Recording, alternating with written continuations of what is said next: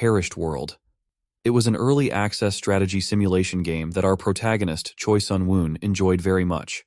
Not only did he enjoy it for his entertainment and free time, but he also became a master at it. In each match in Perished World, 32 players acted as gods, whose task was to develop the various races such as humans, elves, orcs, and the others into a modern civilization and fight each other. And now the match was coming to its culmination, and the armies of the two remaining players clashed in one last desperate battle for first place. On a battlefield engulfed in flames and smoke, the two armies prepared for battle, awaiting the command of their deities. Their banners unfurled in the wind, and their spears glistened in the glow of the flames. The decisive battle was about to begin, as soon as the command "onwards" was heard from above. The armies came into motion, and shouting the name of their deity, Nebula, which was the game nickname of the protagonist, they rushed to the attack. The opposing army also rushed to attack, wanting to defeat Nebula's continued hegemony in the name of their deity.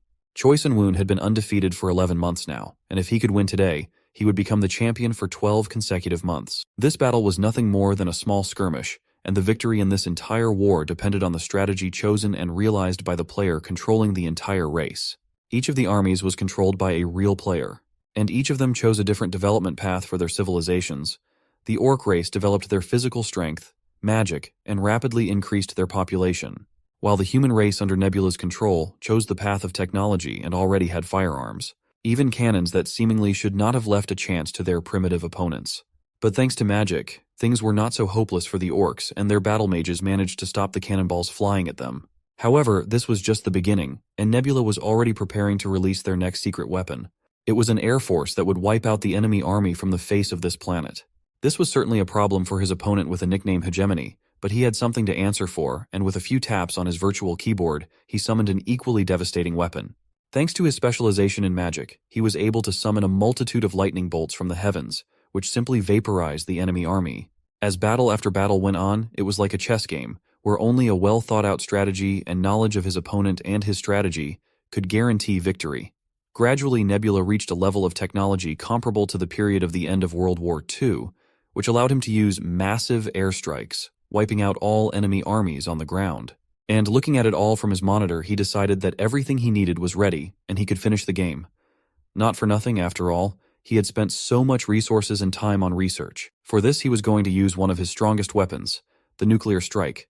All he had to do was confirm the nuclear strike in the name of the god Nebula. At his command, the nuclear missiles were immediately launched, and a multitude of intercontinental ballistic missiles with dozens of nuclear warheads rose into the air from his base at once. All of his nuclear missiles were launched simultaneously and flew toward the enemy base. The terrified and unaware orcs could only point their fingers at the sky and stare at the death flying at them. But the hegemony was ready even for such a move, and only chuckling asked Nebula in the voice chat if he hoped that he was not prepared for this. Right? Gathering his divine power into a fist and clutching his scepter tighter, he activated a defense spell. Immediately after, rockets from missile defense systems were launched from his civilization's territory, which should have successfully intercepted Sun-woon's nuclear missiles. But even that was within Nebula's calculations. The enemy's missile defenses could not keep up with him and his brilliant plan for victory. However, he had to admit that his opponent was well prepared and wasn't a loser at all. While the enemy's missile defense was shooting down nuclear missiles one after another and the perished world sky was illuminated by powerful explosions, Nebula moved on to the next point of his plan, and launched another missile, which was bigger than the others. It did not fly straight to the enemy base like the others, but flew straight into open space. There, all the stages of the rocket, which had already fulfilled the role of the gas booster, separated and only the warhead remained. Under the watchful eye of Sun-woon, it flew straight vertically down on the capital of the enemy empire, or rather on the main temple, where the emperor was hiding and praying to his deity. When the Orc Emperor heard the news of nuclear missiles being launched towards his country, he went to pray in the temple.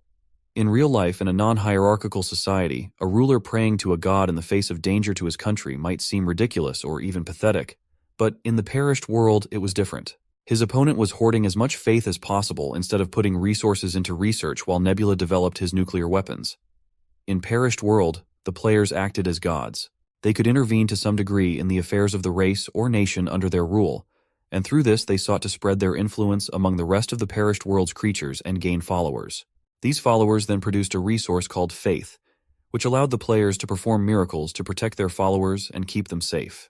This was why his opponent originally chose orcs as his primary race, because they multiplied quickly and could produce a lot of faith. However, even such an unexpected and ingenious attack did not surprise Hegemony, who looked at his followers only marveled at their persistence in prayer. The energy and power gained from their faith he transformed into another spell, and clouds of blue smoke began to surround the approaching missile. In an instant, it all turned into a huge fist that grabbed and stopped the missile. It was the fist of a huge orc-like creature hundreds of meters tall. Watching all of this, Hegemony started laughing at Nebula, and reminded him that here in the perished world, faith always brings results. He was sure that victory was in his pocket, and with such an unlimited resource of loyal followers, he was in no danger. Sun Woon just chuckled at this. Even so, he was still bored even though his opponent was not bad, and used a good strategy known among players as Holy Orc Strategy. His opponent continued to laugh, confident in his victory, asking if he could see it. His avatar was now right next to his summoned orc. He proudly announced that it was his own freshly optimized Holy Orc strategy. Hegemony was the second-ranked player on their server, and he was now confident of his victory, so he suggested that Sun Woon just give up. Looking at his relaxed and laughing opponent on the monitor, Sun Woon realized why he was only the second-ranked player on their server and had never gone higher. The reason was because he was overconfident.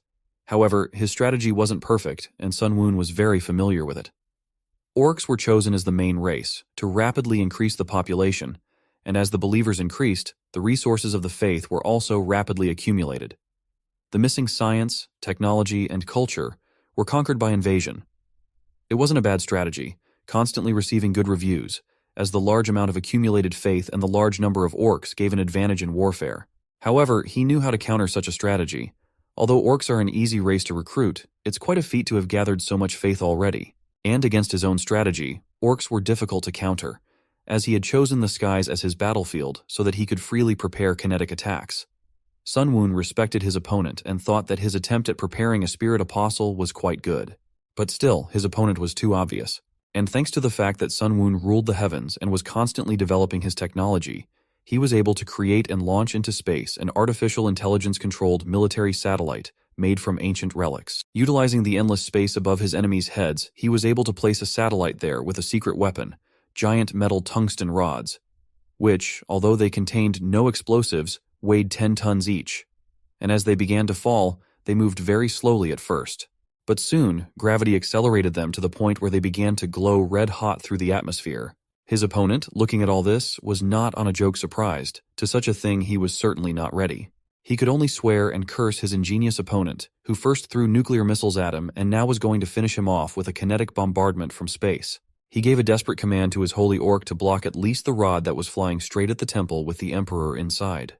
But Sun Woon looked at his pathetic attempts and knew that none of this would work, even if it was just a few tungsten rods. Once they entered the atmosphere, the rods would accelerate so much that the force of their impact would be comparable to a nuclear weapon, and cumulative acceleration of gravity will add up. Despite the Saint Orc's best efforts, there was nothing he could do about it, and the rods simply passed through him like a knife through butter, feeling no resistance. And it was too late for his opponent to do anything about it, because once they reached the ground, the entire capital of his empire was destroyed and the entire population wiped out. One of tungsten rods directly hit the imperial palace. An impact from this strike seemed stronger than others, because most importantly, this rod hit the Orc Emperor, and nothing could protect him. Even the countless protective spells cast on him were not enough, and he was simply crushed and dropped his staff of power. Along with the imperial palace, the underground temple has collapsed too, and now, all the faith that his opponent had been building was shattered and gone. He was immediately surrounded by many notices that his spells were losing power and disappearing for lack of faith, and when faith fades, apostle perishes with it. Now his adversary was confused and unable to control and defend his civilization.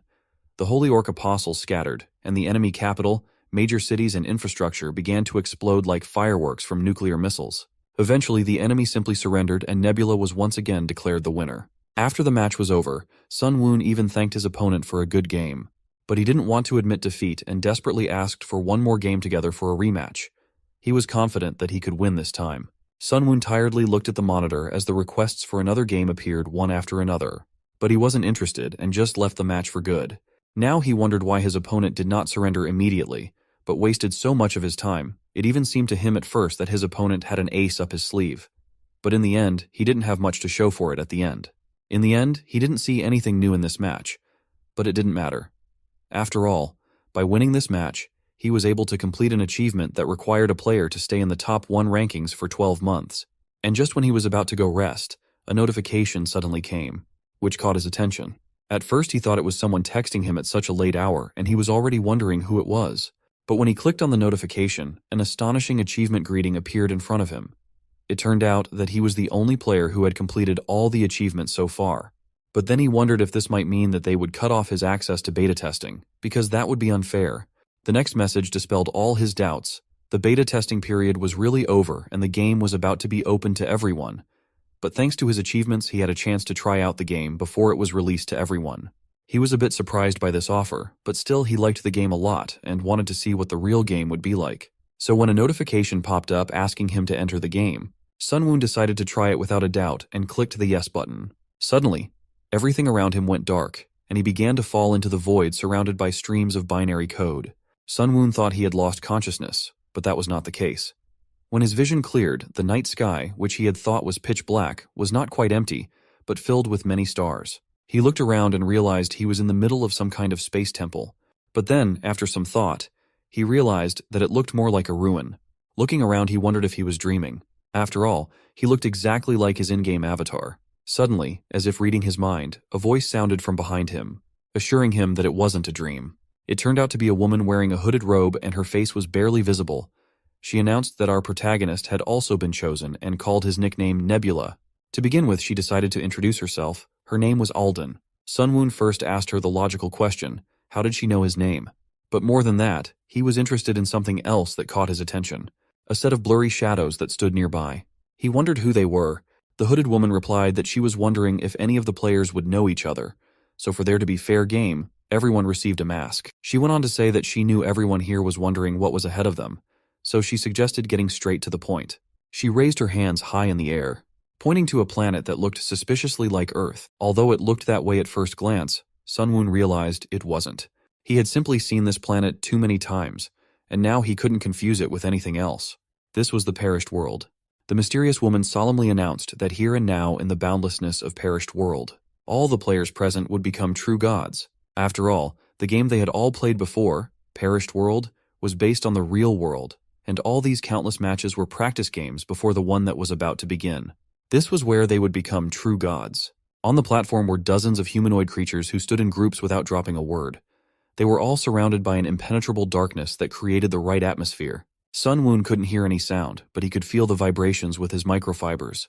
There were even people that stood alone. Perhaps they were just embarrassed to socialize.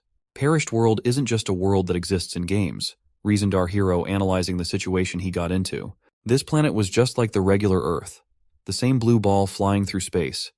Except that unlike the original, it had been abandoned by the gods because of the sad events of the past. On this planet, a once brilliant civilization flourished. The various races of creatures lived in harmony. The race of armed foxes saddled the white weasels that acted as horses here. Orcs worked alongside elves and platypuses in laboratories for the benefit of their civilizations. All was at peace. However, not everything was so smooth. For reasons unknown, the gods had abandoned this place. Having the bodies of the dragons on this land, they felt threatened for their lives, and flew off in an unknown direction, erasing their traces behind them. The time for new gods had come. All the players gathered around the heavy granite table where Alden stood and narrated the rules of participation. The Perished World game was created to find suitable new candidates for god roles for this planet. Only once tried out this game of boredom, now any player could become a god. It is essentially similar to the original Perished World game. At first, only inferior beings that have lost everything in their lives will trust the player. But if you are lucky enough to increase the number of believers, there is a huge chance to become the one and only god of this planet.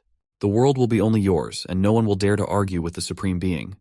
God dares to do whatever his heart desires. All desires that you have ever dreamed of can be realized.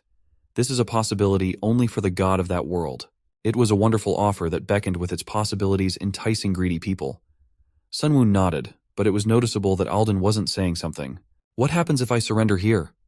He asked, wanting to hear as many details as possible. However, if one surrenders now, one will simply go back to one's daily life.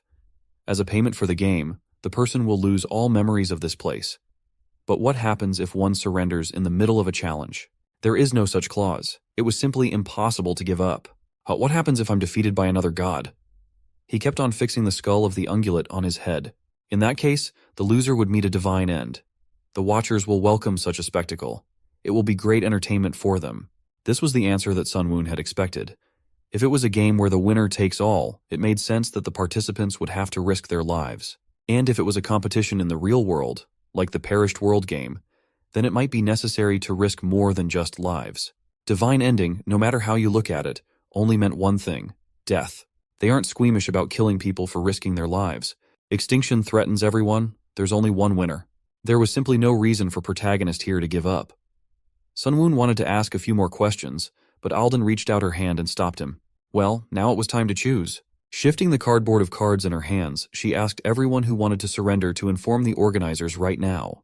But for those who wished to accept the challenge, she laid the cards face up. The remaining contestants begin their journey by choosing a small area of land. This is really an event that is so similar to the game of the same name, meaning that the beginning consists of choosing a small area of favorable land to rule. Looking around, it seemed that some players started whispering. It was abundantly clear that they wanted to give up. 3. No 5 persons immediately decided to leave the competition. They cared about their own skin. Apparently, the starting number of players was equal to the maximum number of participants in the game, which was 30 all individuals. This meant that the final number of people was already 27. An elementary calculation, but it would be much better if half of them were eliminated as soon as possible. Okay, you can choose first. Alden turned to the protagonist. It was an unexpected decision for him. He hadn't expected such honors. Sun Woon only shrugged his shoulders. The order of selection didn't matter, because the cards were good and they had randomness in their existence, just like in the game. However, since Sun Woon had been offered the first chance to test his fate, it seemed like they had taken the ranking order into consideration.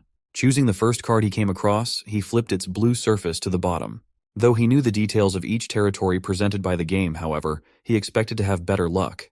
As soon as the map was turned over, a circle of runes lit up under the guy's feet, which instantly teleported him to the designated location. Once the territory and land were determined, the players had to decide on the first species and tribe that they want to rule. The planet was truly beautiful. So was each of its continents, together or apart. Although the third continent was the largest, it didn't have as many resources as the first, nor did it have as good a climate as the second. Instead, it was home to various races and monsters, as well as many ruins that housed special in-game abilities. Depending on how one used them, they could become an advantage or a disadvantage. The protagonist promptly scanned the territory given to him and identified all the species and tribes. The land was a peninsula located in the eastern part of the third continent. A beautiful river flowed calmly past the trees that grew in the mountainous area. Green frogs sat undisturbed in the water, and one of them watched the beautiful blue butterflies that resembled Morpho. It did not take its eyes off the seemingly potential food, but as turned out the frog was not interested in it. The fish that swam beneath its feet were much more appealing. Diving for a perch, Frog turns out to be a frogman that successfully caught the prey with its hands, splashing water around the neighborhood. The prey was very large, another frogman shouted. It was clear from their voices that they were pleased, for tonight's dinner was fish. Turning to the blue butterflies flying by, they concluded that such a species had not been seen in their neighborhood before. But are they important now?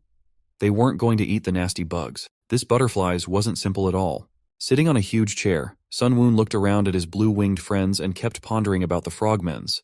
They lived on a small area of insects with the lowest win rate, but that only depended on how to use them. Now Sun Woon received insects under his control. Although it was backwards compatible with birds, it was very even useful in the beginning, despite it was looking. The starting point was on the eastern continent. This meant that battles were not frequent in the beginning. The small advantages gained through early engagement in fights only meant that it would be extremely difficult to implement an aggressive strategy.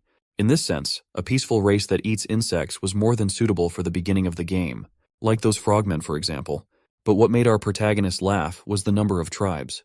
About 500 individuals of different species was a large group that was hard to define as a first tribe. The perished world can have an effect on creatures equal to the level of faith they possess. Faith depends on the degree of individual beliefs, on how much they believe in God and entrust their hearts to Him, on whether they truly rely on Him. They don't have to walk down a difficult path from the beginning. However, a measly 10 points of faith and 10 believers will do nothing to help. That number is too small to leave any impact on this group of frogmen. And anyway, what can be done where are no water? Until a high level of technological development is achieved, no action can be taken.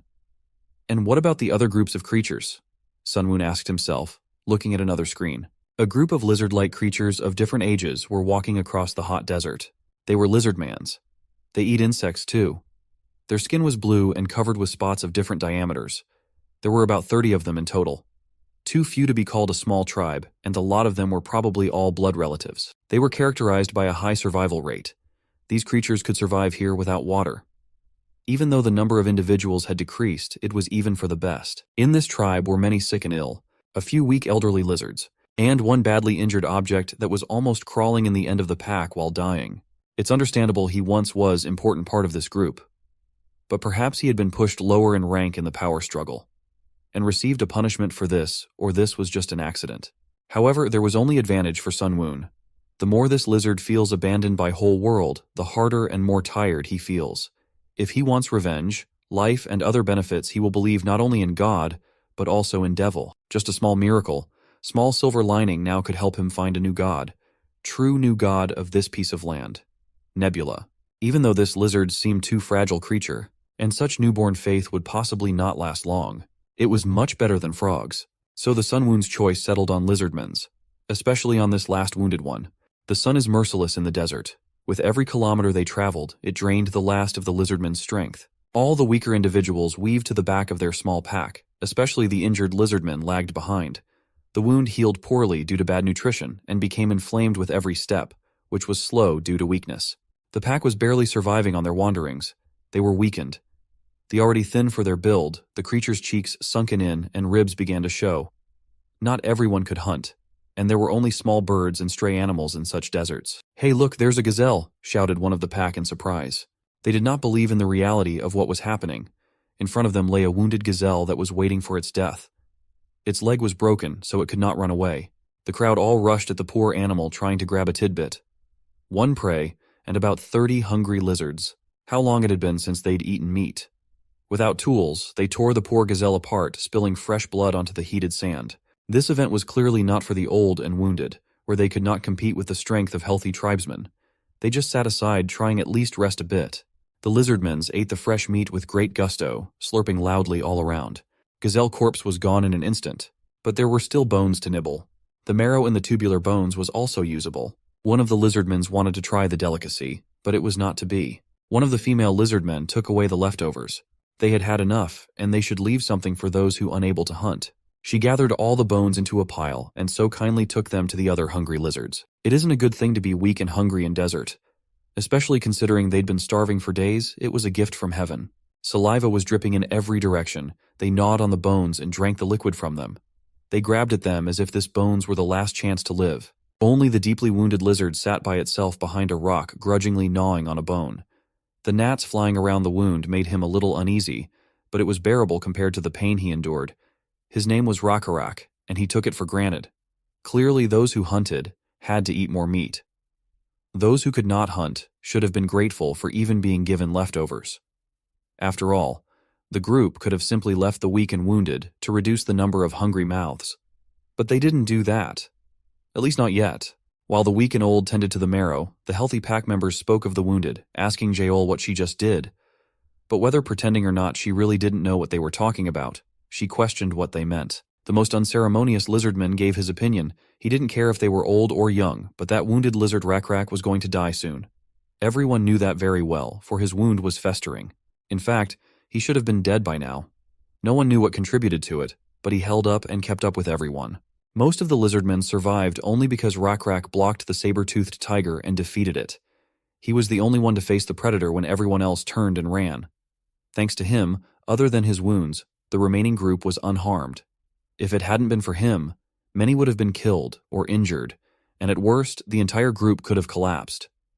They were already a pack that had been kicked out of the larger tribe for their weakness and illnesses, so without Rakrak, it would have been hard for them to keep themselves alive. He even managed to live longer than everyone expected. Everyone knows this and appreciates it. However, still most of lizards would die from thirst and hunger. There really wasn't enough food. That's why other lizards wanted to get rid of the dead weight as soon as possible. They had to be honest with themselves. With this kind of life, natural selection played an important role. There was no point in giving all the most nutritious food to the sick. It would just prolong their lives for another day. Night came and the full moon illuminated all the surroundings like a lamp in a child's room. Taking a break near a small rocks, the Lizardmen settled down to sleep in groups. Rakrak alone slept by himself, holding on to a throbbing wound. His already restless sleep was disturbed by the quiet flapping of wings above his ear. A familiar morpho butterfly began circling near him, shining even brighter in the moonlight. It came closer and closer to his face, forcing him to pay attention to it. Rising a little, Rakrak was annoyed by its strange behavior. But despite his attempts swatted away, Butterfly did not fly away, but only fluttered over his head. It seemed to be beckoning to him, calling him to follow it to the mountain near where they had stopped. And he agreed, standing up as quietly as possible. The other Lizardmen heard the shuffling of Rakrak's feet and woke the others. Their comrade was going somewhere. They watched him. Some even thought he had finally decided to leave the group, taking such a heavy burden off their shoulders. The whole tribe agreed to watch him for now. What was he going to do climbing higher and higher up the cliff? Pondered Jael. Meanwhile, he climbed further and further up, as if mesmerized by a butterfly. It was hard for him, but he didn't give up. Was this his crazy fantasy and death agony? He was the only one who responded to the call of this strange butterfly. So maybe it was true. But what if what he was seeing right in front of him was true? What if it was real? Following the butterfly farther and farther up, his surprise was unparalleled. His eyes rounded to the size of a huge plate and his jaw hung open. Insects.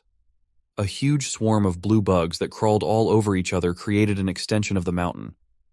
This swarm resembled a tentacle and didn't fly away. They didn't dodge. As if mesmerized, they climbed around, determined to become easy food themselves.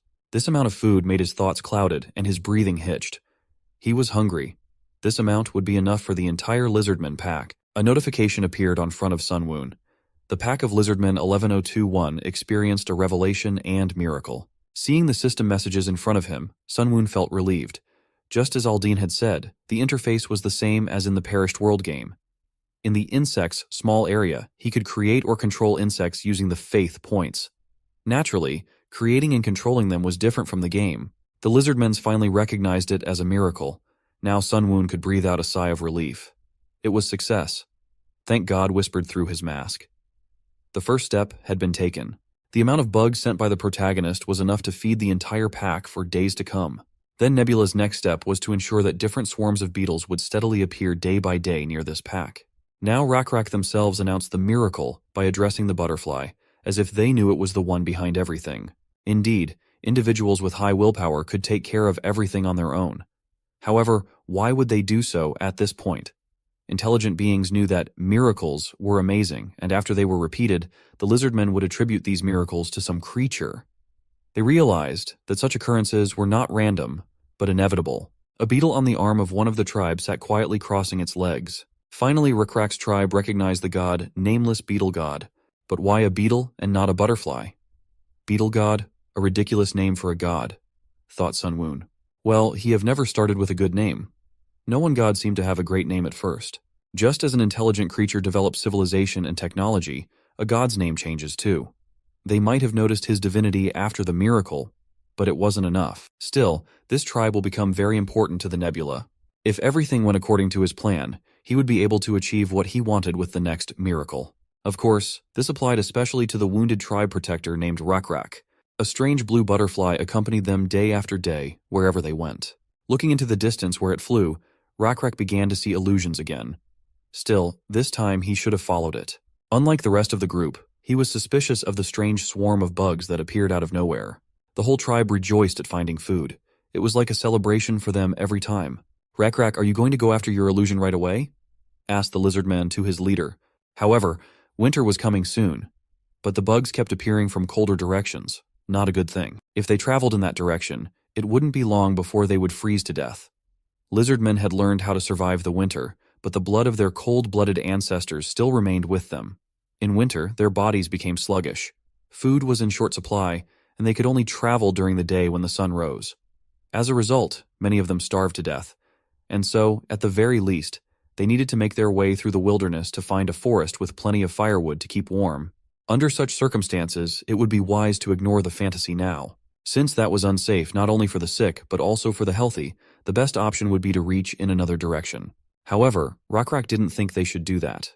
There was nothing in this empty, wild, sandy field. Was there some purpose to the fantasies he saw? No one knew about that. But right now, he had no choice but to follow the butterfly. Sunwoon calmly watched the actions of his favorite. There were few believers, Since this was just the beginning, there was nothing he could do. Specifically, he had heard too much about faith. Aside from Rakrak, he was skeptical of all miracles. Nothing could be done about him yet. He had to be above level 2 to bless him. Meanwhile, Rakrak walked bravely with the child on the sign, leading the entire tribe behind him. If only they had more faith in their god. Following the butterfly, they climbed higher and higher up the mountain. They could have a future they could never imagine just because of their faith. As they climbed to the maximum height, they saw an indescribable landscape. The child in Rakrak's arms was bursting out, wanting to run forward and see everything. "Listen up, everyone," shouted the Lizardman to his group. "The nameless bug god had led us to a sacred place. This was truly the promised land." Here and there, green bushes could be seen, for few plants grew in the dry desert. But as they climbed the hill, a wide spring of water came into view. Dense bushes and trees surrounded the spring, from which small waterfalls and streams flowed. A crowd of gawkers opened their mouths to gaze at such beauty. This was the respite they had been dreaming of all these days. Now they wouldn't have to think about food and lodging. They had everything. The pack rejoiced inexorably at this miracle. Now they would survive. Sun Woon had been right after all. There were more believers. At first, the level of divinity only played a role in increasing the accumulation limit of faith, and thus there was no need to pay attention to it right away. What was important was that the small beetle realm had increased. Even though it had only reached the 2nd level, it could now bestow blessings. Sun Woon grinned as he watched the subjects. The notifications flashed before his eyes, informing him that the divinity level had been raised to 2nd. The level of the small beetle realm had increased to 2nd. Blessing beetles was now a possibility. But did anyone know what he wanted? The protagonist spoke to himself, but as if addressing Rakrak, offering to be his priest. Let him deliver his will to his people and blessings to help him do so. A bright light shone upon the Lizardman leader, bestowing powers upon him. However, no one saw it, but someone felt it. Evening quickly covered the continent, so they split into groups. Some hunted well and brought plenty of food, some set up camp, and the rest did the cooking. Cooked food was much tastier than cold and raw food, so after they had eaten enough, they went to bed, for the first time in a long time, not worrying about anything. Only the fireflies did not sleep. One brave beetle was not afraid to fly up to the lizard and sat on his shoulder. A quiet voice called out to Rakrak, waking him from his sleep. When he opened his eyes, he didn't realize where he was. He was sitting on his knees in a snow-white void. It seemed more like a dream than reality. Butterflies of different sizes were circling around him, attracting his attention every time they tried to land on his nose. A certain voice kept calling him over and over again. In front of him stood a lizardman in a robe whose appearance was hard to see. He was pulling his clawed paw towards Rakrak. Would he be able to withstand his hand? The unknown man asked, looking up from beneath his hood. But could he be trusted? What did he want from a mere outcast from the settlement?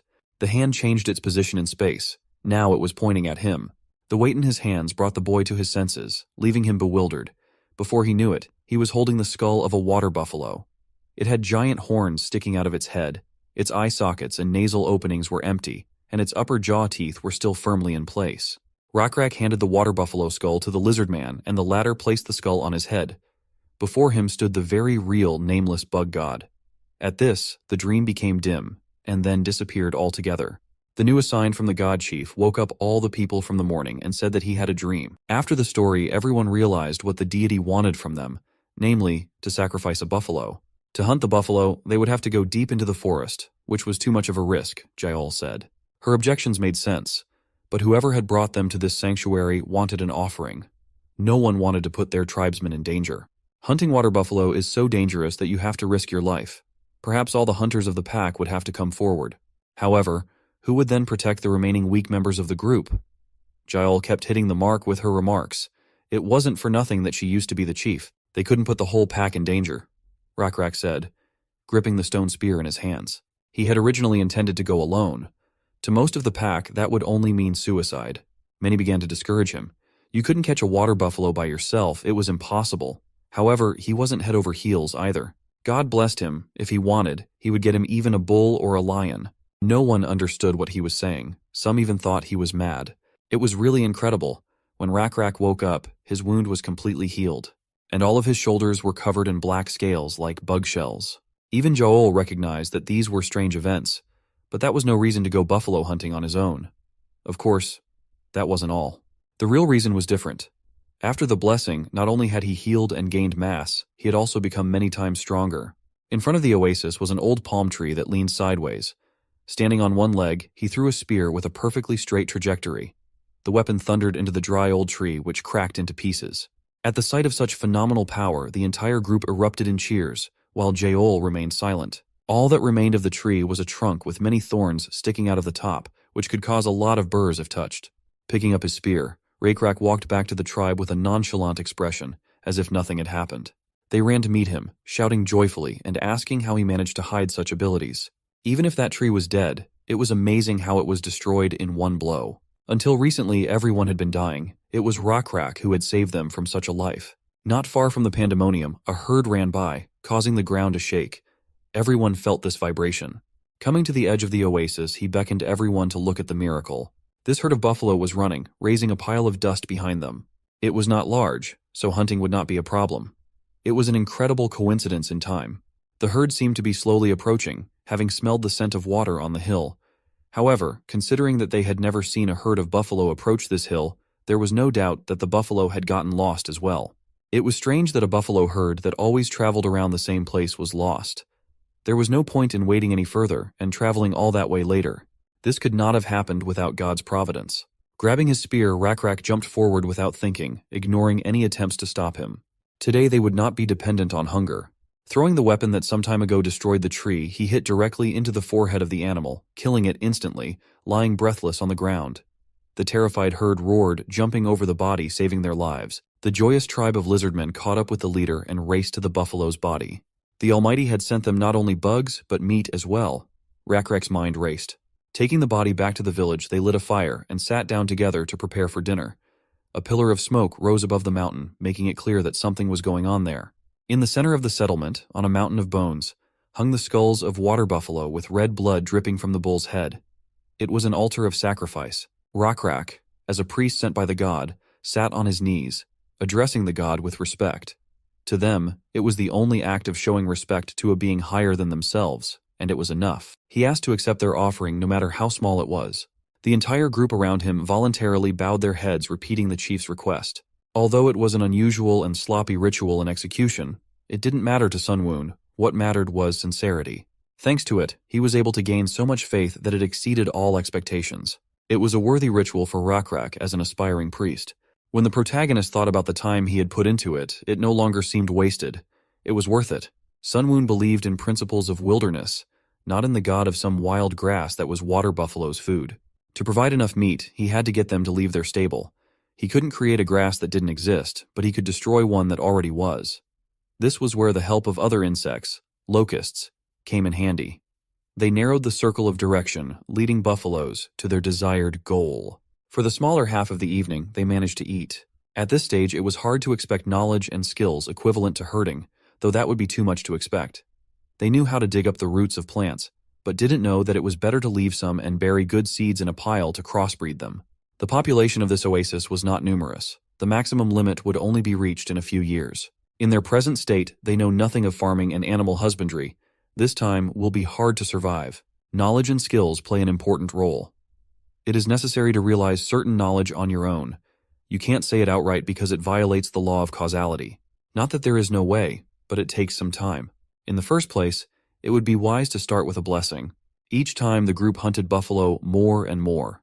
Each evening, new animal parts were added to the altar, and for the present hour, it took on a majestic appearance under several meters in height. This morning was no different from the others, except that Jaol, who was walking in the center of the settlement, noticed Rakrak anxiously examining the altar. It had been a long time since the first altar had been created. Not only had it changed, but so had the Lizardmen.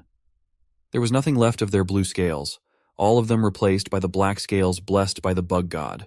Last night he had a disturbing dream that kept him awake. Was it a dream or even an oracle? Not even the chieftain knew. It was ambivalent. Looking at the altar, the tapping of bones could be heard. It was shaking unbelievably. In the pond of blessings that had protected the tribe for many years, not even a small fish came anymore. The ground was so dry that not a single plant root could be found. Both knew that they had not gotten to that point yet. This dream was about the future. In the Howl's opinion, there was nothing to worry about because the god was taking care of them.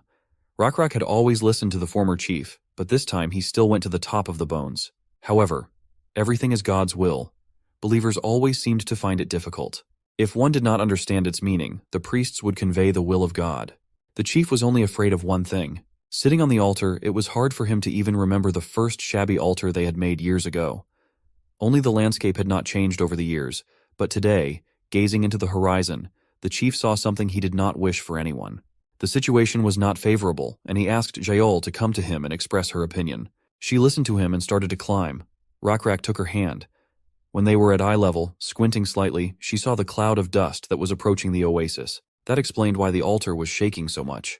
The group of lizards that had driven them away some time before was approaching. On a huge yellow creature, what looked like an overgrown gecko, sat the large head of the group. It was an appearance that was familiar for Rakrak. Boar wasn't easy to forget, for he hadn't changed much since Rakrak's group had been banished from this tribe. He was over 2 meters tall and large enough that the other lizardmen looked like children in comparison. But his great stature was not his only strength. The blue scales that the entire Rakrak village used to have before now had this big guy. And above all, what wasn't normal? He had managed to ride such a monster. Looking at the number of people arriving, it seemed like the entire tribe had arrived, which meant only one thing. Their hometown swamp was completely devastated and destroyed. The Manon must have devoured all the swampy areas. However, no one knew this. But did the desert guests know about the sanctuary? This oasis was surrounded by high mountains and was located so that you couldn't see anything until you went up to the top. There was a chance they might pass by without knowing the area, Jaol suggested to the chief, but their whispers were interrupted by a yell from a neighboring mountain. Someone was addressing the visitors. The brave lizardmen from the settlement announced that this was the sanctuary of a nameless beetle god, and the blue-skinned tribe could not make a move here. Poor Jaol was ready to burn with shame. Today's patrol had been led by Ur, who was under her command. But the stupid lizards, instead of protecting the settlement, had only attracted unnecessary attention. Patting the girl on the shoulder, Rakrak asked her not to worry. Perhaps it was the god's will, Rakrak said as he headed down the cliff. Picking up his spear, which lay nearby, he examined its integrity. Jaol followed him down, assuming that the god had deliberately created this situation. Perhaps he intended to give them a test. However, the chief had other thoughts. It might not be a test, but a mission. He believed it was a mission to accept and save those who were originally with them. But even so, that big guy was a powerful individual that possessed a giant beast. If he was a reasonable person who understood something like this, he didn't continue to banish the weak tribe members into the wilderness. By such dialogue, the Morpho butterfly flew in. It seemed like it was always there for him during difficult times. Is this really God's will too? It's hard to dare to think about it further. For now, the chieftain would do what he could. Rakrak understood exactly what Sunwoon meant. Rakrak's tribe and the Blue-Skin tribe had to unite for population growth and technological development. Looking at how the tribe was moving, it seemed that the same fate had befallen them. The land had abandoned them for a reason. They were in need of rescue. Thus, there was a need for more people to learn about the glory of the nameless bug god. However, it was a bit strange for the protagonist that Rakrak made this decision on his own, without listening to the wishes of the population. Perhaps it was due to the high willpower that the chief had a value of 14. It meant that individuals could take their own actions, and unexpected actions could lead to trouble for Sunwoon. Did this lizardmen coming out of the swamps really think it was my will? God asked himself. In a way, he wasn't wrong. A leader with a high will performed his duties perfectly. If channeled, this power would be a more powerful and successful tool than simply controlling everything. If Sunwoon could only instill a strong faith in the test group, progress would come sooner. Instead of letting the player control all the individuals individually, our hero would be able to express his intentions more effectively. Getting as close as possible to the mountain on which the armed guard stood, the brash leader asked the noisy little guys if they lived here. Apparently, he did not know that these lizardmen with black scales had once belonged to one of the groups he had banished. The patrol clearly didn't like this. It seemed that due to annoyance, they were ready to pounce right now.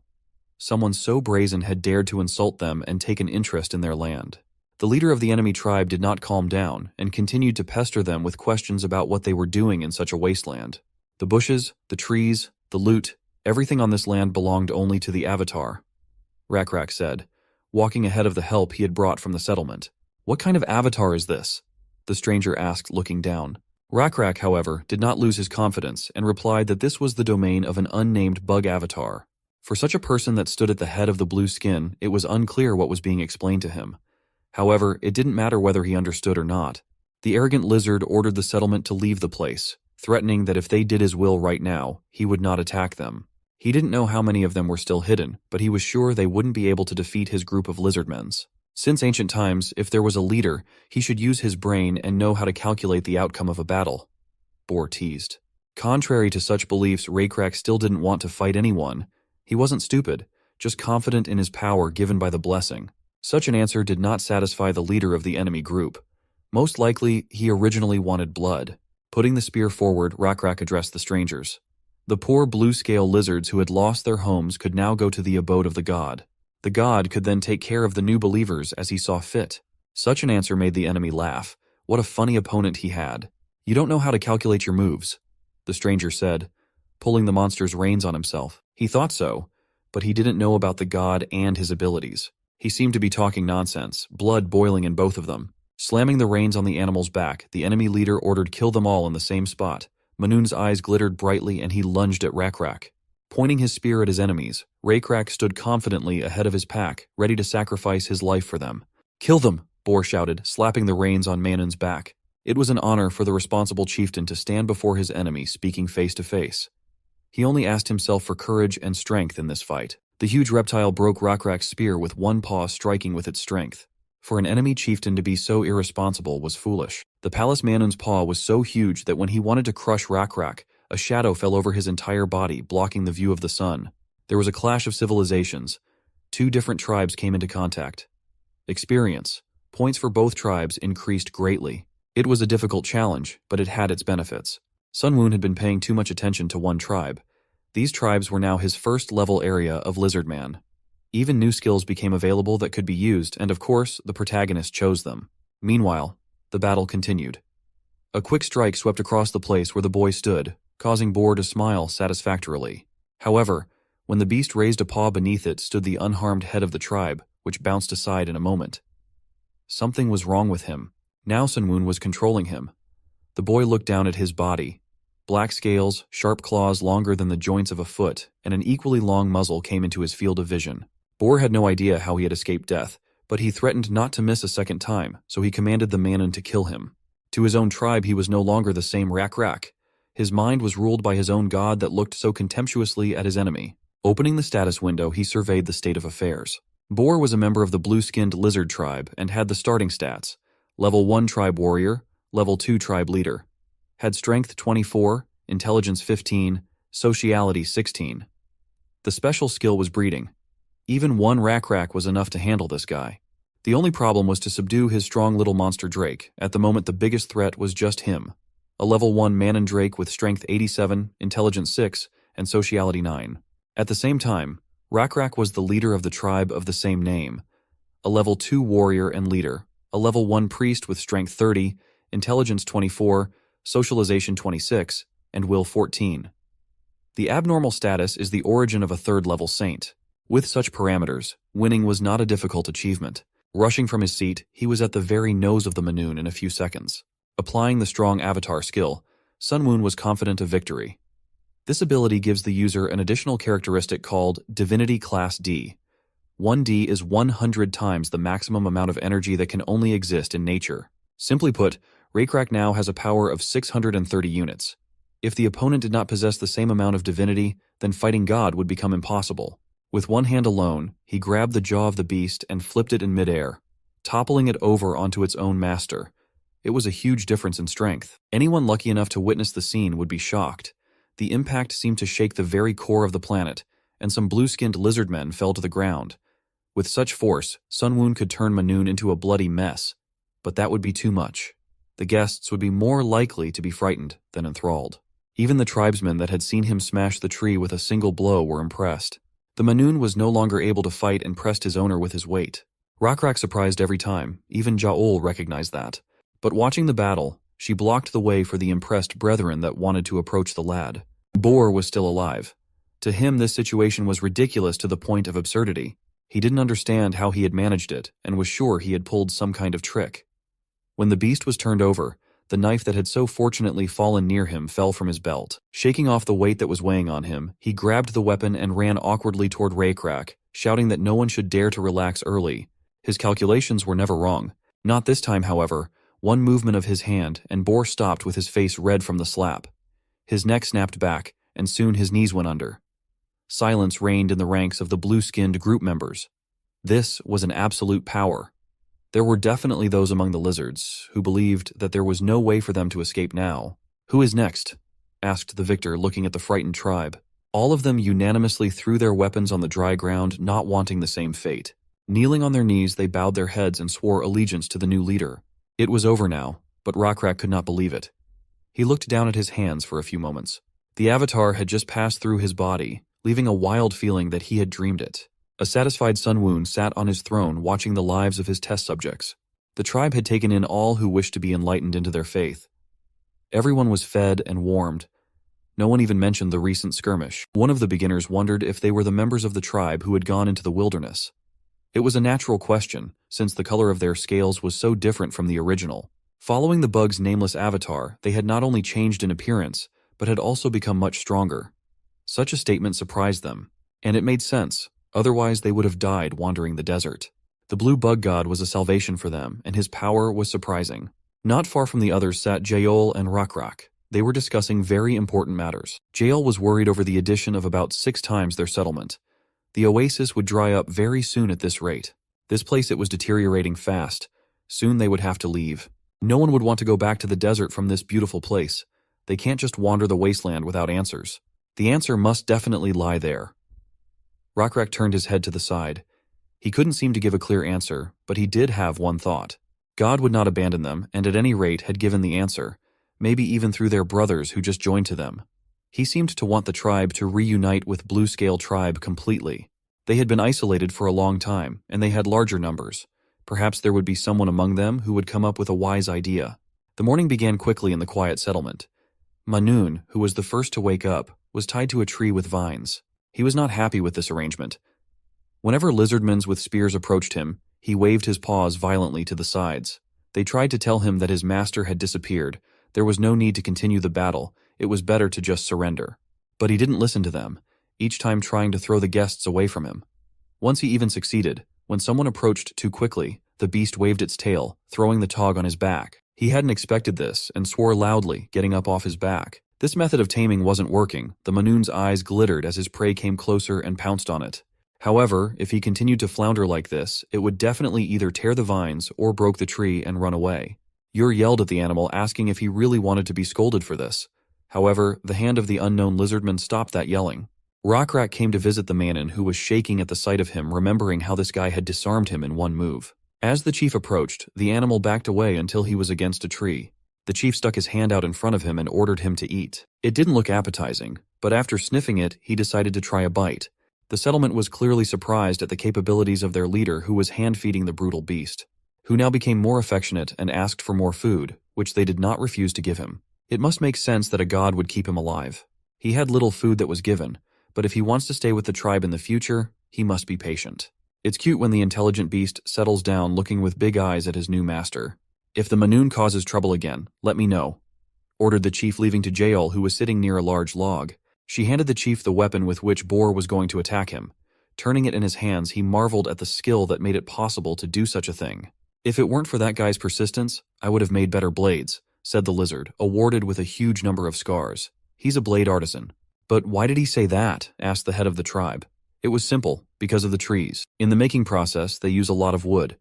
But is the weapon made by lighting a fire? Suggested Rockrak, looking at the blade. But no. To make a special fuel, you have to burn wood. Most likely Boar had forbidden them to burn trees. He felt that preserving the environment was better for the tribe than harder metal, and since they had to leave in a hurry, they didn't have enough time to test that. After a bit, the guy said he'd think about it and report back a decision on it tomorrow. It wasn't an urgent matter, so there was no rush for now. The scarred lizard left for the settlement, but he was replaced by an older lizard with no left arm. He came to them as they were looking for a guide. He was an avid traveler.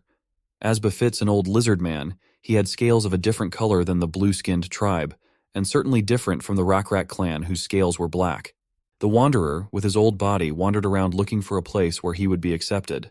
During this long and fascinating time, a lot of things happened, and the most important thing was that he managed to learn to see the way. However, how was that possible in a place where he had never been to find his way home?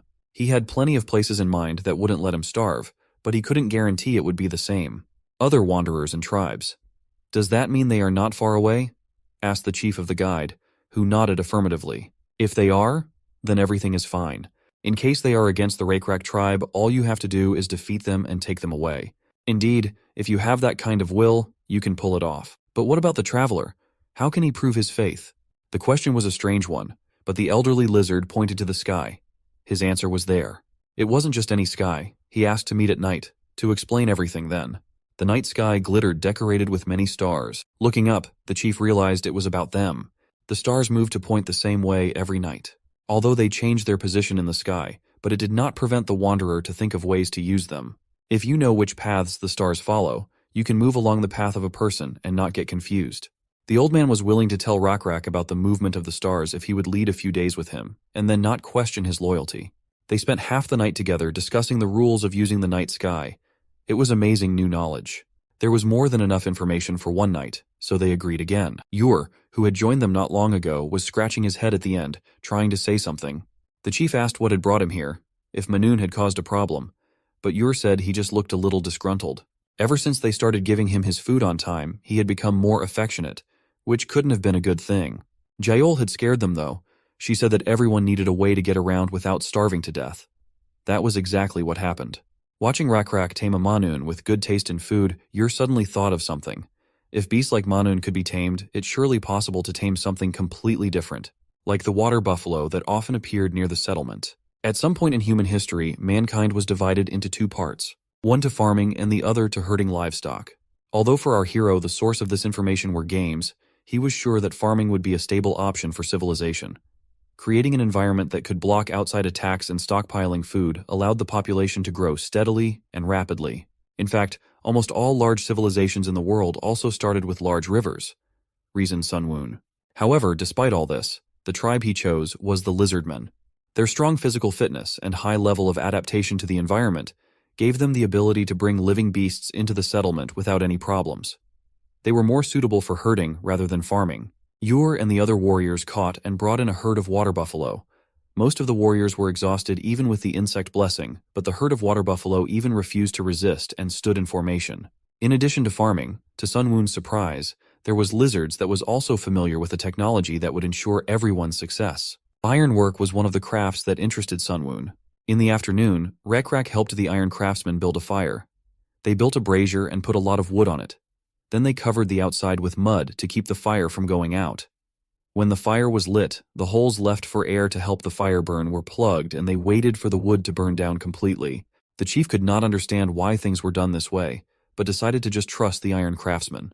When it came to God's will, he knew he was right, but he recognized his ignorance in other matters. But the iron craftsman's skills didn't end there. He took 2 split wooden planks and placed them in front of the fire pit, stacking them together. The artisan then tied a wooden stick to the center of the structure and pressed it down with the palm of his hand, allowing the wind to flow easily through the fire hole. Taking the heated blades out of the mold, the blacksmith began to hammer the blanks into shape, leaving them to cool in the wind. They would finally be able to produce basic iron items.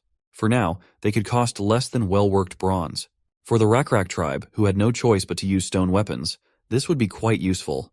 Having a traveling old lizard in the tribe was also an unexpected gain. Astronomy would be a revolutionary discovery. Of course, it was still too primitive to be called such a famous science. However, it could become much more in the distant future. Astronomers could later help with architecture or math. Sun Woon hoped that Rakrak could make proper use of the old stargazer. When night fell, the chief met up with the stargazer again. The night sky had changed, just as the stargazer had said it would. However, Rakrak thought that one night could have been just a coincidence. After a few more nights in a row, Stargazer told him how the stars would move again, and Rakrak memorized it carefully. It was just as the Stargazer said. The stars played the role of a guide across the sky. Now the head of the tribe had no choice but to do what he had already planned. One evening, Jael, at the leader's command, threw more wood on the fire and gathered the whole village around the altar. "It has been a long time since the god brought them to this land," said the chief, addressing the tribe. During this time, they had even met their brothers. They could have been killed, but they chose to live independently. All of them could live on this land in peace and harmony for a long time, not letting outsiders in. However, those who were kicked out could have died in the desert. But that would not have been right. God desired salvation, not judgment, because it would benefit a large number of lizardmens. Unfortunately, heaven on this earth couldn't last forever. Resources of Oasis already run out, so they need moving further. At dawn, they will leave the Oasis, Rakrak said, and invited the Stargazer to join him. All the tribe members began to talk quietly among themselves as the curious one-armed guide with turquoise skin approached the head. Stargazer had been telling him about the movements of the stars for days. Digging into the words, Rockrak confirmed that everything he had said was pure truth. The stars will be their guide. From now on, everyone will trust the Stargazer to show them the way, so that everyone will know. Then explain to everyone where you will lead us, the guide asked respectfully. After dawn, when the morning sun rises illuminating the altar, they will head to the right side of it. The chief is going to keep going forward for 10 days. Then 15 more to the right, again across the rotten lake, and 3 days on empty mountain trails with valley roads. After this walk, the end of their long agony awaits them. An endless forest. There are many beasts there that will provide many years of hearty food. This area is also surrounded by tribes of other races. Such an area was a great place to live. The Lizardmen listened to Rockrak's speech in complete silence. His statement had meaning for the entire tribe. He declared that the purpose of life was not just to survive, but to live in the name of the great god. Rockrak let Stargazer go, to which he took his place in the crowd. Chief next beckoned Ur over to him. He stood the very first in the row of assembled warriors and raised his head sharply when he was suddenly called out. The chief asked one question, why he had not eaten a single buffalo caught yesterday. But the mute question read in his eyes that he himself did not understand what was happening. What? Ur asked the chief, looking at him standing majestically on the huge bones of the altar. He didn't eat anything simply because he wasn't hungry all the time, Ur justified. The whole tribe tried to catch the water buffalo, but he wouldn't eat anything. Well, it's true that everyone worked hard, but Ur stood his ground and said he wasn't particularly hungry. If he was patient now, he could have some meat later when he was really hungry. That's what he was really thinking. Rockrak noted the tribesman's excellent work. Of course Ur wanted to eat the buffalo now, but refrained leaving it for the future. If it continued like this, it would be a wonderful food saver. As long as he wasn't starving, he was willing to do it again and again. Since Ur had managed to hold on, he should be compensated. Rockrak beckoned the artisan over to him. A new spear forged from metal shone against the fire. This was a planned event. After all, it was obvious that the best warriors should have the best equipment. However, it seemed to the other Lizardmen warriors that there was something grandiose about what was happening. Ur accepted the weapons from the blacksmith's hands, not believing his good fortune. In addition, those who followed Ur's words, those who resisted their own desires to eat what they wanted, should also be rewarded. Since they were patient in proving their dignity, they were also rewarded with quality weapons. Many of the tribe that didn't follow their example in the past were already regretting their actions. It was amazing. Jal had been wondering since yesterday what the chief was up to. Perhaps what was happening now was what he had in mind. In one go, that one had lifted the spirits of the entire tribe. Sunwoon thought that the unexpected event had already come to an end. But it wasn't. Now come forward one by one, the chief said, holding the water buffalo skull in his hands. To all true warriors, may God's protection be with you, he exclaimed and put the skull on himself. Their onward journey would only be successful with the spirit of patience and expectation that they displayed to the head of the tribe. As Ur approached, Rockrak took the skull of the water buffalo, which was at the very top of the altar, and placed it on his head. He is now a noble bone warrior. This is the will of the god. At these words, Ur seemed to choke up. Tears came to his eyes. This was how about 24 bone warriors were born. They believed that they had received a much greater reward than just being able to satisfy their hunger, and this was indeed true. They become part of the Bone Warrior army. Sunwoon had seen something like this before in the Perished World game, but such events were not foreseen. Now they must leave this holy place. The Lizardmen tribe cheerfully welcomed the warmth of the morning dawn. The Bone Warriors weren't the only ones evolving. Bright rays of sunlight illuminated the huge altar they would soon have to leave. It was the god's will, so they were no longer bound to this place. Let everyone create an image of the nameless bug god in their head, the chief ordered his clan. He couldn't say that the upcoming journey would be easy, but he hoped to move forward without fear. Just as they had shown patience in wanting to eat the buffalo, so they should be patient moving forward. It will only do them good. Go forward, be patient, and move forward. The nameless beetle god will always guide them. Ignoring the cheers, Rockrak stood on the remains of the bone altar and looked up at the sky. Sunwoon thought he was simply identifying the constellations disappearing in the dawn's rays, but that turned out not to be the case. He was muttering something. The chief lied for his tribe that it was God's will, so he apologized to the god. Of course, Sunwoon had nothing to be upset about. Perhaps the players who wanted to move and control all of their characters would not be very happy for his actions, but after all, it was God himself who had chosen Rockrak, who had a high willpower, to be the high priest. Thus, these results could only be welcomed. Most likely even achieving the growth of the tribe went even better. Ur had grown in stats now. His reliability was 7 and the warriors 3. Even Rakrak's special abilities saw the light of day. His leadership rose to 14, priest to level 2 and warrior to level 9. The job was excellently done, and in no way disappointed the expectations of the Sun Woon. From this point on, the chief would be given a full start. The afternoon sun was heating the desert to the point of glowing lava. It was difficult to move at this hour. The entire tribe had left their oasis and had been traveling for some time. Rakrak was disturbed by a herd of buffalo. The warriors dragging them forward and the buffaloes being dragged behind them were tired. Though the animals were now obediently following the clan, they were also exhausted. They simply did not have the strength to run away. Even Manoon, who had great stamina and strength, was irritated by the sun and the accumulated fatigue. He refused to continue the path and laid down where he had stood a second ago. All the while he was being addressed affectionately. It used to be that if it happened in the Blue Skin clan he would be forcibly lifted up with spears, but with Rakrak he had the opportunity to indulge. Even when he could not, he must be tired, the Stargazer suggested as he approached the chieftain. Rakrak asked the guide if there was time to get some rest. However, given everyone's fatigue, there was nothing more to be done. So he gave permission to take a break. "Break!" shouted the chief to the whole tribe. Even though it would be a short break, everyone was glad for it. It was unimaginably difficult to walk in this blazing sun. Within the group of lizardmen, loud conversations began to be heard. If they followed this mountain path that was visible in the near distance, they would reach the place that Chief had spoken of. Someone was asking himself if he would gain strength if he rested. No one knew what would happen, so they assumed that they should take advantage of the opportunity. Almost no one had eaten anything. 3 days had already passed.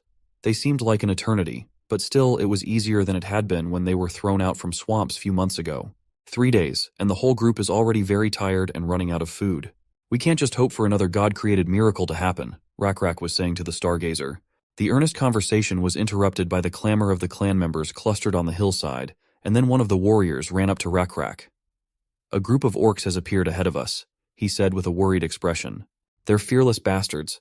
The joyous orcs didn't number a dozen in the team, but with smiles on their faces they approached Rakrak shouting excellent. Nothing connected them to this place in the desert now. They, with only a few kids, were running away from the horrible place. What else could there be in the canyon more horrible than the beast that reigned there? Their escape was interrupted by a tribe of lizardmen who were taking a break after a hard journey. Naturally, they did not expect to meet anyone on their way. Raising his spear on his shoulder, Rakrak grinned and told the guests that they were indeed scaleless. Should they be called a fire moth that flies voluntarily to its death? The orcs lost the ability to speak, and the tribe of lizardmen from such madness only made a hand-face expression. The tribe was armed to the teeth. The guests, on the other hand, had primitive clubs in their hands, which they immediately dropped to the ground. The orcs bowed in fear to their strong opponents, constantly apologizing. There had been a misunderstanding, they explained. They just wanted to get out of this canyon quickly. While the lizards listened calmly to their story, orcs graciously offered them a supply of sweet root vegetables.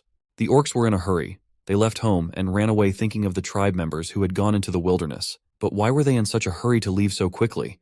What they feared? Standing up slightly, one of the orcs pointed to the hill they were running away from. Rakrak looked around the hillside. It was deserted, but there didn't seem to be any problems. According to the guide's words, the canyon they were now in was supposed to be traversed in 3 days, and since they had survived everything so far, they could probably survive for a few more days. In addition, as the environment changed, edible plants began to appear here and there. Orcs explained that they lived there.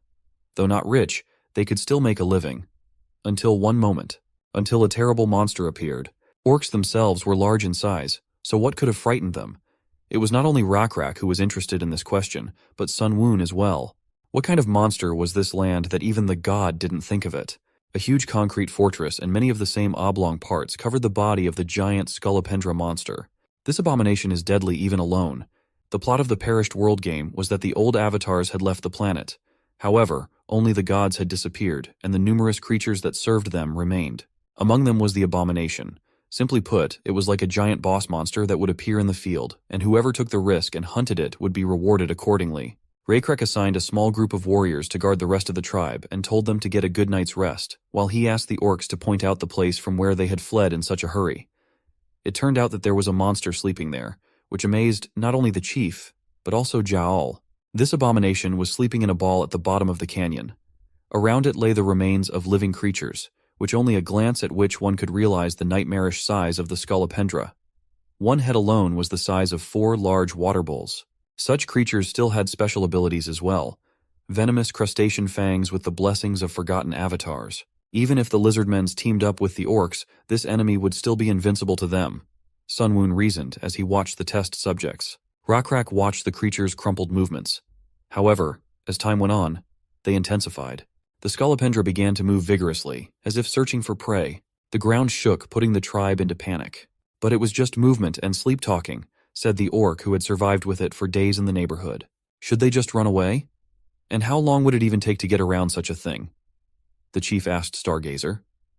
The old lizardman thought for a moment and replied that if they went back into the desert again following the mountain range, it would most likely take 8 days. Rockrak hesitated. He didn't know what to do. Looking at his tribe, he realized they were all afraid. Taking a detour was also a great solution, but it also had its nuances. Looking down from above, Sun Woon patiently watched the lizards, wanting to hear their decision. The tribe was extremely fortunate. Not only did they have a wise chief, but also an equally intelligent Jaol. She scrutinized the condition of the many-legged creature, which seemed to have no flaws. It was so well positioned that if a victim fell into it, he would never get out. However, this place had its faults. At the top of the canyon were huge piles of rocks that had once rolled down from a larger mountain. Jaol wasn't stupid and quickly turned to the tribal chief. She was ready to fight. Jaol had excellent stats. A level 3 warrior and a level 1 mediator with strength 26, intelligence 35, social skills 28, and intuition 11. Now they had an advantage that no one had realized until now. Even the orcs who had been in this area for days didn't know about it. The Iron Master used the fastest method of raising the temperature of the metal. Would the chieftain remember that? Jaol asked. Rockrak answered that he used a special tool, and he was right. This tool had its own name. Bellows. In essence, they had the principle of a blacksmith's bellows. Thanks to this tool, more air and less force is required than before. Perhaps if they used this tool, they could produce enormous power with little effort. But where was Jaol going with this? He asked. This device was created after the blacksmith had given it a lot of thought. To make it now would take quite a bit of time. However, they don't need such complicated tools in this case, replied Jaol. Simple tools would be more than enough. The stones would bury the Scolopendra in its own sleeping place. The hillside was high and uneven. At the foot of the slope, where the ancient Scolopendra wriggled and slept, there was a steep slope at an angle that almost came to a perfect straight line. If Raykrak and his warriors fought him there, they would not be able to move easily because of the steep slope and would most likely come into direct contact with the ancient monster. On the other hand, the giant creature had very many legs, so it would be able to climb up the even steeper slope. According to the plan, the chieftain was only supposed to approach the abomination when they were about to kill it. There were warriors standing near the boulders that Jaol pointed out. They were not with bare hands. They had found and uprooted several tall trees in the area, and each held one. The warriors shoved the logs under the boulders on the mountainside and then tilted them hard upward, but the boulders did not immediately budge. The rock at the edge of the mountain wobbled from side to side, chipping away pieces of rock little by little with its enormous weight. Jaol, who was also struggling with everyone, ordered them not to give up and to work together. Her knowledge could be attributed to physics, the concepts of which they had not even heard of. Every time they finished, turn the whole tribe piled on a log together. Though the lizards had never encountered such a principle as leverage, they had managed to figure it out. Each time the stone swayed more and more, but for now it stayed in place. Watching the Scolopendra quietly unaware of what was happening overhead, Sun Woon waited for the next steps. Rolling out rocks to kill the enemy. This one was a simple and effective idea. However, in order to catch monster of this level, one would need to roll all the stones at once. But was that possible in reality? Jaol commanded to use all their strength and roll all the stones even faster. It worked. The stones surged forward, rolling forward at a tremendous speed. Such a rumble woke the ancient creature, causing it to raise its head up. If the beast had been smart, it would have avoided the pile of rocks. However, the ancient monster saw the boulders rolling towards him as a challenge rather than a danger. He lunged at the first boulder, and it rolled down with great speed, then struck, hitting it precisely on its armored head. They did it, the Lizardmen tribe screamed. Except they couldn't kill it. The ravaged centipede howled loudly as it straightened up to the enemy. With a multitude of legs, it scrambled up the steep slope to kill attackers. They had to hurry and throw the rest of the rocks off the cliff at the frantic creature as quickly as possible. However, it was too late. Sun Woon got up from his seat and descended to the ground. He descended into Rockrak's body to control the situation. It was too early to lose in this game. Everyone's eyes rounded when the chief pushed everyone away and pressed his full weight on the lever. The stone flew upward with all its might. 3 warriors couldn't do it at once, but he managed. Without listening to Yael's commands, the chief, even without using the lever, pushed the boulder beyond his own height. Every muscle in Rakrak's body tensed, even the veins were visible. It seemed impossible at first, but with the power of a god, it was nothing. All they had to do was keep up with him and throw the stones together. Monster continued to shriek all the while, deafeningly shrieking. Before anyone knew it, the chief was rushing forward with his spear after the boulders. He threw it at the evil creature with lightning speed, hitting the concrete structure that protected its back. In terms of size, it wasn't that big of a wound, but it was enough to hold it back for a moment. A cry of pain covered the canyon when the spear pierced its vulnerable spot. However, it intensified a few seconds later when huge rocks piled on top as well. Its whiskers, jaws, and paws were broken off from the heavy blows. Thick green liquid splashed from the damaged areas, staining the sand. The last boulder fell on its head, crushing it to dust. A spectacular sight. Rakrak landed successfully on ground, and Sun Woon returned to his throne, satisfied with result. The hunt was a successful. The tribe had killed an ancient abomination. The whole tribe shouted about their victory over the monster. Faith in their god only grew, but in addition to that, something else important appeared. As a reward to Sun Woon, the game gave him a new item that he wanted to get from the beginning. A red orb engulfed in flames floated in Sun Woon's hand. It was the essence of the abomination, its core. When it came to a god, its greatest power was its ability to create something.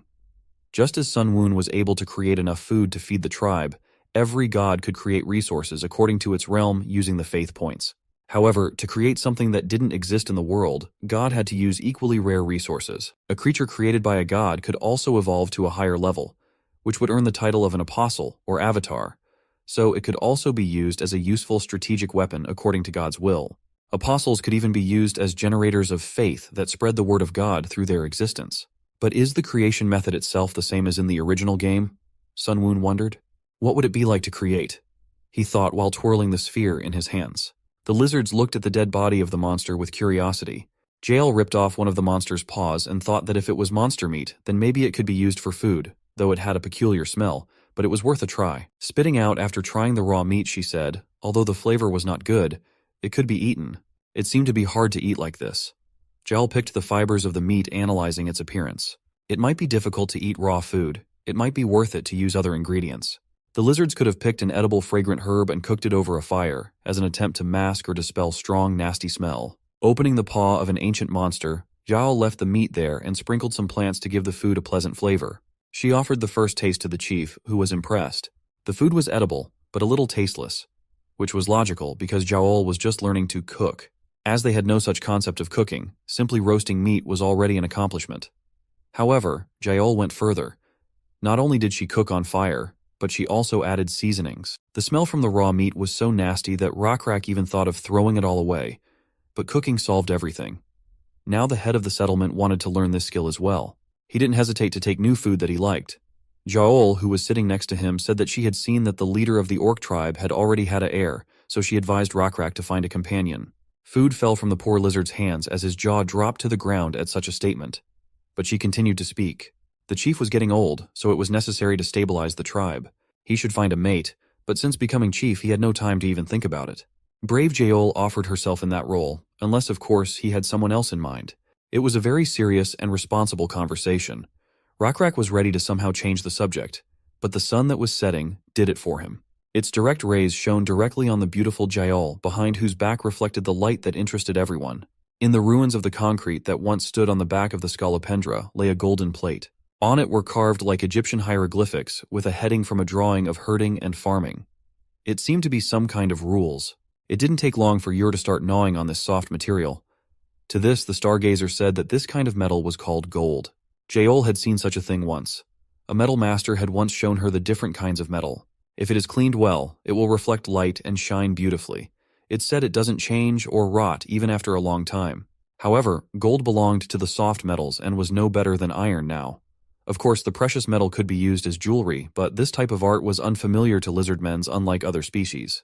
Naive Yor asked what was the point then if it didn't rot. It was too soft and heavy for metal. You couldn't even eat it. At this statement, Stargazer sent the young lizard away with the excuse of catching a deer. That animal with branching horns had sweet and juicy meat. The orcs showed him the stag's tracks, so he gave him the plate with the remnants of teeth marks and left to hunt. Rakrak preferred to stay behind to study the plate. It was strange that this metal did not even rot. The chief brought one of the deer carcasses and placed it on a huge stone, which turned red in a few minutes. Everything in this world waxes and wanes. There was nothing that didn't change, but this golden plate was different. Whoever created it was definitely trying to preserve important information. What could it be? Jael disturbed the chief's peace and reported that everything was ready for bed. Rockrak hadn't told anyone where he was going. It was amazing that Jael always found him, though that was even a good thing. The only lizard man that wore a fur coat was the chieftain. He was different. Rockrak looked over his shoulders nonchalantly, saying that it was just as Jael had said to put it on. It was true. She wanted to give him, as head of the tribe, something different. That everyone who saw him would know he was the head of the tribe. A chief is like a symbol, Jael said, pointing out its value. After sending Jael to bed, Rockrak began to think about the plate. All night he stayed near the corpse of a deer, over which flies buzzed. Life ends in death. Everything fades away in time. That was the only phrase that kept running through Rockrak's mind. He needed a clue. Just the slightest clue. And there it was. The fireflies gathered together and drew symbols in the air with their light. Their unusual behavior caught his attention. It seemed like an illusion, or even a fantasy. The insects' movements resembled the marks on the golden plate. Like an obsessive, he began to decipher the symbols by drawing all night with a branch on the ground. Lizardmen were primitive creatures. They found it easier to use symbols than letters. For example, they used symbols such as weaving two tree trunks together to indicate direction, or stacking stones to mark their territories. In hunter-gatherer culture in particular, knowledge of which directions animals move or which plants are edible developed over many generations. At dawn, Rockrak snuck over to Jael, peeking into her tent. She jumped at this unexpected visit, thinking there was a problem. However, nothing happened, but Rockrak had something surprising to show her. Bringing her to the very spot, he drew a triangle with sticks on the ground. It was the sign of the Lizardmen. Male. Jael asked to show her everything he had been given to learn. Not far from one symbol, he drew another triangle, but this time it was upside down with sticks.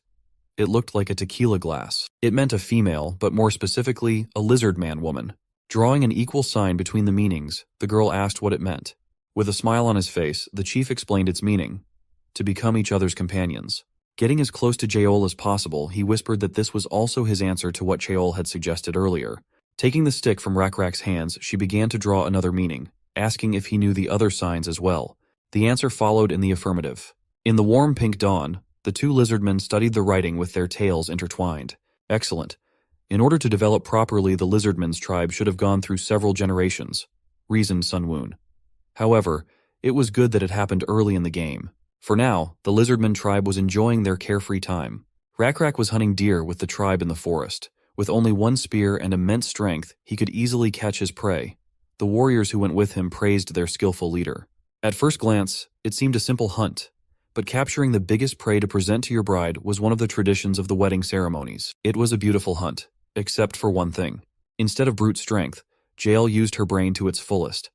While Rockrak spent a lot of energy, she used traps to easily catch prey, wiping her spouse's nose. Sun Woon was content to watch from the sidelines.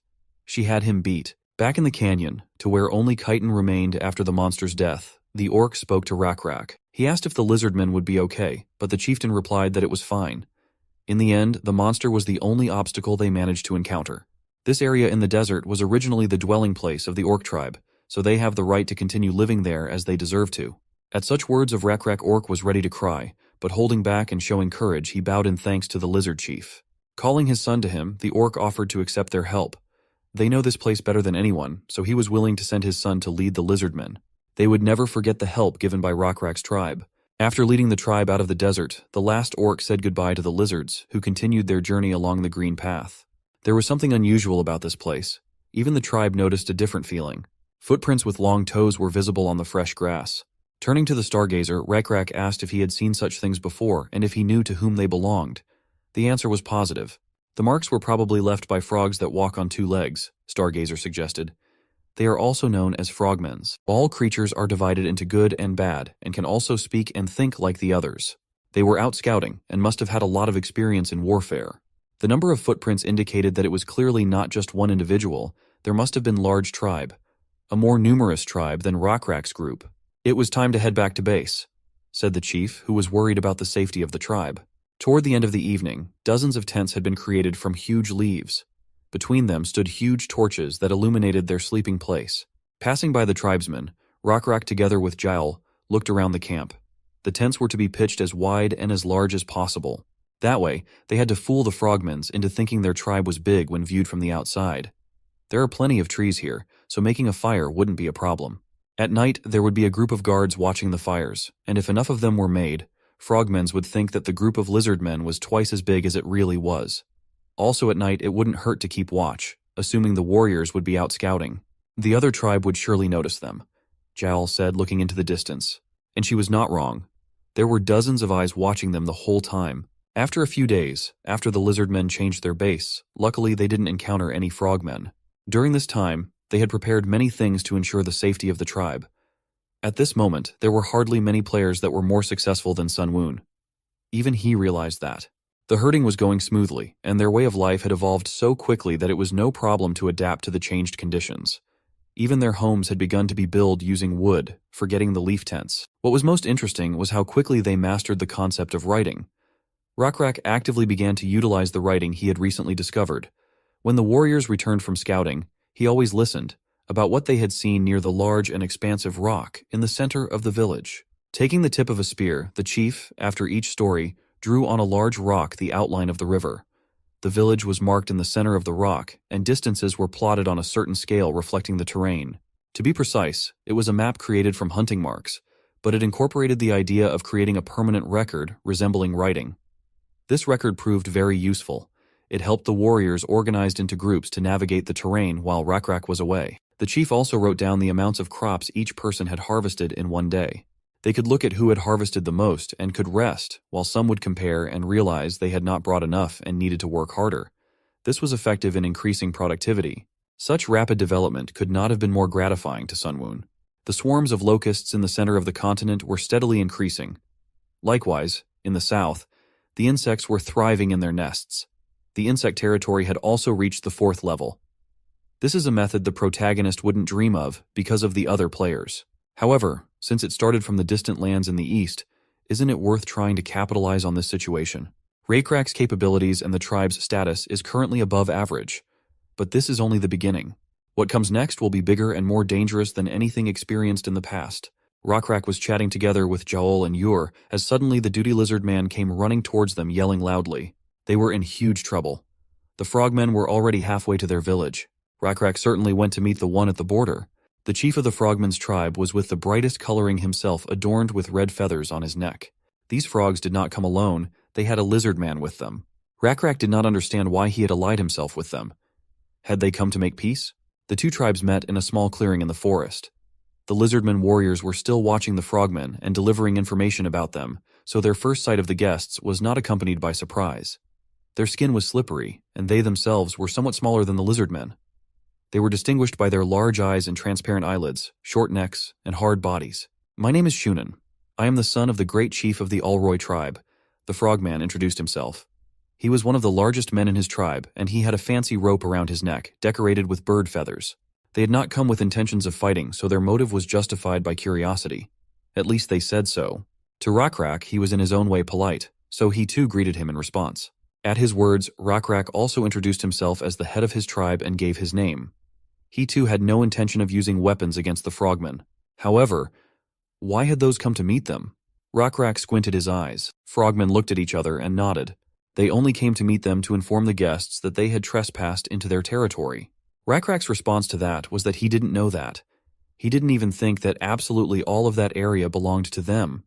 When they came to that place, they didn't see any border markings. However, they would do their best to clear up the misunderstanding. He apologized for disturbing the frogmen tribe. Seeing his calmness, frogs even quieted down for a while. Rakrak explained that the lizardmen had come from a very distant land and were very tired, so he asked permission to spend the night here since they didn't have a home yet. He was sure that Shunan, the son of the great chief of the Alroy tribe, is qualified enough to grant permission to their request. Rakrak pleased him as best he could, not letting the young frog fall foul of his subordinates. It was truly possible with his authority as the next leader of the tribe. Watching the frogmen warriors that came with Shunan, Rakrak realized that they were sent to keep an eye on the lizardmen. With questions piling up, particularly about their lizard friend, Rakrak needed to carefully gather all the information from them. This clearing was not the best place to negotiate, so Rakrak invited Shunan to go to his village and continue in a more hospitable setting. Their tribes had come to a good agreement without any animosity, so a feast was in order. he suggested. However, it didn't seem like the best idea to the frogmans, so they declined. They were grateful for the offer, but it was difficult to implement since there was no mutual trust between them. But Rakrak couldn't just let go of those who had done them a great favor. Instead of meeting them in the village, the lizards offered to eat in the same clearing. Though frogmans had a bit of a debate amongst themselves, they still agreed. After making a fire and catching game, they put the deer carcass on a stick and hung it from the fire. In a short time, the odor of fragrant roasted meat formed around the clearing. The two tribes were having a friendly time in their small groups. One thing Rakrak needed to find out now was what kind of relationship that lizard man had with those frogs. But it would also be good to find out his purpose for staying with them. He couldn't ask directly, however. There was no way to show that he was interested in the subject. If his thoughts were revealed to another tribe, they would surely use it against them. Keeping the conversation going, Rakrak asked the other chief what the jewelry around his neck was. It turned out those feathers belonged to cockatrice. As expected, the lizards had not heard of it. These were the dangerous animals that lived around this forest. Huge birds that walked on two legs, similar to ostrich. Not only were they large in size, but they also had poisonous spurs. The frogmen had great difficulty catching them. In addition to their speed, they also had a wide range of motion. They were the reason why the Alroy continued to watch this area. And since they are hard to catch, they must be using another weapon that would be different from a spear. Rakrak asked out of curiosity. Spears? Shunan questioned, squinting his eyes. In an instant, he put out his hand and ordered the servants to bring his bow and arrows. He was determined to prove himself. The lizards were not yet aware of such a device, and Rakrak had no idea what he was about to see. However, no one responded, and then he called Owen to him, the lizard who lived with them. Since he had nothing to do, he ordered him to bring a bow and arrows, and the lizard man went to fulfill the request without any hesitation. As soon as he fulfilled the first order, the frogman asked him to perform another favor. By that, he meant to hang a piece of bark on the tree so that Shunan could practice archery. Without further ado, Owen went to fulfill the order. It looked like mockery from the outside. After pulling the bowstring tight enough, Shunan released it. The arrow flew into the target with great speed. It was quite accurate considering the distance from which the attack had been launched. Frogmen learned to shoot as children, Frogman explained. Ostensibly not bragging, but he hinted that he had always been one of the best archers in his tribe. That impressed the chief of lizards. But since Rakrak had already seen how it worked, he asked him to try his hand at using the unfamiliar thing called a bow. Shunan didn't mind, so he handed the weapon to the lizard. It proved to be a difficult endeavor the first time around. At first, Rakrak couldn't even keep the arrow straight. It kept trying to move to the right side of the bow. Although the branch and string were definitely strong, the attempt was clearly clumsy. The strength of this weapon was weak compared to a spear, but with it he could carry a few arrows in reserve. It was also much more accurate and had a faster attack speed. After pulling what seemed to be a fairly tight bowstring, he fired the first shot. Naturally, the arrow didn't even reach the target. However, Rakrak did not give up. He definitely wanted to learn this device. But no matter how many times he tried, he failed. Each time the arrows hit the ground. It's a very difficult thing to do. Nothing is easy in the beginning, Shunan encouraged him. But at the same moment, he switched to Owen, who just stood there and ordered him to collect the arrows. Owen just as obediently ran to pick up the arrows. However, Rakrak told Shunan that since he was shooting, he should collect the arrows. But they waved him off and said it was just help. Still, there was something the lizard man wanted to know more than arrows. Walking over to Owen, the chief crouched beside him and began to collect arrows. A light conversation ensued between the two. Rakrak nonchalantly asked his name so as not to frighten him, but he was still in a slight panic, which was strange. How did the lizardmen end up among the frogmen? Rakrak asked him. He stammered with fear in his voice, twirling the arrows in his hand. Swallowing some of the letters, he tried to answer his question. He's only with them because they live together with other races in the same village, lizardmen and frogmen. But is there really any reason for them to live together? Rakrak asked. It's because the two races can help each other, he answered with some confidence. It was hard for Rakrak to imagine that.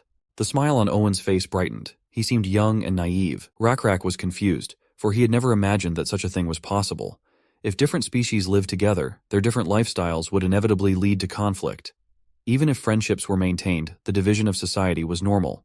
If the two tribes could help each other, what would that look like? Rakrak asked. Owen, however, answered as if he had been rehearsing this for a long time. In exchange for receiving protection from the frogmen, they help in uncomfortable situations. The frogmen can't leave water for long periods of time, but the lizards are able to do so, such as picking fruit and climbing trees. Sharing food with them was a good idea, Owen praised the chief. But the lizardmen do well without them, so why protect them? Rakrak asked, looking at the arrows. Because this forest is dangerous.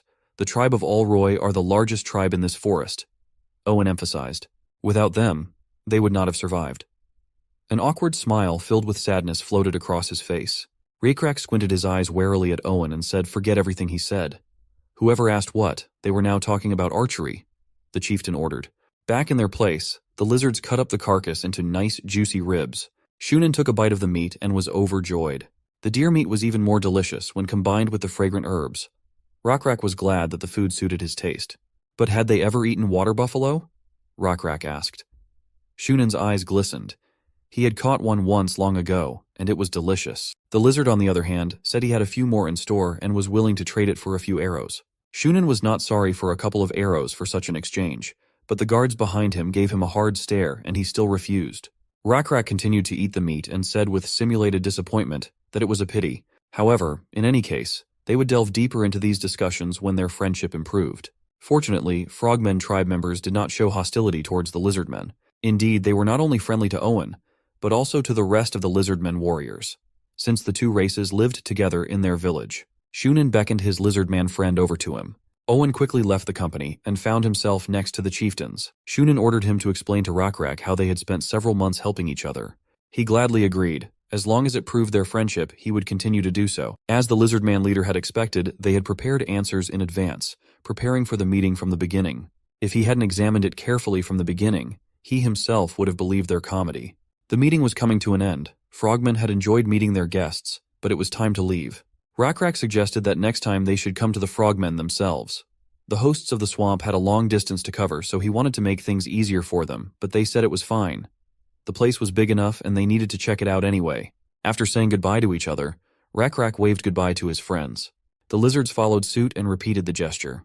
When Frogmen had their backs to the lizards, Shunan put his arm sharply around Owen's shoulders and pulled him toward him. He seemed to be asking Jael and her husband for help. The gesture was clearly suspicious. It didn't look like a relationship of people on equal footing, told Rakrak. By the time Frogmen reached the settlement, the sun was already setting over the horizon, illuminating everything with yellow light. As soon as they reached the water, Shunan slapped the lizard with a loud slap.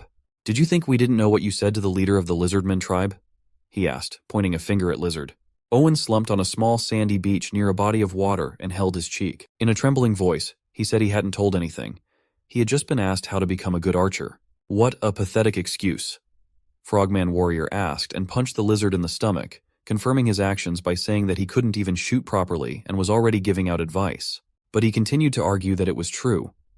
If he would said he couldn't do it, it would look suspicious. After a little thought, Shunan agreed with that statement. That's why he acted like he couldn't answer Rakrak, and also emphasized that if he wanted to learn, he needed to pay for the training. Rakrak, as Owen had said, couldn't give him anything right away, so he stopped begging. Looking among themselves, Frogmans found his words convincing and believed him. "As expected from the skillful trickster Owen," said Shunan. Pointing his finger at the floating island, Shunan asked if he remembered who was on that piece of land. Looking in the distance, he saw only tents with guards, and replied that he remembered perfectly well. "You was very lucky to be free," Shunan said sarcastically. He was gathering dozens of Lizardmen children from a guarded tent that was no different from a prison and was going to sacrifice them. However, they were saved by the fact that the new victims came to them themselves. Gritting his teeth, Owen tolerated such open blackmail. Looking at the unfortunate children, he lowered his head to the chief and said that they were incredibly lucky, but he didn't said that he would do his best to deceive Frogmen. Night came quickly. The sentries that had been near the children were replaced by others, and Owen continued to watch them. If he had only known this was going to happen, he would not have diligently broken into this settlement.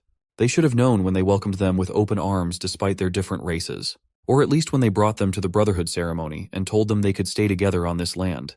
The remaining 200 Lizardmen can't stand up to a tribe of 1,500. Besides, they have a god, a huge green creature that put fear in everyone.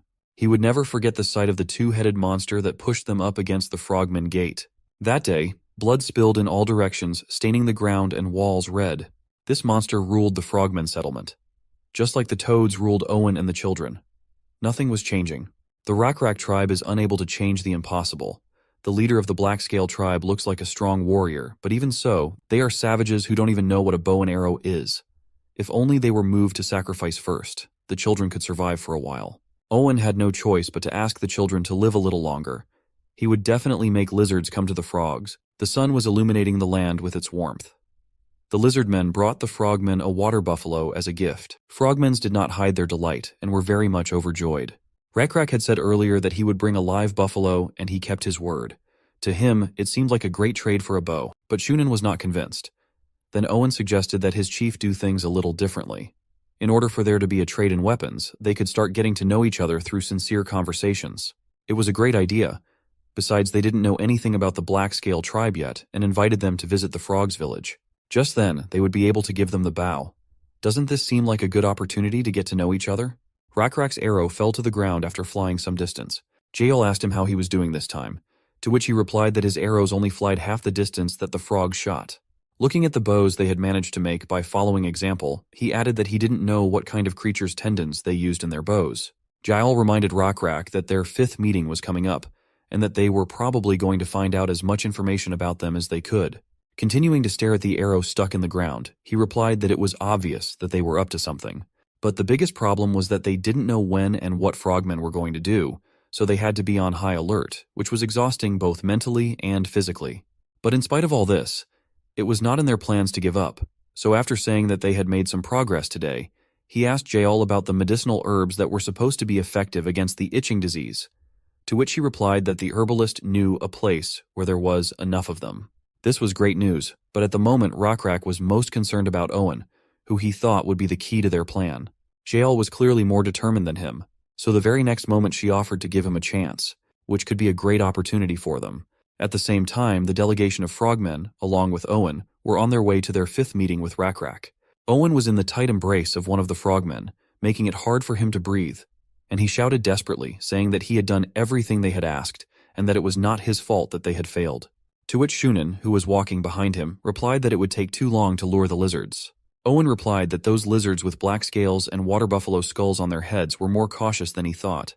To which Boy, who was holding him, said with a sneer that it seemed those were different and were not as naive as his tribe, who had trusted them immediately. Owen had no choice but to smile and agree with his words, for it was the truth. The very next moment, frogmen threw him to the ground. Boy turned to Shunin and said he would go, because he had some business. Left alone with Owen, Shunin told him that his father had ordered him to speed up the sacrifice ceremony, which took Owen by surprise. Shunin went on to say that he should hurry up and get as much information from them as possible, and try to invite Rakrak and his warriors to their village as quickly as possible without arousing suspicion. When Owen heard this, he asked in bewilderment what was the reason for the rush. Thinking to himself that he should listen carefully since this information was being spread exclusively among the frogmen, he replied that his father's illness and that of the others was getting worse, and that he could not afford to delay it any longer. Owen was surprised at this answer, and wondered if he was talking about the itching disease, and if she wasn't just making everything itchy. Shunin replied in a slow and serious voice that originally the lizardmen were not supposed to know, but he could tell him. Then he began the story, explaining that the itching disease was much more frightening and insidious than it might seem at first glance, and if you got it, not only would your skin start to itch, but it would also start to have a sticky white slime on it that wouldn't go away no matter how much you tried to wipe it off, and it would get bigger and bigger over time. If you were covered with it to a certain level, it became difficult to breathe, and then death would soon follow. That's how a priest in their tribe died yesterday. Owen was surprised to hear this, as he had not heard that the itching disease was fatal, but he realized that it was probably a test, so he could not show his true emotions. It also explained why some of the frogmen hadn't shown up lately, which could even mean that some of them might already be dead. But right now, it was important for him to play his part convincingly. So the very next moment, he said with sadness in his voice that this story should not reach the lizards. He added that if it did, they would laugh at them and also look down on them. Shunin replied that it was true, but they wouldn't be able to hide it forever. After a few seconds of thinking, Owen replied that even so, they had a way to keep the lizards under control, and to do so, they only needed to say that this disease could spread to the lizardmen as well. Hearing that, Shunin replied that it was a good idea, but the problem was that the disease couldn't actually spread to the lizards, to which Owen immediately replied that there were herbs that produced white slime and also caused itching, and if they used them, they could easily fool lizardmen. Their task was to pretend to be weak, and as soon as they took a bite, to trap them. After hearing Owen's plan, Shunin was delighted. He patted Owen on the shoulder, praised him and called him an excellent deceiver, to which he only smiled awkwardly in response. Shunin liked the plan so much that he even promised that if he succeeded in luring out the black-scale lizards, he would unconditionally exclude Owen's children from the sacrifice. When Owen heard this, he happily thanked Shunin and promised to do his best. However, Shunin thought that it would not be enough for the lizard man to do his best, and told him that he was afraid that they would need many sacrifices this time, so Owen should try his best to convince them. Owen tensed up, but still decided to ask one more thing. When he heard that, Shunin looked at him incredulously and asked him what he wanted. Owen didn't say right away, and started by saying that he realizes it's a complicated request, but he thinks it would be a good idea to bring at least a few bows to the next negotiation to exchange. Hearing this made Shunin grimace with anger. Giving his opponent weapons was definitely not in his plans. The next day, a delegation of frogmen arrived at the Lizardmen village with many supplies and gifts. The tribal leaders and their warriors chatted peacefully among themselves. One of the Lizardmen marveled at the incredibly strong piece of leather. To his eyes, it was incredible, and he could not believe that it was a simple gift. Could the frogmen really produce them so easily? At the same time, sitting on the packaged healing herbs, Rakrak declared that these herbs were effective against itching. He was offering all this considerable quantity in exchange for just one bow.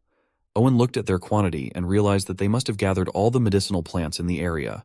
Pretending to think about the offer, Shunin replied that no, rather than saying there isn't enough. He said that trading weapons is difficult. After all, it's difficult with a certain level of faith. Rakrak sighed and thought, that's it again.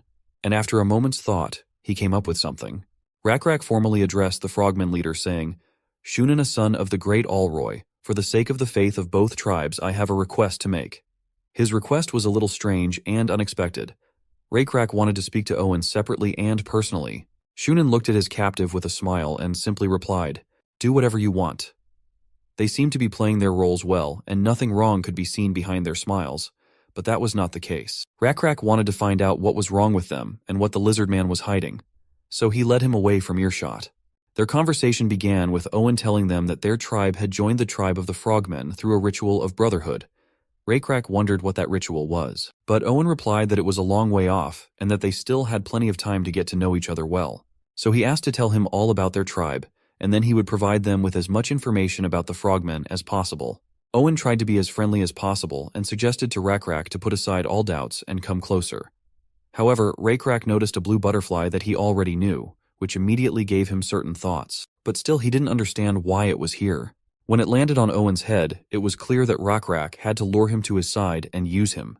Owen himself did not understand anything and only asked what this strange butterfly was. After looking at the flying butterfly, Rakrak finally decided to play a dangerous game. He told Owen that indeed there were many doubts and suspicions between them now, so it should be put to an end. And now he would tell him everything about them and their story. The conversation between the two lizardmen went well. Back at the Frogmen settlement, Shunin praised Owen and his excellent work, patting him on the shoulder all the time. The results they had achieved with his idea were great. Shunin shrieked with joy as he told them they would come to their settlement.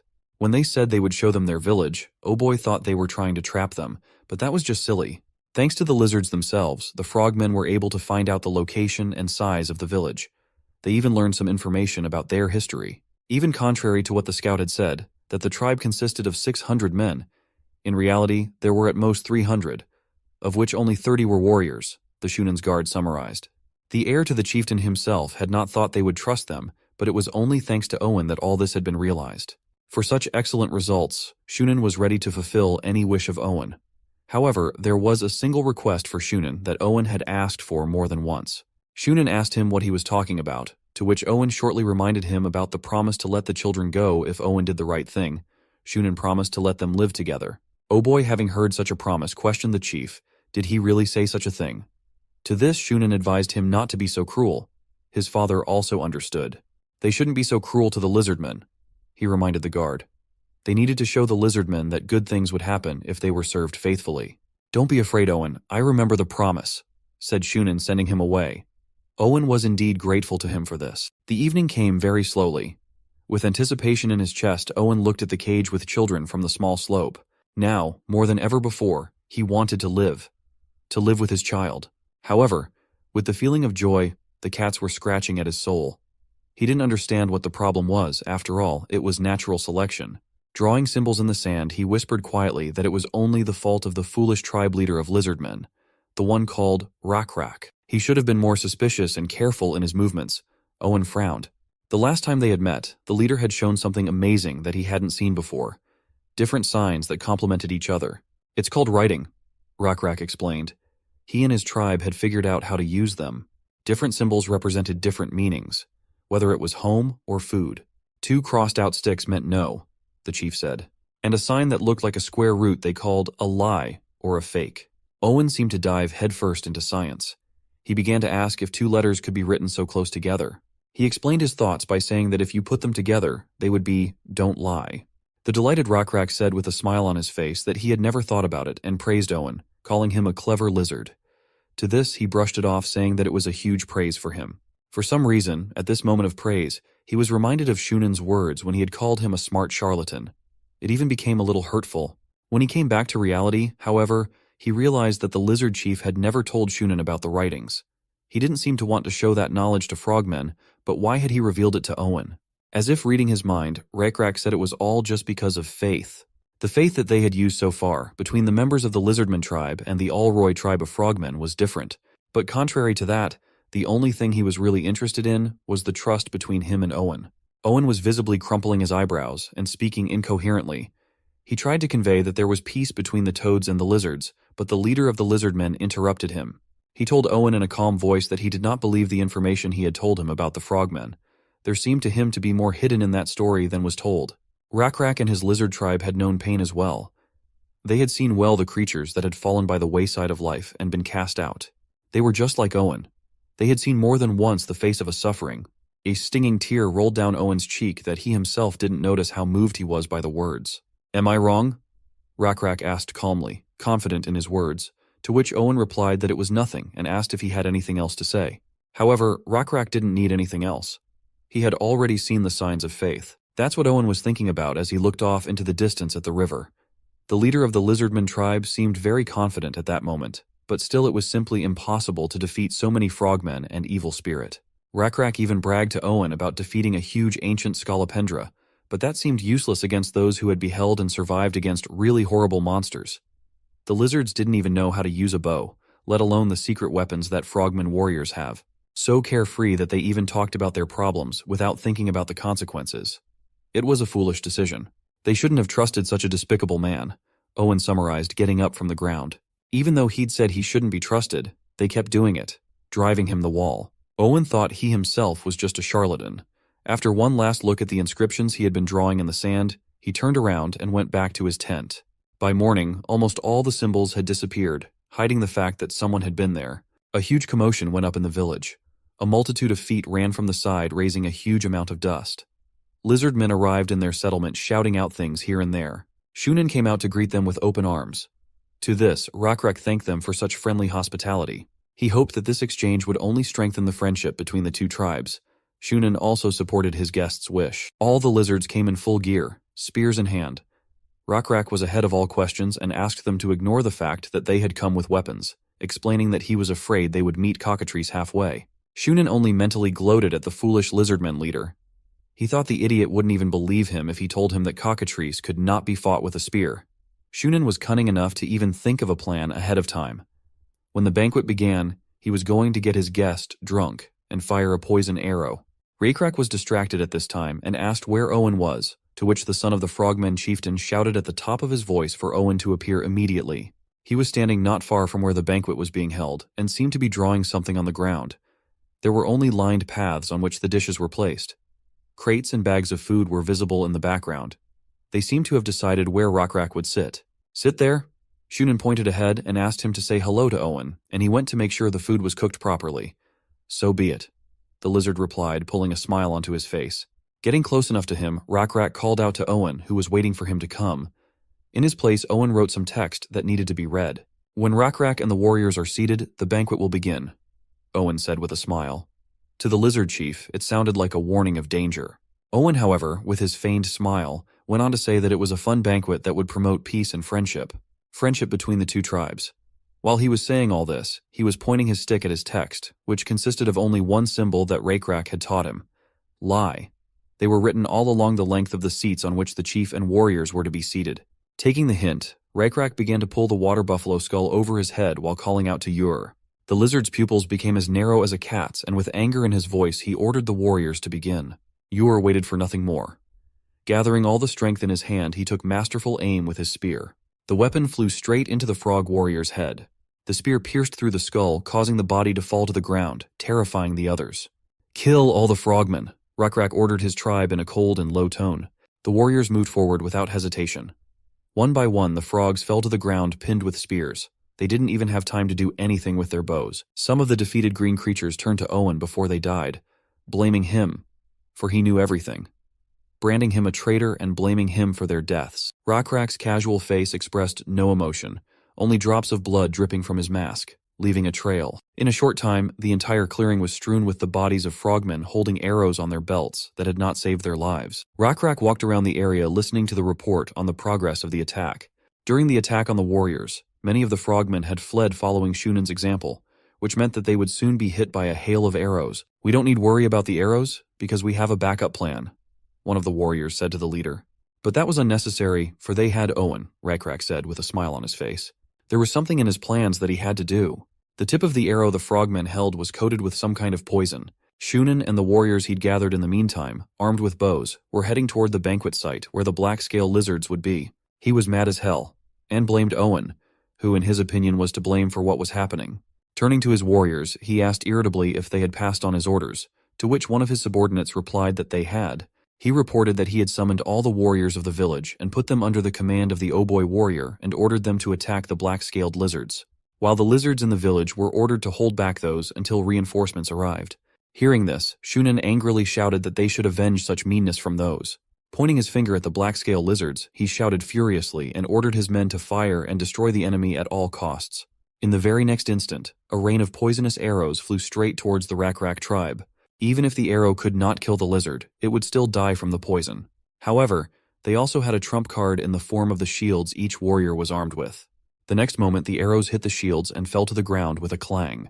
Shunan and the rest of his warriors were amazed at what they had seen, for they could not have imagined that the black-scale tribe would have anything to counter them, and even more so that they could neutralize one of their strongest weapons and one of the weapons of which they were so proud, namely, their bows. Rakrak and his warriors rejoiced that they had won a small victory. Shunan was angry at his failure, but not about to give up. He ordered his warriors to keep firing if they saw them trying to advance.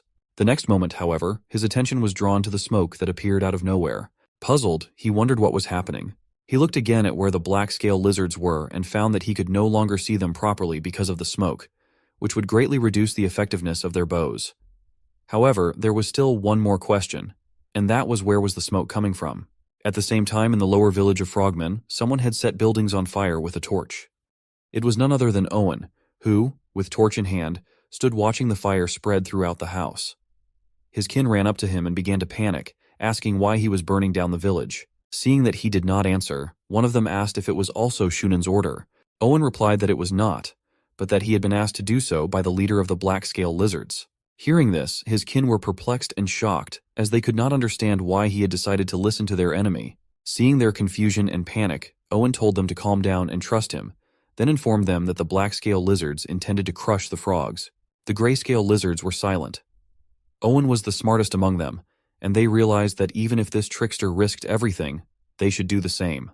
The tips of the lizards' wooden clubs caught fire, and in the next instant, the village of frogmen was engulfed in flames. Shunan watched with shock and despair as his village burned.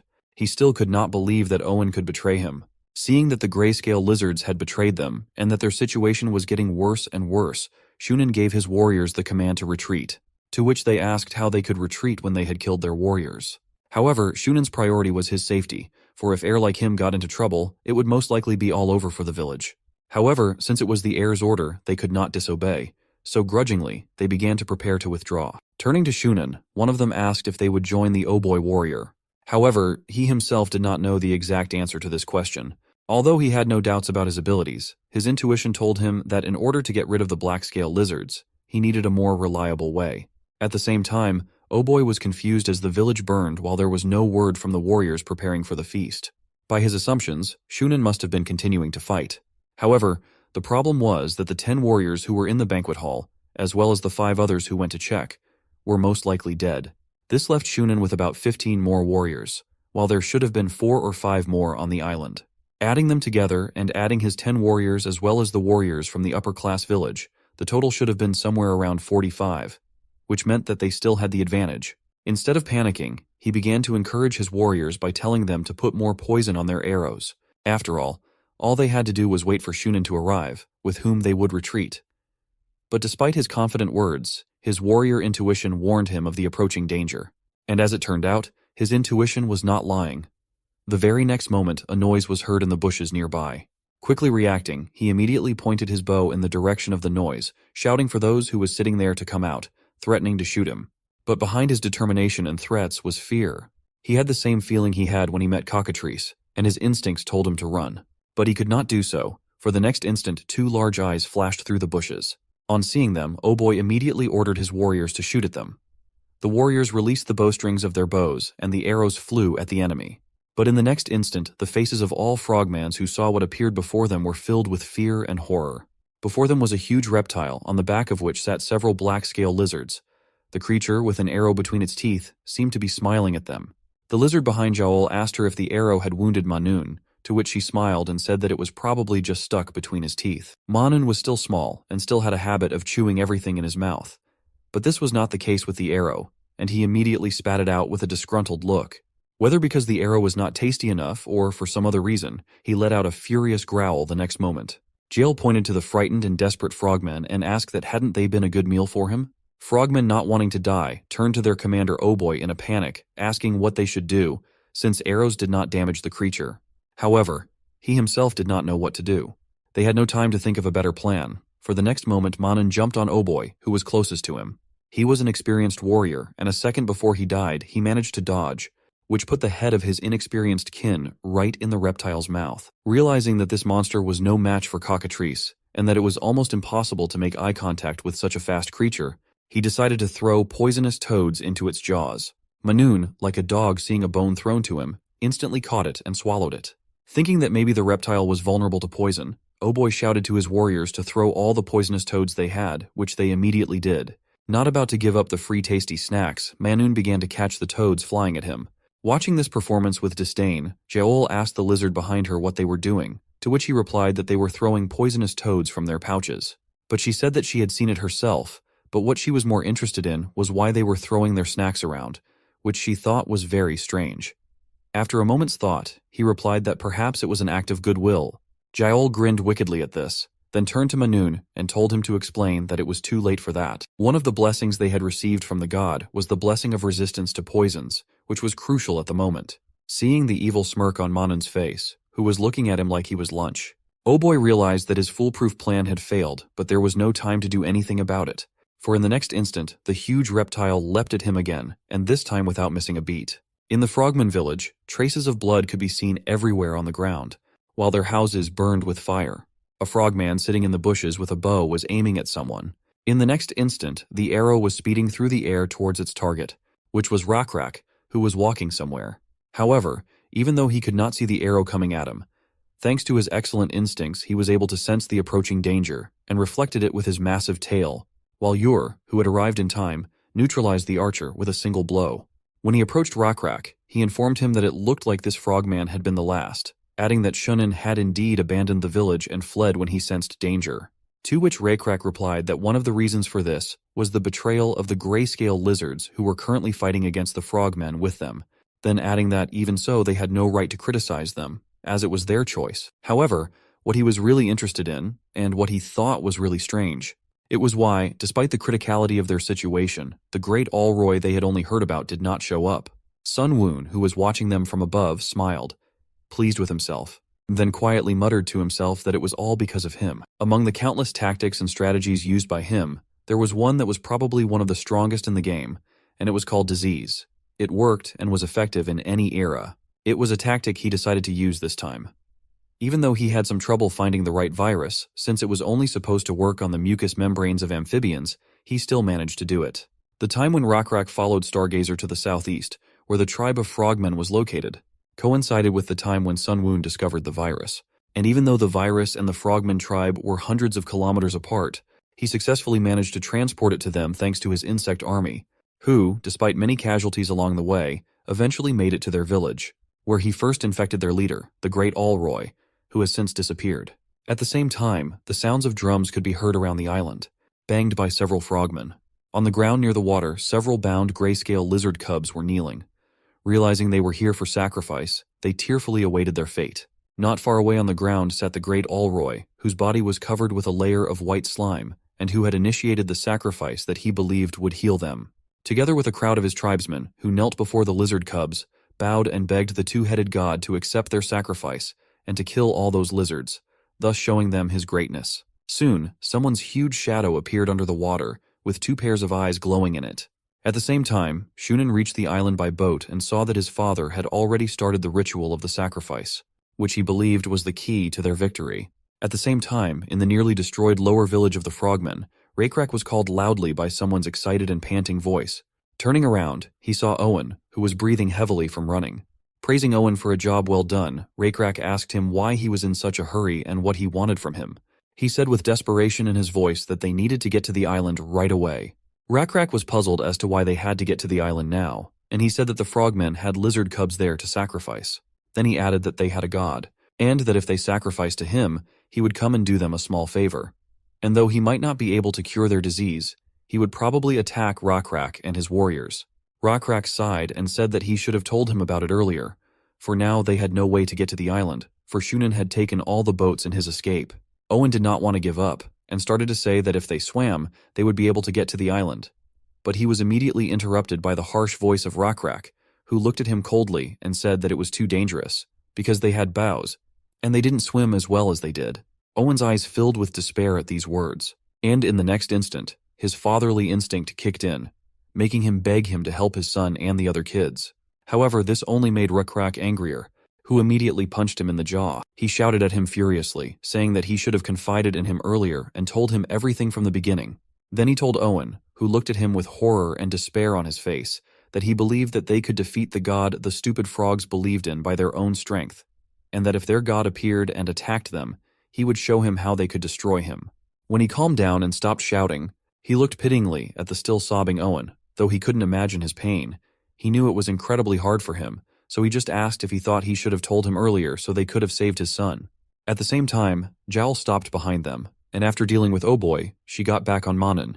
She immediately turned her worried gaze to the island in the middle of the lake. Owen didn't think Rakrak had said anything wrong, for he realized that things would have changed if he had only been able to learn of Shunin's intentions earlier, and perhaps if he hadn't acted so late, none of this would have happened. In the next instant, the water near the island was churning. Alroy, shouting incomprehensible words, joyfully reached out to the creature that appeared from under the water. This creature turned out to be a two-headed devil, which was their god. Without wasting time, Alroy immediately pointed to the gray lizard cubs, who, seeing the monster, clung to each other in fear, and then he said in a reverent voice that it was his offering. Raising his hands in the air, he began to shout in a fanatical voice to punish the black-scale lizards who dared to disturb the god's lake. Looking at the huge two-headed monster that looked invincible to him, Owen finally lost hope. However, while he resigned himself to his fate, Rakrak along with Jayol looked at the two-headed devil with calm gazes. Despite its enormous size, Rakrak thought that fighting this huge two-headed serpent might be worth a try. After all, even though they didn't have a location advantage and couldn't use any tricks, they had a chance to win, even if it cost some sacrifices. However, the very next instant, he noticed something that made his eyes widen wide and glow. A butterfly flew towards him, glowing with a blue light. This could only mean one thing: they had hope. Walking over to the desperate Owen, Rakrak called out to him and told him to look at him. He raised his head in bewilderment and looked at him with his tear-wet eyes, which widened the next moment at what he saw. Standing in front of the huge mantis that appeared before them in the moonlight, Rakrak turned to Owen and asked him if he believed in miracles. Kneeling before his god, Alroy shouted loudly to his tribe to worship the two-headed devil. He again began fanatically shouting to the monster to accept their offerings and destroy the lizards. Shunin bowed his head and watched as monster approached the victims, but at one point the monster stopped in indecision and looked forward. With Alroy's experience, this god had always been hungry for sacrifices, and always as if he had been starving for days, had rushed at them, but to his surprise, this time no such thing had happened. Wishing to know what monster was looking at, he followed his gaze and turned around cautiously. His eyes widened at what he saw, and he instinctively froze with fear.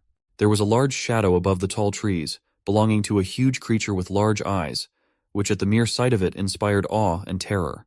The sounds of this creature's movements were accompanied by the cracking sound of trees bursting out of the ground, which immediately made the frogmen bowing to the two-headed devil turn around.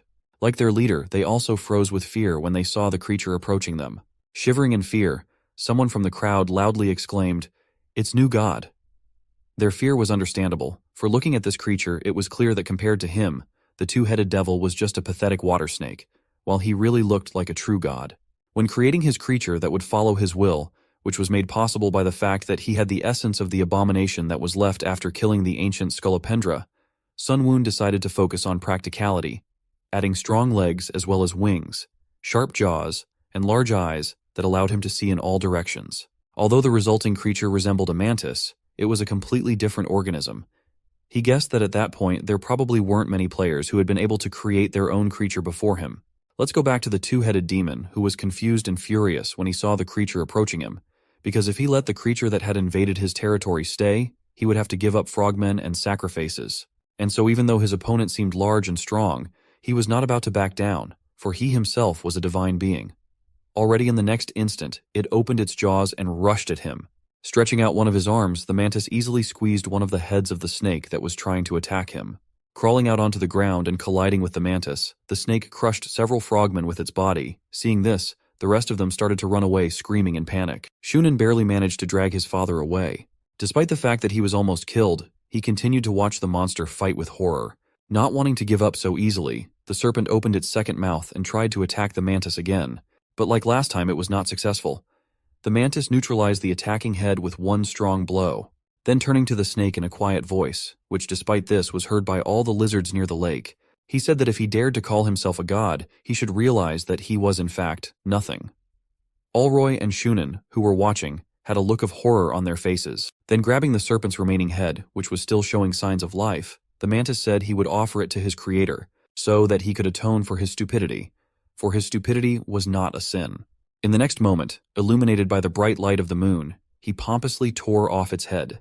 Then, under the gaze of all present, turning to the dead serpent, he said that his sins were forgiven by his blood and flesh. Even Sun Wun, who was watching, was surprised, as he didn't expect that he would win so easily, because even though there was a big difference in skill and level, he still had high hopes for the two-headed devil. However, he decided to think about it later, because his main goal was to help the tribe of lizards, who saw the victory of their god and began to shout with joy while Owen cried again, but this time, with joy. Seeing the joy and happiness on the faces of the Lizardmen, Sun Wun thought to himself that the emotions he was experiencing were quite entertaining. Turning back to the corpse of the two-headed demon, he noted that his abilities weren't too bad, considering that he had a small area, not a large one, unlike the others. But he hadn't used it, which suggested that the reason was this creature wasn't created by player. Another reason to rejoice was the system window that appeared in the next moment, informing him that for killing the two-headed devil, he had received its essence, as well as the small area it possessed. In the next instant, another system window appeared in front of him, asking him if he wanted to check out the new territory. The fact that he was able to obtain another essence and a new territory so quickly could be attributed to nothing but luck. So without thinking long, Sun Wun confidently pressed yes. The next message that appeared after his choice made him unconsciously smile. After all, it said that he had obtained a small patch of water. However, the only problem was that he didn't need it now, because the lake had no access to the sea, which made him decide to put it aside for now. A boat pulled away from the shore. The lake was water red with blood. In it sat Alroy, still trying to believe the truth of what was happening. Shunan looked at his father, who seemed to have lost his mind after the death of the serpent. He thought to himself that it was not the disease that had made his father weak. It was the fact that they were completely enchanted by the power of the two-headed devil, who at that moment seemed invincible to them. And at the last moment, they did nothing but hide behind him, and when he lost, there was nothing left for them to do. At the same time, Sun Wun approached the mantis, who, seeing him and addressing him as the creator, said that he had done his will, to which he continued to look at the island and replied that he had indeed done an excellent job. Then he added that he could rest until the next time he called him. Disappearing, Mantis said in a respectful voice that he would do his creator's will again when the time was right. He looked once more at the lake, which was silent. Sun Wun turned his gaze to Rakrak and said that he was not the kind of lizard who did nothing at times like this. Seeing the surviving frogmen fleeing in boats to the upper village, Rakrak cheered his warriors and shouted that they would win a complete victory today, then asked if there were any volunteers to take them to the upper village of the frogmen. He was immediately approached by Owen, who said that he wasn't that tired yet and that he needed to meet his son on the island anyway, and said he would do so. But he was not the only one. The next moment, several more gray lizards asked Rakrak to let him help them as a thank you. He looked at them and replied that their bodies were not fit for battle and they would not be able to fight, to which one of them replied that he too had once been a warrior, adding that warriors were not the only ones capable of killing frogmen. Then pointing to his kin, who despite their wounds were willing to fight even with sticks in their hands, he said that he might think it was cowardice of them to do so only now, but the sight of them fighting made their hearts burn, the first time they had felt that way since becoming slaves. Looking at them, Rakrak replied that it was like a grudge, to which the gray lizard tearfully replied that it was for the hatred and resentment of losing their life companions, children, and grandchildren, made them wish the frogmen dead. As he looked around at the gray lizards once more, he realized that few of them had ever held a real weapon, let alone been wounded, but understanding their pain and bitterness, he could not stop them. So in the next instant he raised his fist and shouted loudly, telling all those who wanted revenge to follow him, followed by the screams of the lizards who were intent on finishing off their abusers once and for all. Rakrak, along with Jael and Ur and the rest of the lizards, began to swim across the lake, and soon all 80 lizards that followed their leader had reached the island. Owen was one of the first to get out of the water. He rushed straight to his cub and gave him a big hug.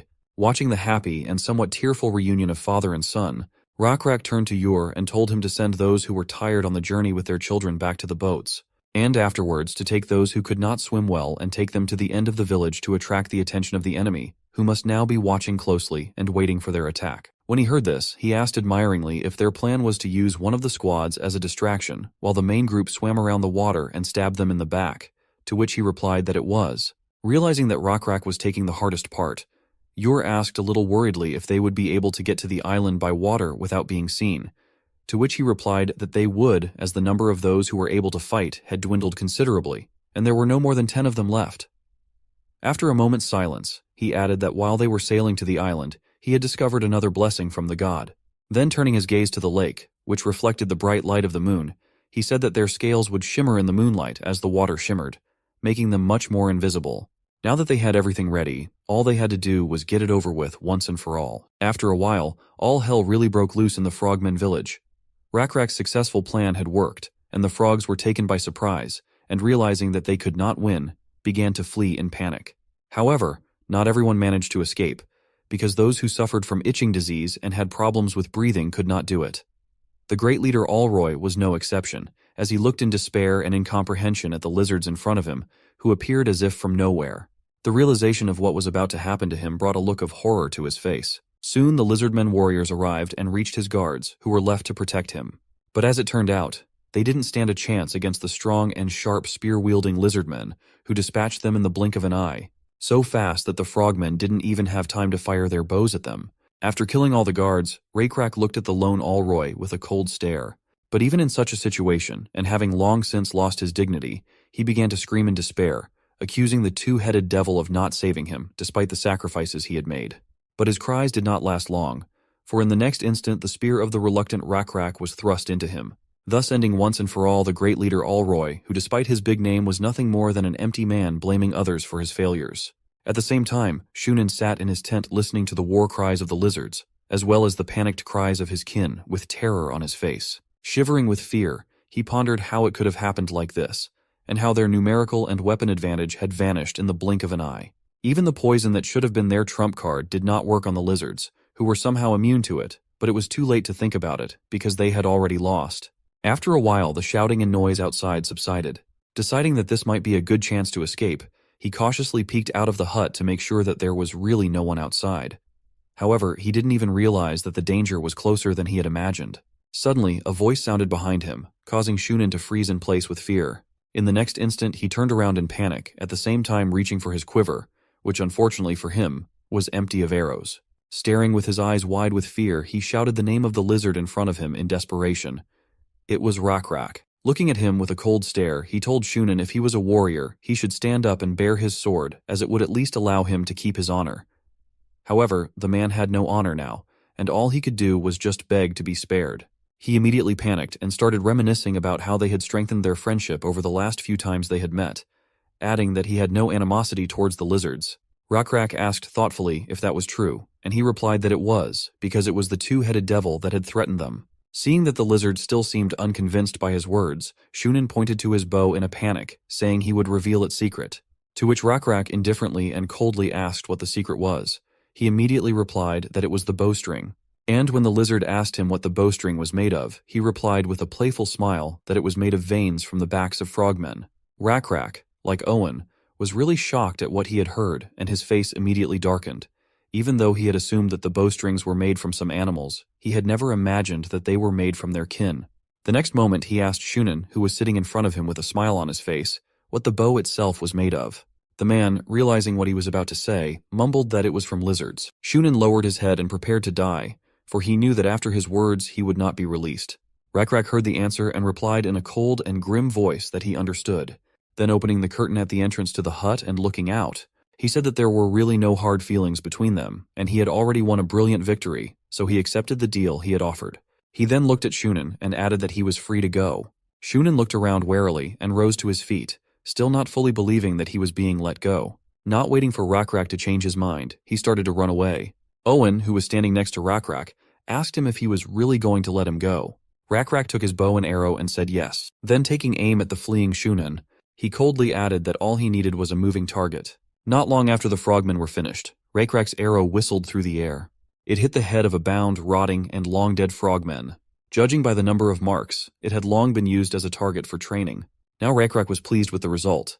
His archery skills had improved greatly, and their tribe had found a way to make bows as good as the frogmen. However, he just wondered if this was the best they could do. Even Owen, who had been watching the training, had noticed that the quality of this bow was just as good as the frogmen's and its arrows flew just as fast and far. Rak explained to him that they had achieved all this by replacing the material of the bowstring with frogmen tendons. But still, the lizards were physically stronger than the frogmen and could pull the bowstring tighter and risk breaking such a bow, so they should have found stronger materials. Owen understood his desire for a better weapon, but he still reminded him that the bows made by the frogmen were the best that could be made in this forest. There just weren't any better materials here. That's true, Rak said, nodding. Then I guess we can't just stay in this forest then. Owen was smart, so he assumed that the reason for this decision wasn't just to make a better bow, and that was indeed the case.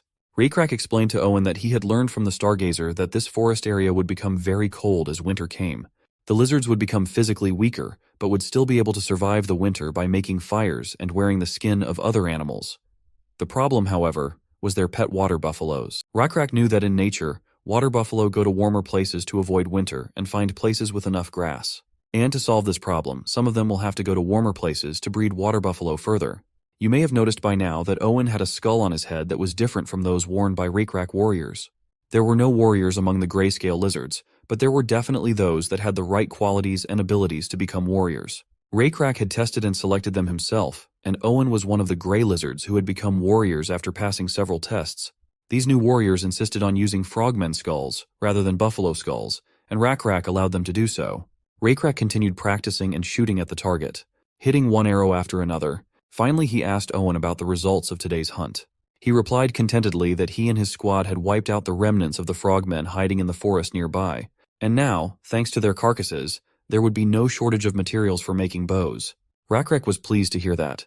However, Owen still couldn't forget what had happened in the village. How he and the other lizardmen, blinded by hatred and rage, had pursued and killed the unarmed and begging for mercy frogmen. Nothing seemed to quench their thirst for vengeance. And their last victim that night was Shunin, who had betrayed his tribe and revealed its secrets, and then tried to escape. It was not a pleasant memory, and he was brought out of it by Rak's question. He asked Owen what was bothering him. Owen replied that he would like to have Shunin or Alroy's skull as a reward for helping him someday, and asked that the skull not be damaged in training. Rak was fine with that, and promised him that he would be sure to get his. Owen was grateful for that, and decided to tell him about an interesting place they had discovered in the forest while hunting. Jaol, meanwhile, came over and quietly leaned over the gray lizard cub who was watching the leader with an unusual figure in his hands. Jaol asked quietly, interested in listening to the adults. She frightened the cub. He immediately burst into tears and let go of the figure. Then Jaol asked him what he was doing here, and what he wanted to ask the chief. Suddenly she noticed a figure lying on the grass. She picked it up and asked what it was. It looked suspiciously like the giant praying mantis that their god had sent to help them. Jael showed the figure to Rak, and he also thought the figure looked like their divine protector. They all liked the way the figure was made, and the chief even asked the cub if he had made it himself. Rak praised him, saying that the figure was nice and cute.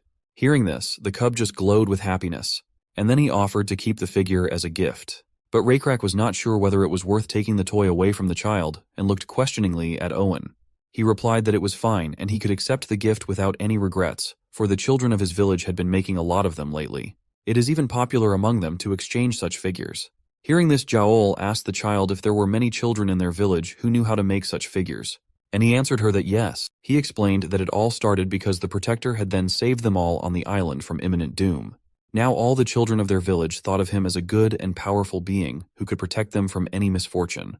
Hearing this, Rakrak and Jaol looked at each other. Rakrak realized that these figures could be very useful and decided to see how many had been made so far and buy them all. Owen offered to go to their village and see. Rakrak agreed. He was willing to use all his resources to get more of these figurines. He saw this as an opportunity to spread the belief in their unnamed bug god. But that would come later. For now, Rakrak wanted to know what Owen's squad had found during the hunt. It turned out that while hunting the frogmen, they had found a strange structure inside one of the caves where some of the frogmen were hiding. It takes about half a day to get there from the lake, and their squad killed all the enemies without much trouble. But the cave was a bit strange. Rakrak was immediately interested and asked what he meant. Strange in what sense? Owen explained that when they entered the cave, they noticed that there was another entrance that seemed to be carved into the stone, and he himself still doesn't understand how they were able to carve something into solid rock. So, he thought then that all should be told to the tribal chief first. It was the right decision, and Rakrak decided to equip an expedition and explore everything with his own eyes. He returned to the village with Owen and Jaol to take a group of warriors with him, and together with them he set off. On the way, Owen advised them to be careful and cautious, for the frogmen were hiding there for a reason, and some of them might still be lurking nearby, preparing an ambush. Finally, they came to the very same cave. As soon as they entered the cave, a blue butterfly appeared out of nowhere and immediately caught Rakrak's attention. While Owen assured everyone that they had cleared up all the frogmen here and they could not worry about anything, they all froze in surprise as they stared at this slab of stone. Though Owen still didn't seem to understand what was so special about it. It was like a circular passage somewhere further into the cave, closed off by a man-made door made of carved stone. Looking at it, Rakrak marveled at how breathtaking it looked, and he didn't understand how such hard stone had been carved so precisely. Jael noticed something else interesting. The pattern on this stone was very similar to the one on the back of the giant scolopendra they had defeated in the desert. Now Rakrak himself realized it as well. Sun Woon already knew that these were ancient ruins. He knew that there were many types of ancient ruins, and in them one could gain ancient knowledge or discover relics and wonders. Among the ruins, there were some that had useful functionality, some were unique, but there were also demonic ruins that carried a lot of danger. Now, while the level of development of his civilization was still low, even if they found ancient knowledge in the ruins, it would be of little use, since his civilization simply wouldn't understand anything and wouldn't be able to use them. The situation was slightly different with miracles and relics. They allowed to create or change resources, and could also grant mystical blessings for civilization, but they had one disadvantage. They were fixed in one particular place and could not be transported in any way, which made them also not so valuable to the nomadic tribe. Still, in Sun Woon's opinion, getting into the ruins wouldn't be so bad if they weren't demonic ruins. Apart from ancient knowledge, rank knowledge, secrets, demonic ruins, and unique ruins, players usually obtained other things that were categorized as miscellaneous relics. There could be piles of insignificant treasures, such as the golden tablet already obtained by Rakrak. This would have been of great value in the Middle Ages or a later era, but they weren't at that stage of development yet. So Sun Woon decided to wait and see what would happen, as it seemed that Rakrak's curiosity and boldness would not lead to a bad scenario. He, watching Rakrak try to push back the stone door, thought that the likelihood of these ruins being unique was very slim. At the same time, probability that ruins might be demonic and full of trouble was very high. Finally, the stone slab yielded under Rakrak's efforts. Immediately, a multitude of lightning bolts appeared, which formed a portal. It turned out that behind the stone slab was a portal to another world. Notifications appeared in front of Sun Woon congratulating him that his civilization had successfully discovered the ancient ruins. Finally, the system announced to him, "Welcome to the demon world." Once inside, Rakrak and the rest of the group began to move through long arched bridges that zigzagged and led somewhere downward. When they found one of what she thought was the safest of the stone bridges, Jael told Rakrak that they would most likely have to walk across it. He sighed heavily and replied that it would be good if they could jump down and not waste so much time looking for the right path. Jael looked worriedly at Rakrak and asked if he was going to pray to their god, to which he continued to look down and said no, as he didn't want to bother him with such trivial matters. He also added that he would not be able to go down alone. Jael looked at Rakrak's face and wanted to ask if it was because it wouldn't be fun, but in the end decided not to say anything. After some time of discussing their next steps, Rakrak, Jaol, and Owen came to the conclusion that the best thing for them to do for now was to keep moving on the bridge. After a while, however, the first difficulties appeared on their way, in the form of a huge army of not-so-friendly rodents that blocked their path. When Rakrak saw the rodents, he asked what they were, to which Jaol, who was walking behind him, replied that they were gutters, adding that he had probably tasted them several times before. He replied that he knew what they were, adding that it was their size that surprised him, for they looked much larger than the ones they had eaten before. In addition, the surprising fact was that these rodents, unlike ordinary nutria, moved in groups and also behaved aggressively. Owen, who had also seen a lot of things in his life, said that it was the first time he had ever seen such a thing. Rakrak said they would just call them rat monsters. Assuming that they might just be defending this place and that a battle would be inevitable, he shouted for everyone to get ready and take up arms. Just a moment later, the rat monsters rushed towards the Lizardmen, but even though the enemy had a numerical advantage, they managed to kill all the rats without much difficulty thanks to their experience and spears. Looking at one of the dead rats, Rakrak asked if they could eat them. To which Jaol replied that they had no reason not to, and nothing bad was going to happen if they gutted them and took them with them. However, she had another idea, so she immediately asked Rakrak what he thought about trying to raise them like the buffalo. He didn't have time to answer, however, because Owen, who had overheard their conversation, suggested that they try raising fish. His words surprised Rakrak, for in the swamps and ponds where he used to live, the number of fish gradually decreased as they were eaten and eventually disappeared. However, Owen, who used to live with aquatic frogmen, knew that this was not the case in large ponds. So he explained that the fish also lay eggs and give birth to baby fish, which caused the frogmen to warn them against fishing during the breeding season. To do so, they simply needed to build a dam so that the young fish could not escape.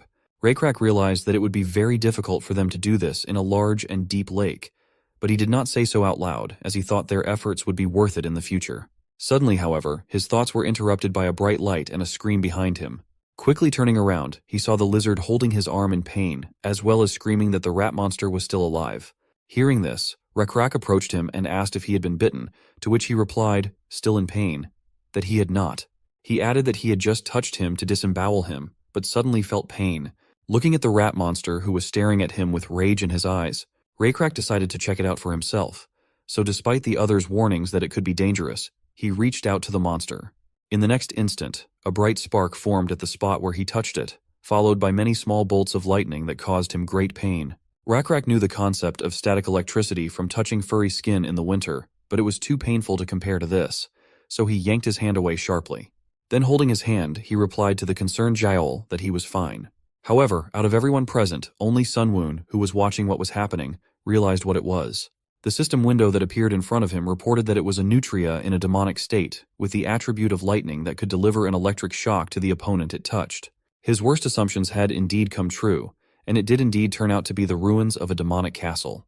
However, this was not necessarily bad news. After all, if Rakrak along with his group managed to break through these demonic ruins to the end, there was a good chance that they would be able to obtain demonic power. Speaking of magic, acquiring it didn't make the owner a wizard right away. Acquiring it opened up the possibility of studying it.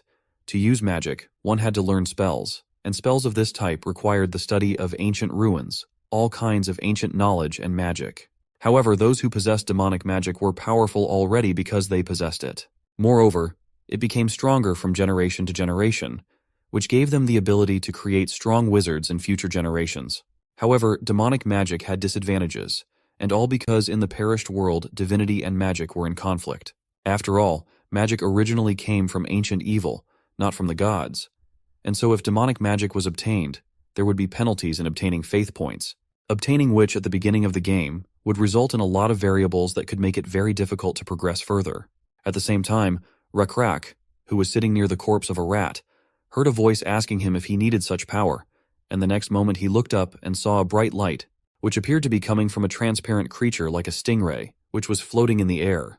The creature turned to him again and tantalizingly asked him if it was not an interesting power, and then added that if he wanted it, he could always get it. The creature's words were interrupted by Jaol, who turned to Rakrak and said that if things were bad, they could always go back, to which he agreed. Turning to the rest of the lizards, he ordered them to match the other rats, as well as check their weapons and prepare themselves. He turned back to the unknown creature and wondered if he was the only one who had seen it. The creature said that he could hear him if he spoke to him mentally. Rakrak immediately asked what it was. The creature replied that it was a spirit that protected the ruins, and that it was only seen by those with great power. Rakrak immediately thought that this was probably a lie, but this thought was not conveyed to the spirit, for deeper thoughts and feelings were not conveyed to it. Sun Woon, who was observing all of this, wondered if he should have warned Rakrak. After all, there was a magical combat spirit in front of him who would definitely try to seduce him. However, upon opening his stats, he discovered a new deception ability that had not existed until not too long ago. Seeing it, Sun Woon was a little surprised, assuming that Rakrak had been able to develop it by dealing with Shunan's tricks. After a moment's thought, he decided not to interfere, as their leader's new ability gave the lizards a chance to handle it on their own. At the same time, the magical spirit, when asked by Rakrak what this ability was, replied that he was referring to electricity, which was the power to burn other creatures and create light and fiery heat. He then added that he could give him that power if he wanted it. Rakrak replied that if he could give it to him, he would be grateful. However, the spirit said that it was not that simple, for he also had a condition. Rakrak frowned at this, saying that he had not heard of any conditions. The stingray replied that it was not such a difficult condition and that his strength should have been enough to fulfill it. Rakrak turned around and said that if he wanted to make a deal, he should have said so from the beginning. He looked at the spirit with a frown. He advised the spirit to first state the terms if he wanted to make a deal, and to have an appropriate attitude. Hearing this, the protective spirit immediately apologized. Rakrak got to his feet and looked coldly at the spirit and told him to be specific about what the terms were and what he wanted from him, for if he withheld anything, there would be no further conversation. Rakrak asked the stingray what his terms were, what did he want in return, and once again reminded him that if he hid anything from him now, there would be no further conversation. The electric stingray flew closer to Rakrak, but now his fluttering seemed less violent than before. Still, he did not answer immediately and began from afar, explaining that he had been sealed in these ruins for many millennia. Jaol, who hadn't heard this mental conversation, came up behind Rakrak and said that all preparations were complete, and they had collected all the spoils. Now they could leave. But now their leader didn't want to rush anywhere and told them to wait a little longer. Rakrak asked and thought what he meant by sealed. Then the stingray patiently explained to him like a child that it meant he was trapped or imprisoned here. And even though he could fly freely in this space, he could not go out of here. Finally, he named his condition. He wanted to free himself from this restriction, and then he could give the power of electricity to whoever freed him. Rakrak immediately asked, "What would it take to free you?" He replied that it was simple, and if Rakrak went down and killed the guardian who was guarding the seal and broke it, he would be free and could give him his power. Rakrak wondered if he could then do the same thing the rat monster did, with the day's power the stingray would give him. The one laughed a little at the way he named his power and assured him that of course he could, and even more impressive things would be within his grasp. Now seeing Rakrak's interest, the electric stingray excitedly explained that this power is called electricity. Using this power, Rakrak would be able to perfect it and amplify its effects to the point of being able to summon a destructive thunderstorm on the heads of his enemies. This power could become so powerful that it would be comparable to that of the gods. But Rakrak didn't seem to understand what the stingray was telling him and only asked what else he had to offer. Then the stingray proudly announced that the power he possessed was so powerful and boundless that not only Rakrak himself but also the members of his tribe could use it. But that was not all. This power could be passed on to their descendants. The progress in strength they had made would not be passed on directly, but if their descendants continued to train their strength, some of them could become even stronger than he was. When Rakrak heard all this, he couldn't help but think how amazing it all was. But still he had a logical question. Why was a stingray with such a marvelous and useful power trapped here? He answered without hesitation that it was because its power was too strong. And humans and other intelligent beings stay away from dangerous things like poison or monsters and anything else they don't understand. In case they can't stay away from them, they trap them and lock them there. And that's what happened to him. Suddenly Rakrak stopped him and warily pointed out to him that he himself had just said he was dangerous to others. Rakrak looked at him suspiciously and confidently stated that he was hiding something, and perhaps it was because there was more harm from the stingray's power than good. The stingray tried to argue that no, that's not true, and that if you have that power, then... Rakrak immediately stopped him and advised him not to lie anymore, and warned him that he could go back right now and block the entrance to this cave, which seems to have been blocked for no apparent reason. Then he could also order his warriors not to let anyone into that cave and warn all the descendants of my tribe to never enter there. Because of such threats, the electric stingray was clearly in a panic. The prospect of spending a few more centuries in prison did not please him at all, and there was no way he was going to give up. Rakrak turned around and pretended to head for the exit of the cave. The spirit of the stingray immediately followed him, begging him to listen to his story, for now he would tell him everything. As far as Sun Woon knew, the intelligence level of spirits was not that high. However, it was not easy for those who entered the demonic ruins to resist the temptation of the spirits. Still, as expected, Raikrak behaved very cunningly because of his new ability he had obtained. This new unique ability of Raikrak was cunning. Sun Woon decided that this ability was most likely due to Raikrak figuring out Shunan's tricks and being the first to successfully attack the frogmen. Raikrak still wanted to possess this power, so he suggested, "Why don't they start the deal again, Pez?" Scat didn't understand who he was addressing, but Raikrak said that, from now on, that would be his new name. But he still resented it, saying he wasn't Paz. Raikrak insisted that their deal starts with him choosing his new name, and those are fair terms since the Scat was trying to trick him. He had no choice but to agree. The next thing Raikrak asked for was an explanation as to why the stingray was dangerous. After all, he thought, if Paz really had a power worth making a deal for, there was no reason to hide why he was dangerous. If there was a reason to hide, however, then it wasn't worth making a deal for. PZ hovered in the air and agreed to take the risk of telling him that he was descended from ancient evil, or rather from creatures that had ruled this world many millennia ago. Raikrak wondered which ancient evil he meant. Paz answered that it was those who ruled this world many, many years ago.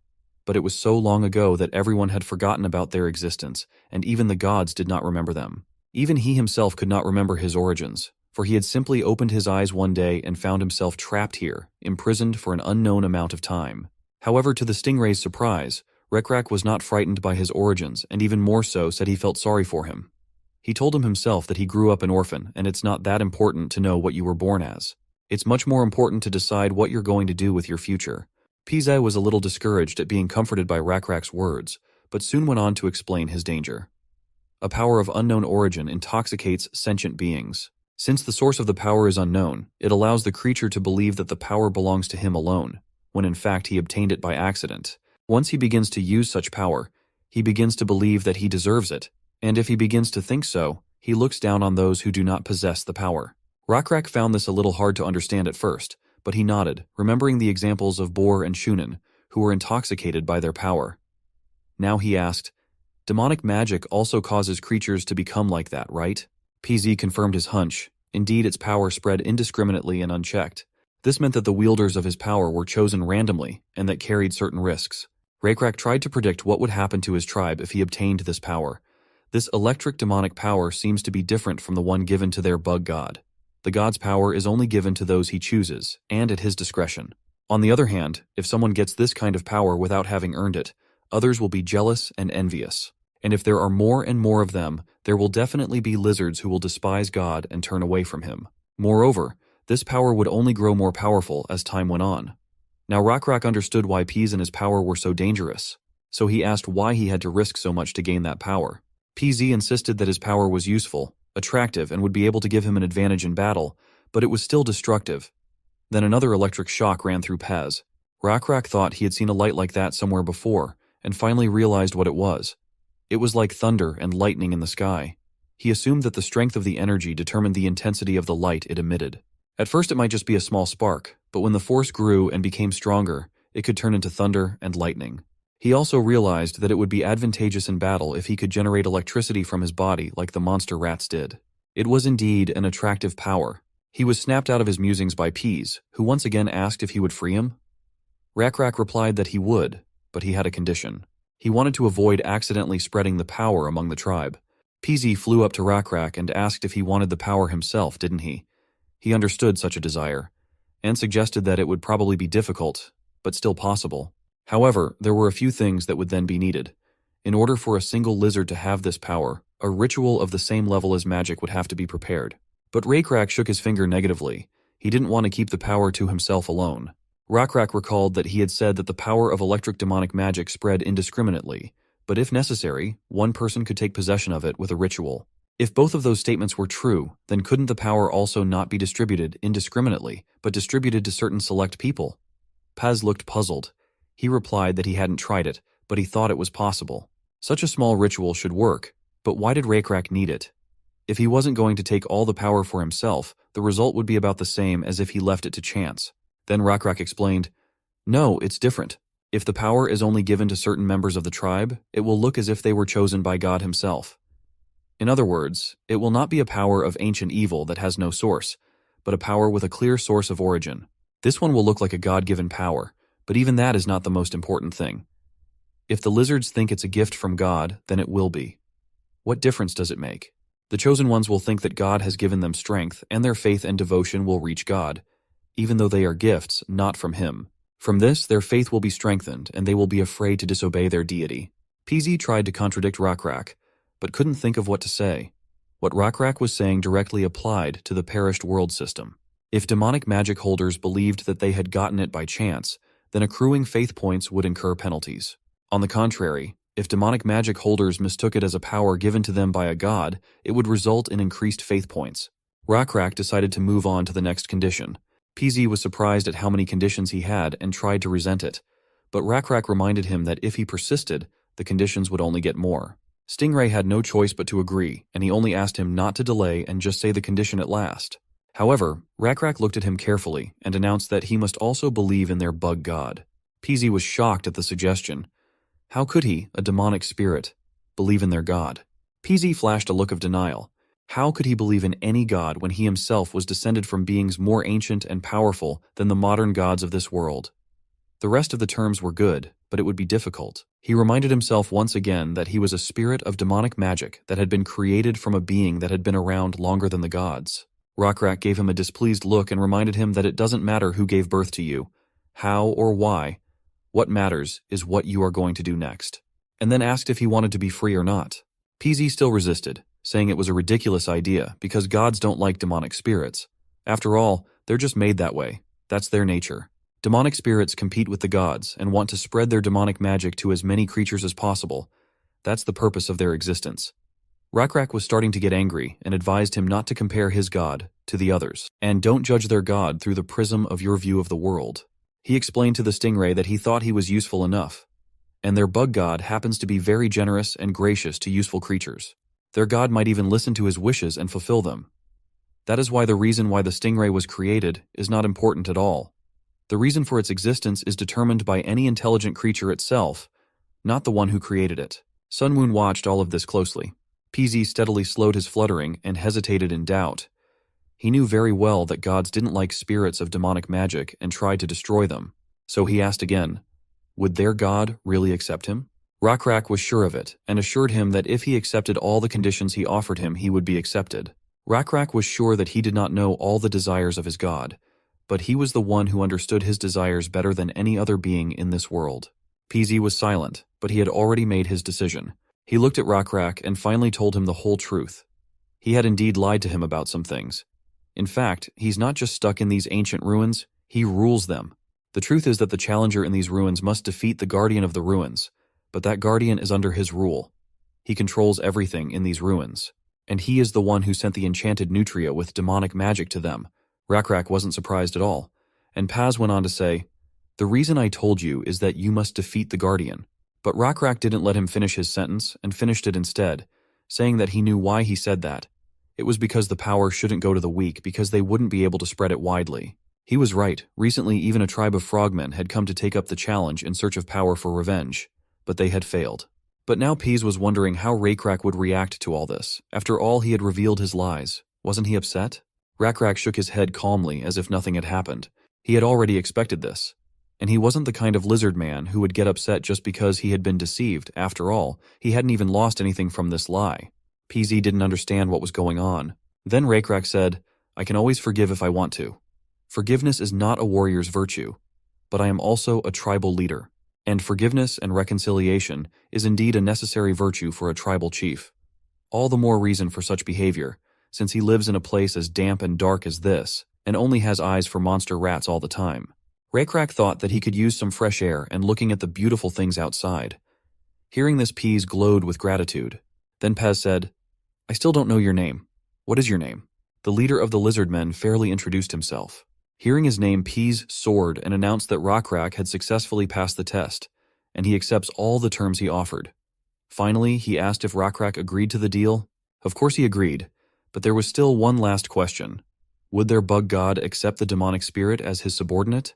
A system window appeared in front of Sun Woon that said that the demonic magic spirit wished to be subordinate to him. If he agreed, he would gain control over the domain of demonic magic. Electricity. After a short time of thinking, Sun Woon clicked yes. Now the deed was done. This was the only possible way to overcome the penalties of demonic magic due to the transfer of demonic magic to the realm of divinity.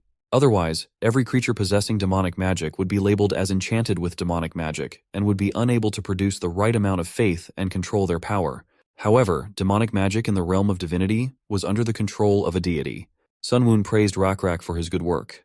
Thanks to him, once Peas accepted the terms of the deal, Sun Wun was able to grant demonic magic to certain of his servants without penalty. Transferring it to the divinity realm doesn't make it divine. It can't even be developed like other abilities in the divinity realm.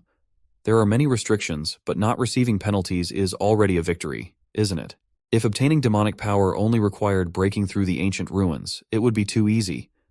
Rakrak's group would win even if they were attacked by hundreds of monster rats, and Sun Wun could always support them using points of faith. However, subduing a demonic magic spirit was much more difficult. Sun Wun didn't even know if he would be able to do it. The only way to find out how successful they were was to wait and see what would happen depending on each character's abilities, and it seemed that Sun Wun had gotten lucky again and succeeded by unlocking an area of demonic magic. Electricity. However, Sun Wun didn't consider it a mere coincidence, and it seems the fact that he met an injured Rakrak in the desert was luck for both of them. 9 years later, near one of the altars to the nameless blue bug god, two figures stood on top of the hill. In front of them stood a tower of tombstones and water buffalo bones, stacked and assembled from plaster to build a structure tall enough to be seen from afar in the desert. This bone tower was built on top and was created by Rakrak. It served not only to demonstrate belief in the blue god of insects, but also as a landmark in the present day. After finishing telling the long story of how the blue bug god had given the legendary leader Rakrak the power of thunder and lightning, the black-scale lizardmen carefully wiped the dust off one of the stone monuments. This lizardman wore expensive layers of cloth called silk, indicating that he belonged to a high social class. The traveler only said enthusiastically, "Wow, that was an interesting story." The stranger asked what the bug god had to do with thunderstorms and lightning, and how could he control these powers. The lizardman tilted his head. However, he did not seem discouraged by the question. Rather, he simply asked why this man was asking about such obvious things. He answered him very simply by pointing out what color lightning was. Since it was usually blue, it meant that it obeyed their blue bug god. The man didn't quite understand what the lizardmen meant, and thought that lizards were always convincing the strangest things, and they themselves were so strange. However, this human didn't think that being weird was necessarily a bad thing, and hoped that he could take advantage of the fact that they were weird. Hiding his innermost thoughts, he asked the lizard, "Come to think of it, I didn't even recognize your name while I was listening to this long story. My name is Hui, and what is your name?" But the lizard was cunning and was in no hurry to answer. He interrupted their conversation by saying, "Wait, there seems to be some uninvited guests coming from over there." Where the lizard was pointing, a group of armed gnolls were coming up the hill. This hyena-like species had protruding muzzles and black spots on their brown bodies. They had a violent temper and were obsessed with power, so they often fought amongst themselves, but the general consensus amongst the perished world players was that despite these flaws, they were noteworthy. Their physical abilities and intelligence were on average high, so they were considered a good race to get at the beginning of the game, no matter how small the player's zone was. But these facts about the game had nothing to do with the lizard, which turned out to be Owen and the unknown man beside him. The man turned to Owen. "What are you going to do? As far as I know, the gnolls and lizardmen are not on the best of terms right now." Owen replied that there was still time before the top of the hill and they could think about what to do. They didn't even seem to have noticed they were being watched yet. The lizard asked the man if he thought they were Salkate's gnolls. Salkate was the leader of a tribe of gnolls, the tribe of severed ears, who were feuding with the black-scale lizardmen. These two tribes were the two largest tribes in the desert, so all the other smaller tribes showed great interest and respect for them. Salkate and Rakrak believed in different gods, and so the leaders of the two tribes inevitably feuded with each other. The man next to Owen was very interested in whether the two tribes were going to war, and if they were, who would win. No human tribe, at least in this wilderness, could compare to these two powerful tribes. But judging by the number of these gnolls and their armament, they didn't belong to the Salkate tribe. They looked more like mere wanderers in search of sustenance. Owen noted that the man's arguments were well chosen and most likely true. He thought the same, but unfortunately he couldn't rely on guesses. He needed to know for sure, so he drew an arrow charged with electricity to find out after he had neutralized all the gnolls. Marching along the sandy road and not looking up, the group of gnolls never noticed Owen. Watching them from above, he told the man that unlike the scouting parties of other races or tribes, those were just ordinary hungry marauders. Had there been a group of humans or lizards in front of him, he might have trusted them, but he had no trust in the gnolls. Watching Owen, the man saw the man reach for the bow hanging from his shoulder. Upon seeing it, the man immediately recognized it. for it was the famous compound bow of the black-scale lizards. It was made from large water buffalo and was considered one of the best and longest-range bows on the continent. However, what surprised the man the most was why Owen had pulled out his bow even though the gnolls were still quite far away. Verbally refuting the man's thoughts, Owen pulled an arrow from the quiver hanging from his belt and fired.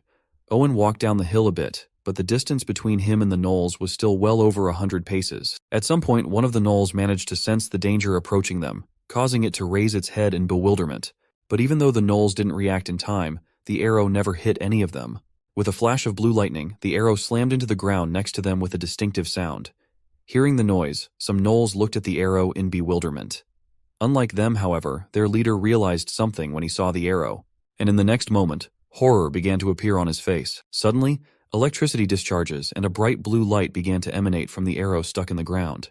Realizing what was about to happen in the next moment, the gnoll leader screamed with horror on his face that it was an enemy attack and ordered everyone to run away immediately. However, it was already too late. The gnolls, who were feeling rather carefree, could not even think that an arrow stuck in the ground could hurt them.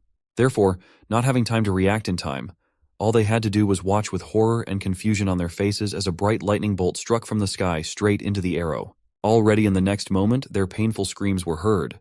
Having struck the arrow, the lightning struck with an electric shock all the gnolls that stood nearby. This caused the fur of all these vagabonds to stand up and the screeching of wounded dogs among the desert rocks.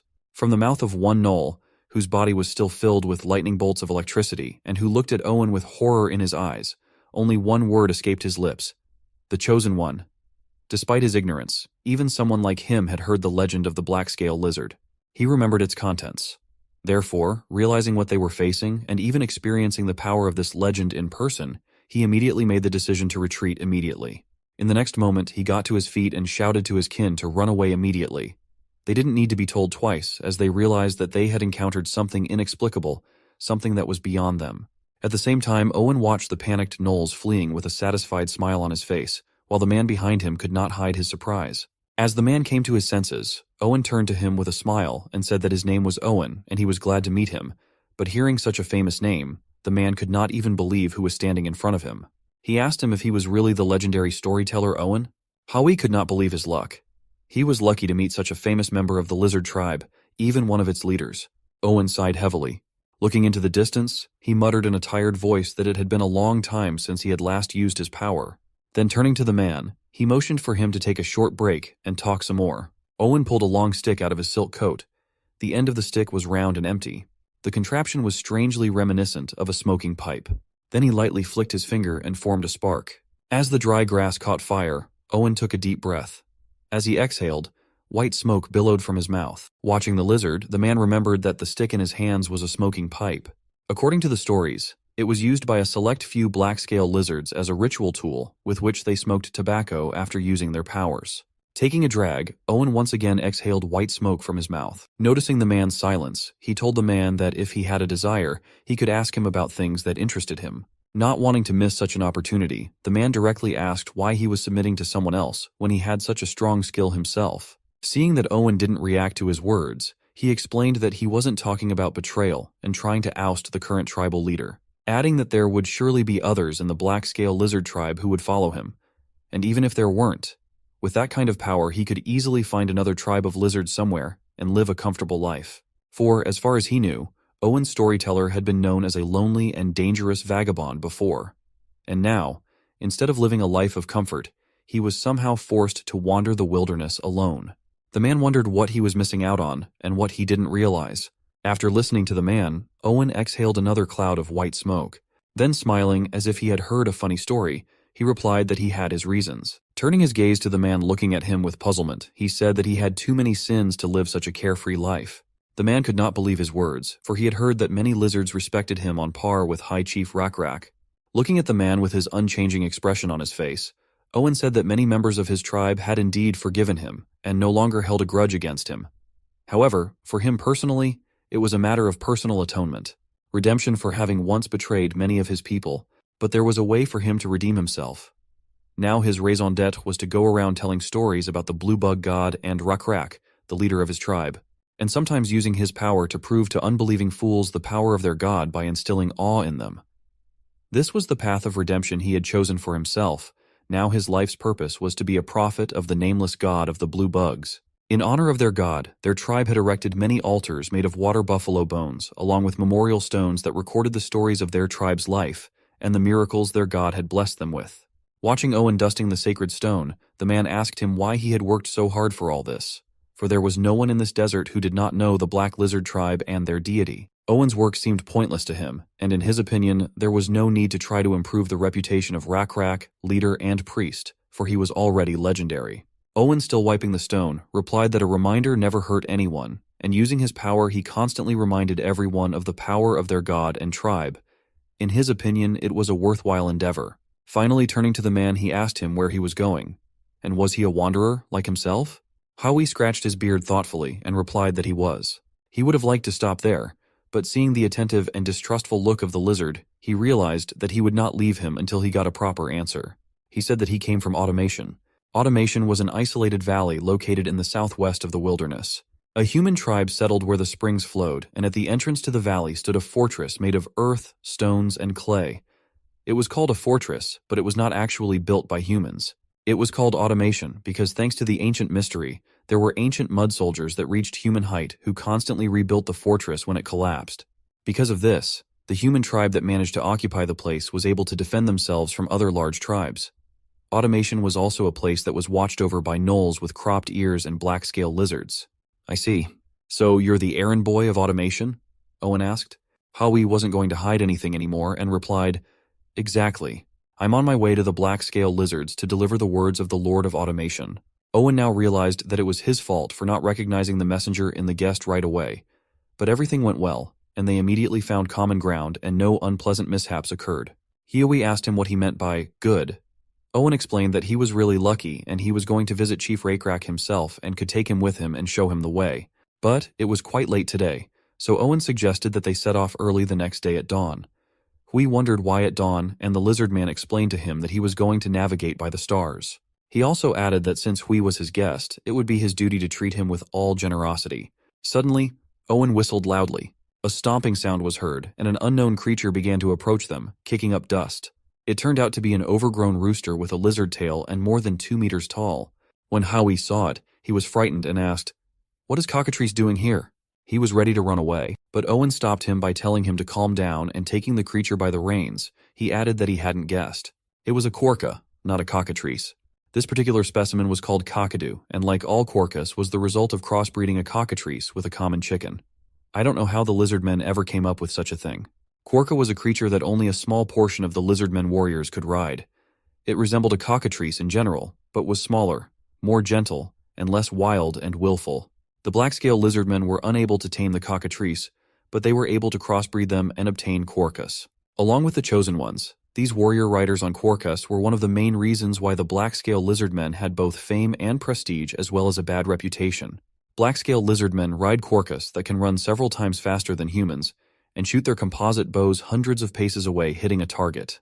At dawn the next day, Owen saddled the quorka and motioned for his guest to sit beside him and set off.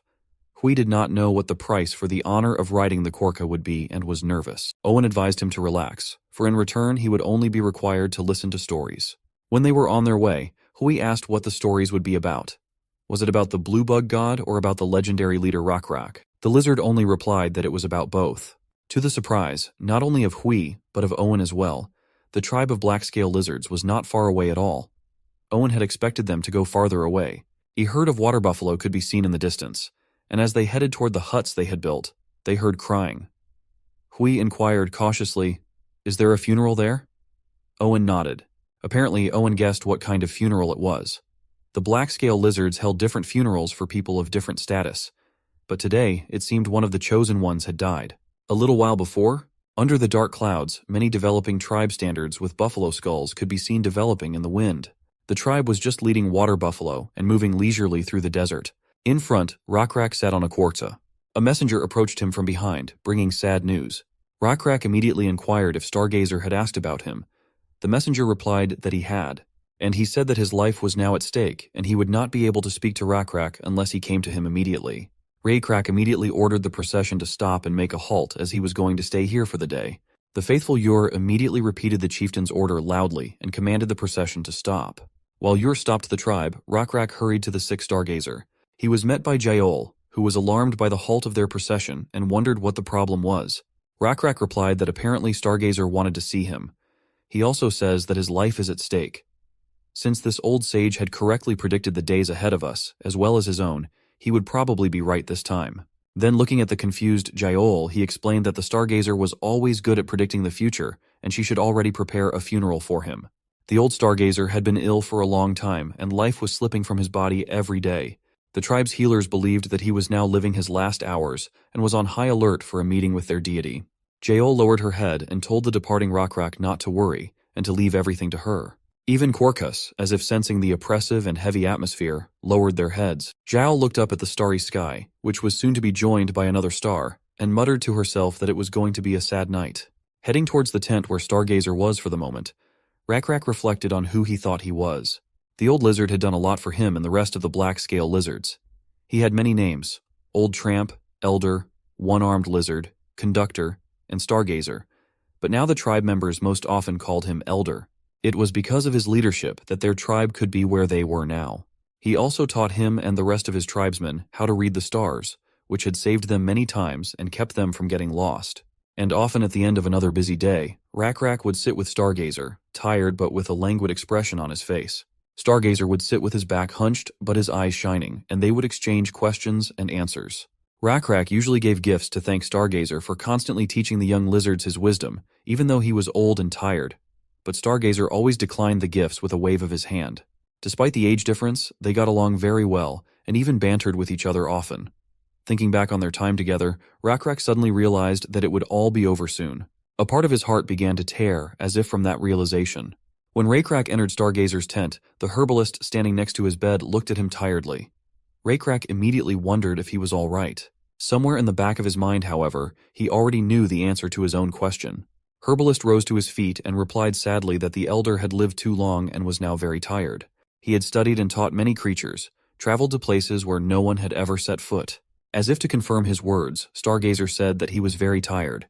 As if flipping through his life's memories, he concluded that he had indeed done a lot of things in his life. He remembered how he had traveled and visited many places and countries, learned many new things. Like everyone, sometimes suffered setbacks, in one of which he even managed to lose an arm. One of his most precious and pleasant memories was the one in which he met him, Rakrak. However, all good things always come to an end. Lying on his bed with his eyes closed, he told Rakrak in a peaceful voice that there was only one cure for his illness, in which he felt tired and exhausted. Sleep forever. As soon as the herbalist quietly left the tent, only Rakrak and Stargazer remained in it. The next moment, sadness was reflected on the face of even a brave and strong warrior like Rakrak. He had conquered tribes, challenged the leaders of other tribes as well as powerful monsters, but at this moment he was completely powerless. Powerless over something that no one could influence in any way. Sitting before the elder in the lotus posture and bowing his head, Rakrak said that he had heard that he wanted to see him. Smiling, Stargazer replied that he wanted to indulge in some extravagance before he left, and steal some time away from the busiest man in the tribe. Hearing his words, Rakrak asked what he meant by extravagance. Laughing, he replied that he thought time was a very valuable resource. As a man who had lived his life without greed and without taking what belonged to others, he wanted to at least indulge himself at the last moment. Rakrak smirked and said he didn't think he had called him to his room just for one last joke. Continuing to stare up at the ceiling of the tent, Stargazer replied that he was right, and he did want to see him to ask a question that no one but he would be worthy of answering. He also told the man to think of it not as a question for the tribal leader Rakrak, but as the high priest who had been chosen and was closest to the god. He sat down facing Rakrak and looked at him with his cloudy eyes. Whereupon this Stargazer asked, "What will happen when I die?" Such a question was asked by every living intelligent being, and Stargazer was no exception. But what could Rakrak promise him? Addressing Rakrak not as a tribal leader, but as the high priest who was closest to God, Stargazer asked, what would happen when he died? Rakrak was silent. He wasn't sure either. The creatures told different stories. For the past few years, the black-scale lizardmen had been fighting great battles and warriors were dying. However, Rakrak could not understand where the souls of the dead went. At the funerals, he prayed for them to go to a good place, but there was no way to know if they had actually gone to a good place, at least not until he himself died. Where were they going? Were they dreaming because they were asleep? Maybe eternal sleep? Maybe they're having an eternal dream where they don't know who they are or why they're there and can't figure anything out? Or, Stargazer looked worried, and so did Raycrack. Turning to Raycrack, he asked if he also thought that after death, eternal nightmares awaited them. A little hesitant, he replied that he wasn't sure. He was also not sure why he thought he was worthy of answering that question. Stargazer, on the other hand, had his own thoughts on the matter. The blue insect god had saved them when they were lost, and so he believed that he would guide them even after death. After expressing his speculation, he asked Raycrack if his thoughts were different from the actual god's will. The latter thought for a while. Although he did not know the exact answer to this question, he felt that he was completely right. Therefore, he answered that he was not wrong. After all, the blue insect god who had guided them all the time before, guided and helped them when they faced difficulties, would surely continue to guide them after death. Hearing this, Stargazer asked Raycrack with a somewhat satisfied expression what he thought the place he would go to after death would look like. He also asked dreamily if it would start with them standing before their god and awkwardly greeting him. After hearing this, a smirk appeared on Raycrack's face. He then replied that it probably wouldn't be that boring. Raycrack crossed his arms and added dreamily that in his opinion, there was going to be a huge space there, so you could run around in the green grass as much as you wanted. A space where every time you took a step, there would be a slight crunch and the tip of your tail would swish pleasantly through the meadow. In addition, there should also be a large boulder to rest on when you feel tired, and also a blue sky. Lots of sky, that one could stare at without stopping. Stargazer tried to visualize the picture Raycrack was describing. The image would bring a smile to his face. As he continued to put the picture together, he asked Raycrack what the weather would be like there. He replied that it would always have to be nice and sunny. After a second of thought, however, he added that it probably wouldn't, because it wouldn't be fun if it was all the same. He also added that it would be nice if there was a river. Stargazer stared upwards and said that he would like to have a house where he could rest. However, it should not be the tent he usually lived in before. After all, a tent conjured up associations of moving. He wanted a sturdy and cozy home where he could settle in and enjoy the views of all that beauty. Stargazer was also a guide, so Raycrack regretted not knowing sooner how the man felt. However, Stargazer had nothing against his former way of life. After all, he had found the place where his heart had settled, and so as long as he lived, he had no other grievances. However, what was to happen after death was a problem. Stargazer also inquired about the one's thoughts on food. Looking at the starry sky that was visible through the hole in the tent, Raycrack replied that he could probably eat as much as he wanted. Smiling at his words, Stargazer said that a place like that should probably really have everything. However, even with everything there, he thought that he would probably be lonely in such a large place. Raycrack shrugged his shoulders. In his opinion, there should have already been those who had gotten there before him. Because of that, he shouldn't be lonely there. Hearing that, Stargazer cheered up a bit. Another thing he was interested in was the stars. After all, they were something he had studied and been fascinated with throughout his life. Raycrack, who wasn't sure if there was an afterlife, answered affirmatively that there was. His certainty sounded so convincing, as if everything was obvious to him. After all, hadn't the stars been showing them the way all along? And most likely there would be those wandering there too, so God would surely have placed the stars in the sky so that they could easily find their way back. Suddenly, Raycrack's gaze was caught by a blue light coming from somewhere above. It was a blue butterfly that was glowing brightly. It slowly descended straight towards him. It was a sign. A reply from the blue insect god. A sign that he had heard them. Raycrack smiled, for it meant that the blue insect god was listening to their conversation. Raycrack slowly brought the butterfly's hand up to Stargazer's eyes so that he could see it more closely. Even so, he did not react. When he asked him if he could see it, he only replied that there was darkness before his eyes. Raycrack realized that Stargazer had already lost his sight and that death was coming closer and closer to him. He felt a pang of pity. The blue butterfly was known in the black-scale lizard tribe as a sign of positivity and wonder. Even if it wasn't the butterfly that glowed with a mysterious blue light, the lizardmen always rejoiced when they saw a blue butterfly, considering it a good sign. Stargazer would surely recognize it. Raycrack was tormented when he suddenly remembered his time spent with Stargazer studying stars. Turning to him, he asked if he had been here. When Raycrack received a quiet affirmative answer, he whispered quietly in Stargazer's ear that he had brought him a gift. When he heard that, he smiled. He asked if he was thinking of fooling around again. To which Raycrack replied that he was not planning. Let him refuse his gift again. "I'll find him right away this time," muttered Stargazer and smiled. When his last breath reached the blue butterfly, it flapped its wings and began to rise. Raycrack somehow knew it was his last breath. He gently shook Stargazer's body, calling his name. When he was sure he was no longer breathing, he called for the herbalist. The blue butterfly flew out of the tent and continued flying through the sky. It soared over a tribe of black-scale lizards who were busily preparing for the gathering of the camp and the funeral. Then over the desert where dusk had fallen. Finally, a blue butterfly landed on the back of his hand. It was Sunwoon's hand. What happens when you die in the perished world? Sunwoon knew the answer to this question well. The very next moment, a system window appeared in front of him, informing him that the conditions for creating an afterlife had been met and also asking if he wanted to do so. After reading the information, Sunwoon did not hesitate to click yes. Sunwoon knew that one day he would create an afterlife.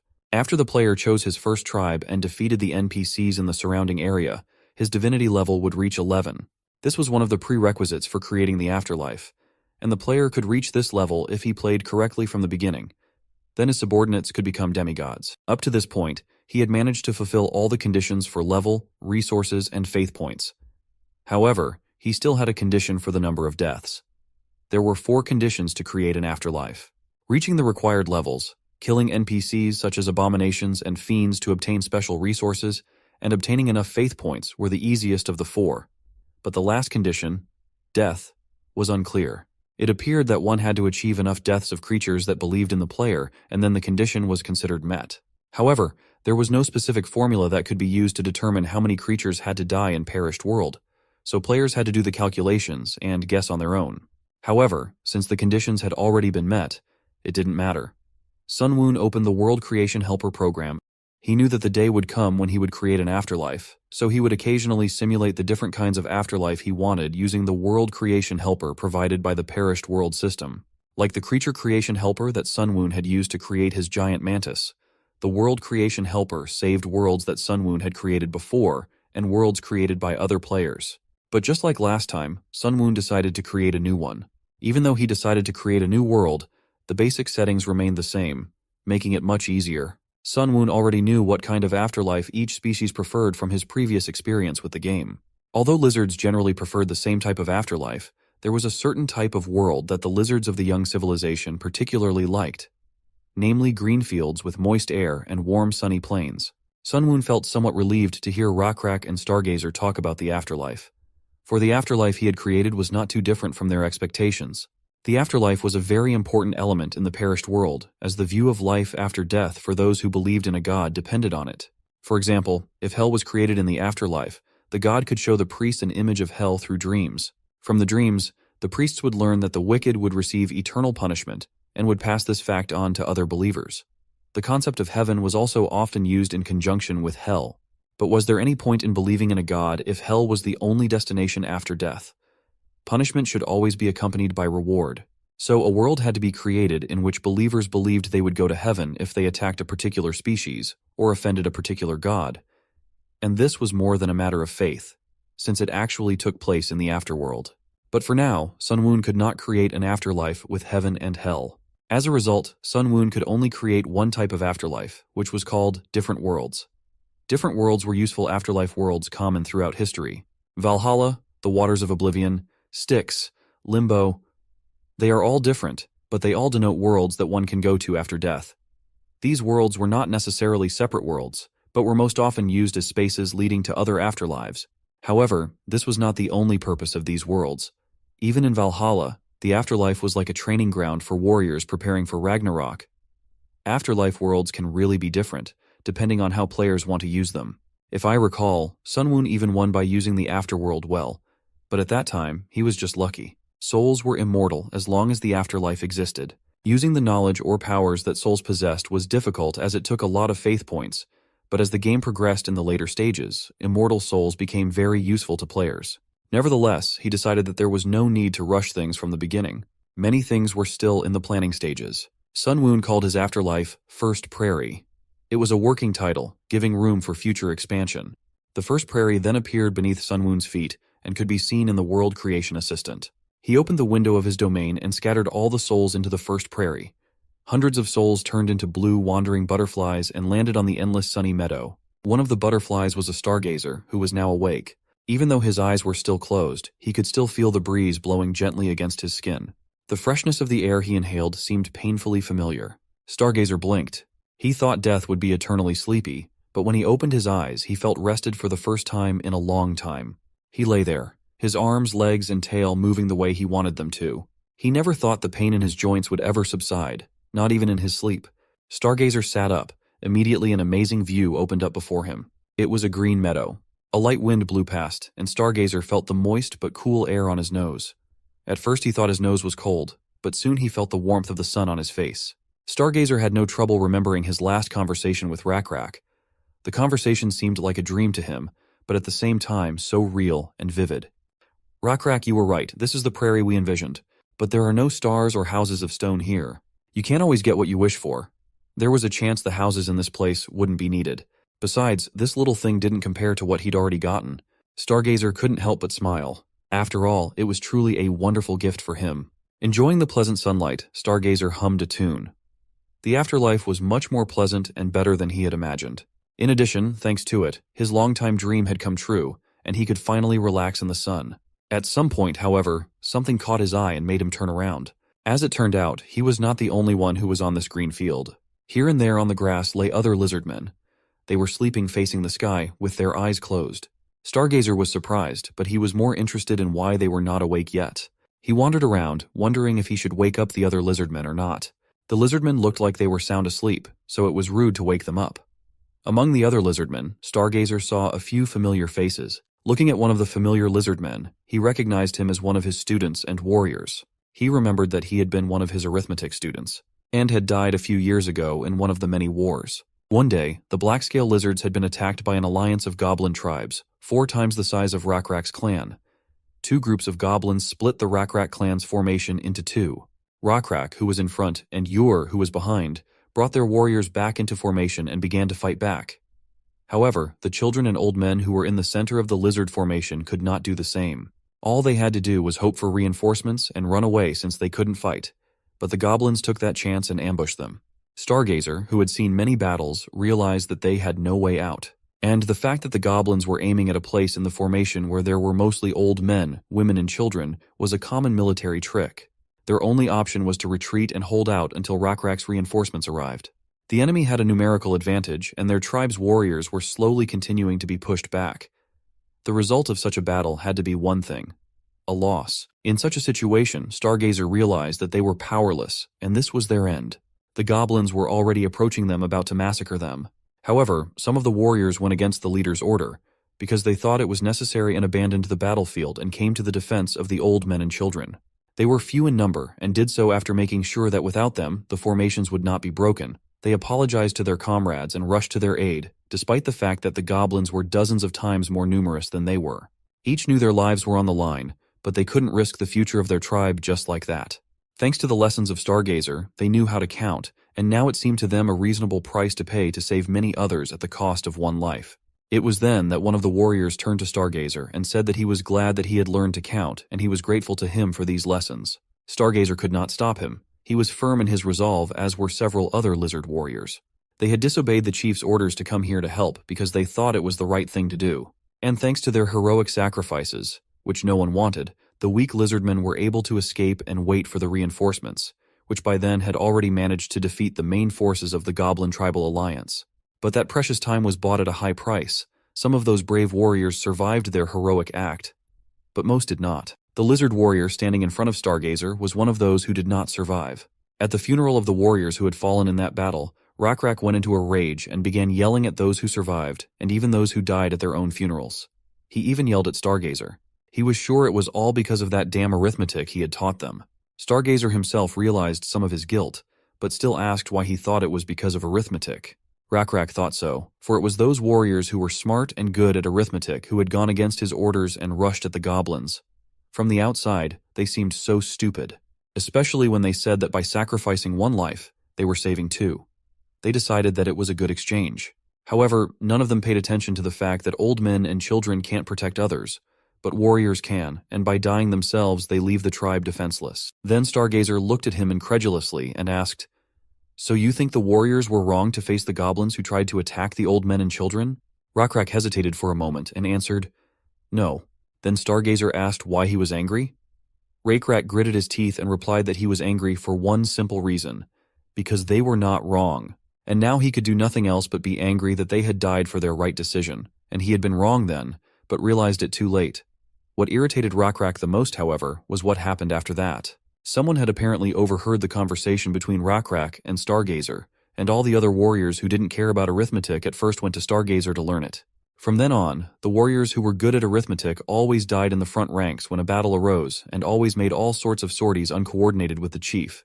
And then others went to Stargazer to learn arithmetic and so on in a circle. So later, Stargazer taught them secretly, trying not to annoy Rakrak even more. The warrior sleeping soundly in front of Stargazer was the one who first led many other warriors of the clan to learn arithmetic. After him, even those who were not at first at all interested in arithmetic began to come to Stargazer in secret and learn it. He inspired many by his example. Glad to meet the warrior, Stargazer put his hand on his shoulder, but withdrew it for fear of waking up the warrior. Still, how glad he was to see him here. He decided to wake him later, when he had gotten a good night's sleep. After all, it didn't seem like there was much else to do in this place besides sleep anyway. Looking around, Stargazer assumed that he had woken up faster than the others because he had recently died, and the others were still reeling from the lingering effects of death. Still, he was surprised that there was only an endless sea of grass, and that was all. He wondered, wasn't there anyone divine in this place? Anybody at all? He said it loudly, but his voice just dissolved into the endless green field. Stargazer hesitated. He wasn't as bold as Rakrak and the other warriors, and was a little shy, thinking that the god might overhear. Even when Rakrak pointed out that Stargazer was one of the chosen, he didn't know what to make of it. He couldn't understand why him and what was so special about him that God had chosen him among the others. There were many questions in his mind. Why did the blue insect god save them, protect them, and help them with miracles? Yor said it was because lizard people were better than other species. But is that really the case? The other species seemed to lose either because they didn't have a god, or their gods weren't as powerful as their own. Owen said it was because the god was good. But how are lizardmen better than other species? Are other species not as good-hearted as us? Jael said that God chose the lizardmen because they were helpful. Then was it right for them to rely on God? What if one day they stopped being useful? Stargazer thought Rakrak's answer was the best among all the others. Even if he wasn't right, Rakrak always offered answers that Stargazer liked. Rakrak said that the fact that God had chosen them could have been a coincidence. That maybe they had no choice but to be the best species in the best land. Maybe God did the best he could, and they were simply the best option among those available. It sounded disrespectful in a way, but Stargazer thought it was okay. It was getting hot after being out in the sun for so long, but there was shade in the forest that had discreetly appeared not too far from the field. This place really had everything. He started humming because he was in a good mood. It was the tune everyone sang after the black-scale lizards defeated the frogmen and the villages were rebuilt. It had a good rhythm, so everyone liked it, but Stargazer didn't always hum it because he wasn't very good at singing. He was even embarrassed to hum it, so he only did it when no one was around. And then he heard a rustle. Suddenly some movement caught his eye. Someone nearby was moving among the trees. Stargazer began to wonder who it was. He saw the tail of a lizard sticking out between the trees, but he never got an answer from it. The tail swayed back and forth and then disappeared. He immediately called out to it again, but there was no answer. Then he began to rise hastily, intending to get close to the stranger and catch him if necessary. He began to ask the stranger to stop and listen to him, for he only wanted to ask him one question. Movement meant that someone was still awake. Who was it then? Could you be someone he knew? Not getting an answer, Stargazer hastily got up and went into the forest, and soon he saw the tail again between the trees in the distance. But the tail disappeared when Stargazer called out to him. He began to walk faster, thinking he might lose the lizard man. Walking fast was awkward, for he hadn't been able to do it until now and had gotten used to it. But then Stargazer decided to remember his youth and started to run, and soon he was running after the lizardman, whose tail appeared and disappeared among the trees. Stargazer remembered that when he was young he liked to run like that. As a child he had run with a friend whose face and name he no longer remembered. He shouted after the stranger, "Stop! Where are you going?" When he passed a few bushes, a small clearing showed up. What he saw there made him excited. There stood a stone building. Stargazer had never seen such a building before. The building was cylindrical, made of rectangular stones, with a domed ceiling. The tail swayed back and forth at the entrance to the building and suddenly disappeared, as if disappearing inside. Stargazer thought that if there was any deity here, he had one question he'd really like to ask. Besides, the lizard man who was always running away from him and brought him here must have been inside the building as there were no other exits. As he approached the entrance to the building, he was thinking for the 100th time, why had God chosen them? Stargazer, whose body was hot from running, quickly climbed the steps and entered the building. A blue light burned at the end of the dark corridor. This light was familiar to Stargazer. As he entered, he kept wondering why they were chosen. Was it because the Lizardmen race was better than the others? Or was it simply because of the divine benevolent? Or just because they were useful? He didn't know the right answer, but he really wanted to find out. Stargazer walked down the corridor where the blue butterfly led him. As always in his pondering of this question, he decided that Rakrak's answer was the most appropriate. He thought that perhaps it was just a coincidence and not a spur-of-the-moment choice. And perhaps it was simply the result of the best possible choice under the circumstances. It wasn't a bad thing after all. Finally, he found himself face to face with the night sky.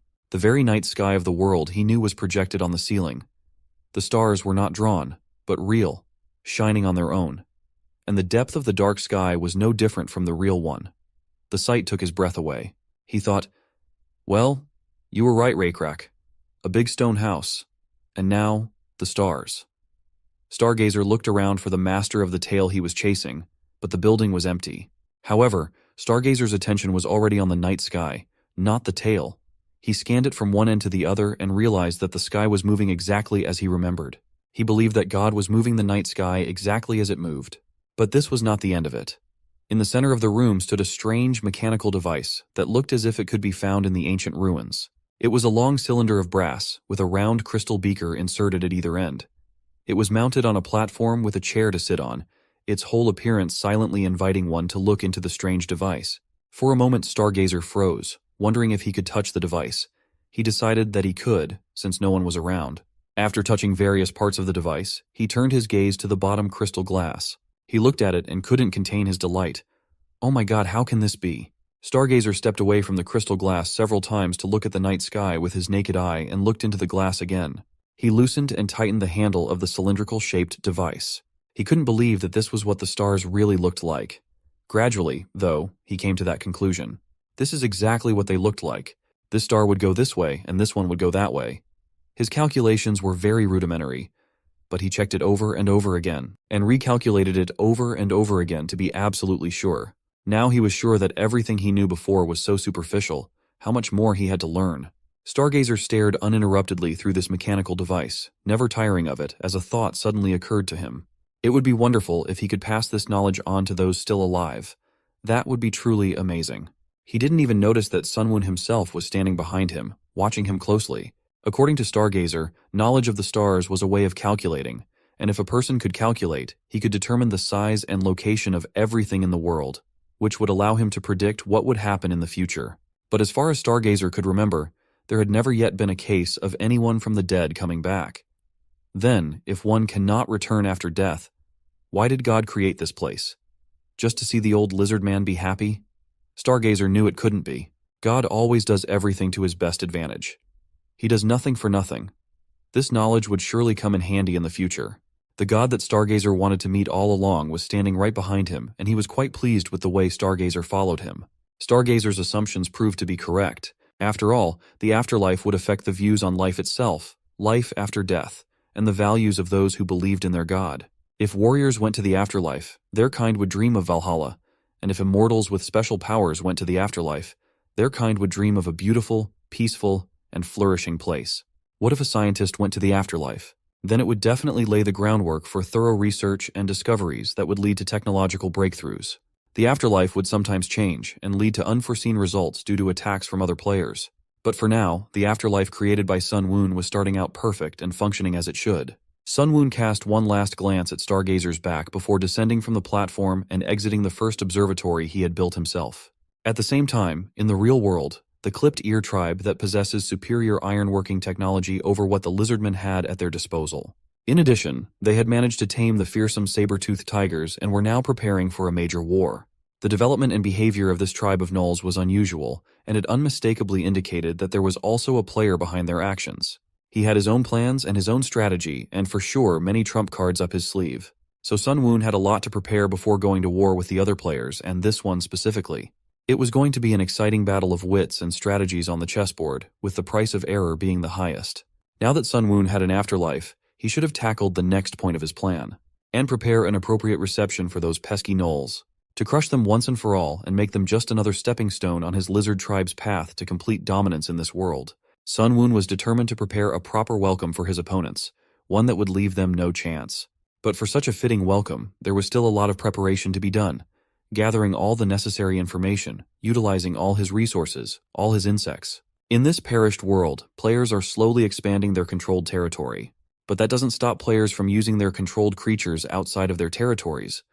And Sun Woon took full advantage of this opportunity by investing a lot of his resources to mess with his neighbors. He even developed 3 main levers of influence over neighboring areas and players based on his specialization in insects. The first leverage is a group of locusts called a swarm. With the help of a swarm of locusts, Sun Woon could control the development of civilizations that relied on farming, but he was careful not to draw attention to his actions. His next tool was to spread disease and viruses using his beetles. Having used them against the frogmen, Sun Woon did not stop there and continued to develop new pathogens. In this way, he systematically expanded the list of diseases he could use against other civilizations. And finally, the last tool was the nest, which he built in the controlled area and where he grew his beetles in such quantity that they ravaged the entire area, leaving only desert behind. That was the end of the tools he could directly control, but that was not all. Due to the power, fame, and influence of the Rakrak tribe, the weaker lizard tribes around them decided that it would be more profitable and safer for them to submit to the black-scale lizards and form an alliance with them. These tribes joined them one by one. Now looking at the map, he realized that it was only a matter of time before the southern peninsula was taken. But the only remaining question was what to do with those players who behave inadequately and try to interfere with him. And the solution was obvious. They had to be taken out of the equation. But all in good time. Meanwhile, in the lands of the perished world, 2 travelers arrived at a camp of black-scale lizards. Owen asked one of the passing lizardmen why the camp was so quiet and sad. Had someone died? And soon he received the answer, "The Stargazer has died." Owen was saddened. It was a significant loss to their tribe. Then Hui said he had heard of him before, and since that was the case, today was probably not the right day for his visit, so he'd better just go for a little walk and come back in a few days. Owen shook his head and replied, "That's fine. We don't think it's a bad thing if a traveler comes to a funeral. We generally consider it to be good luck." Hui had a logical question. Why do they think that? Then Owen explained that he thought it was good to have another person to share the grief with. Tonight they would talk about the Stargazer all night, and when the sun came up tomorrow, Hui would realize their sadness and grieve for the Stargazer as his friend. Hui thought for a moment and nodded, which made a little sense. Owen and Hui walked through the tents and headed towards where the funeral was being held. All the black-scale lizards recognized Owen, so the 2 of them made it to the funeral site without any problems. There, a lizard with a sturdy build and buffalo horns on his head stood near the burning altar. He wasn't wearing anything too ornate or unusual, but from the way the other lizardmen were treating him, they could tell that this was a high-ranking member of their society. Hui immediately took notice of him as his figure stood out from the crowd. The lizardmen stood closest to the altar, and Hui guessed correctly. It was Rakrak himself, the leader of the tribe and their high priest, and tears were pouring from under his bone mask. Hui noticed this and immediately asked Owen if it was normal for a tribal leader to shed tears. At these words, Owen's eyes became big and round, as if he couldn't understand what Hui meant. Then he asked, "Aren't humans like that? Don't you cry when you're sad?" Of course they cry, and their chiefs cried too. But human chiefs tried not to cry in front of their tribe in public to preserve their reputation. Reputation? Owen didn't know that word. He knew what respect was, but not reputation. Hui sighed slightly. Different species had different values that were hard to understand and explain to others. That was the way it was, even though they all spoke the same language. Fortunately, Hui didn't have to explain completely, and from the beginning, what reputation meant. Owen had met a lot of people when he was a vagabond, and he understood almost immediately what reputation meant. For him, thanks to examples, it wasn't that hard to understand. If a tribal leader showed a weak side, the warriors would think the leader was a weak man. Still, Owen advised Hui not to try to explain it to the other lizards. They just wouldn't understand it. Hui wondered why he thought that. Didn't he figure it out quickly himself? Owen then explained to him that there was something they considered more important than reputation. Owen and Hui watched tears roll down Rakrak's face and drip to the floor. When Hui had already asked what was more important than reputation, and Owen replied that there were many things more important than reputation, Rakrak suddenly turned to face them, gently wiped his tears, and greeted his old friend. He was glad to see Owen. While behind them, Hui was lost in speculation as to what could be more important than reputation. Glancing at the burial pyre burning out, Owen declared that he was too late. But Rakrak reassured him that he was late, but not too late, and he still had a chance to see the Stargazer off. Owen and Hui moved closer to Rakrak. Owen said, "Your words make me feel a little better, Chief." Then Rakrak asked, "Who is that human friend next to you?" Owen explained, "I met him on my way here. His name is Hui. He's a messenger from Automation. He said he came to deliver the words of the Lord of Automation." Hui bowed courteously to Rak and personally introduced himself. "I am Hui of Automation." Rak looked at Hui and called Owen over to him. Rak and Owen exchanged a few whispers with each other, and Hui, who had good eyesight and hearing, tried to overhear what they were talking about, but heard nothing. While Owen whispered in Rak's ear that he had a bad feeling about this messenger and the chief should be careful. Rak looked at the messenger carefully, keeping a friendly expression on his face. One look was enough for him to assess him and realize what to expect from him. Howie was a little prepared for what might happen. He wouldn't be surprised if Lizardmen warriors jumped out of the tents and attacked him, or if Rak drew his sword and killed him himself. However, nothing of the sort happened. So Hui entered the largest tent with Rak to negotiate. Rak calmly said to Hui, "You must have come a long way, but I am sorry. We will have to stay up all night tonight, so I want to get right down to business and resolve things quickly." Hui was only too happy to resolve things quickly. Rak began by asking what brought the messenger here. Howie began by respectfully taking a pouch out of his pocket and holding it out to Rak, saying, "To begin with, please accept this gift from Lord Chadinson, especially for the leader of the lizard tribe." He still hoped to placate Rak with gifts. Rak opened the pouch. Inside was a piece of stone of a murky white color. As soon as Rak held it in his hands, he knew immediately what it was. It was rock salt.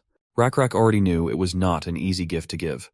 Salt was a valuable thing in itself, and to give a piece of rock salt the size of a fist as a gift was more of an insult. But Rak knew that the Lord of Automation had no intention of insulting him with it. There was a lot of interesting things about the gift. Automation had a veritable fortress. There was no other like it to be found at this time on the entire planet. Some farming species put up wooden fences to protect their villages, but they weren't very strong. And earthen ramparts required too much labor to maintain, so they weren't a good option either. Until proper construction techniques and fortress architecture were developed, these types of ramparts were used to protect farming species.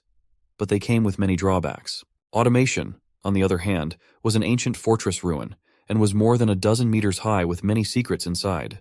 On the earthen wall of the Automation, there were mysterious mud soldiers with a self-repair function that allowed them to automatically rebuild the fortress if it was destroyed. Mud soldiers were slow and dull-witted, so they weren't very useful in battle, but in emergencies they could be used as troops to defend the castle. Automation had geographical advantages as well. There were two ways to get from the north to the northwest of the peninsula. One was through the wilderness, and the other passed through a rugged mountain valley below Automation's castle. It would be difficult for an ordinary wanderer to choose one of them, but those who knew both paths well usually preferred the mountain valley. Firstly, even though the path was uneven, it was easier and less dangerous to follow than the wilderness where one could easily get lost. Secondly, the mountain valley was shorter. And last but not least, because that's where Automation was located. In the wilderness, if a wanderer ran out of water and food, one had to pray for a spring to appear as a miracle.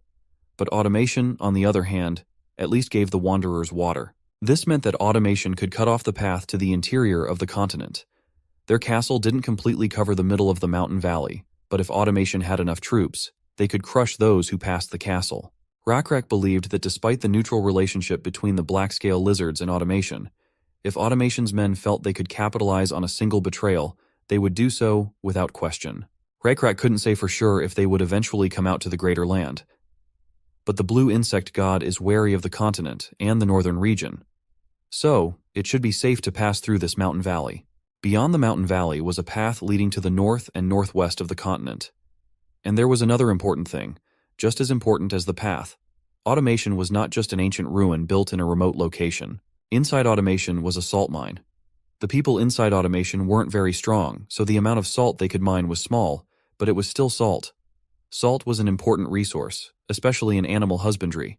Carnivores and omnivores could maintain sodium levels in their bodies by eating other animals, but this was not the case for herbivores.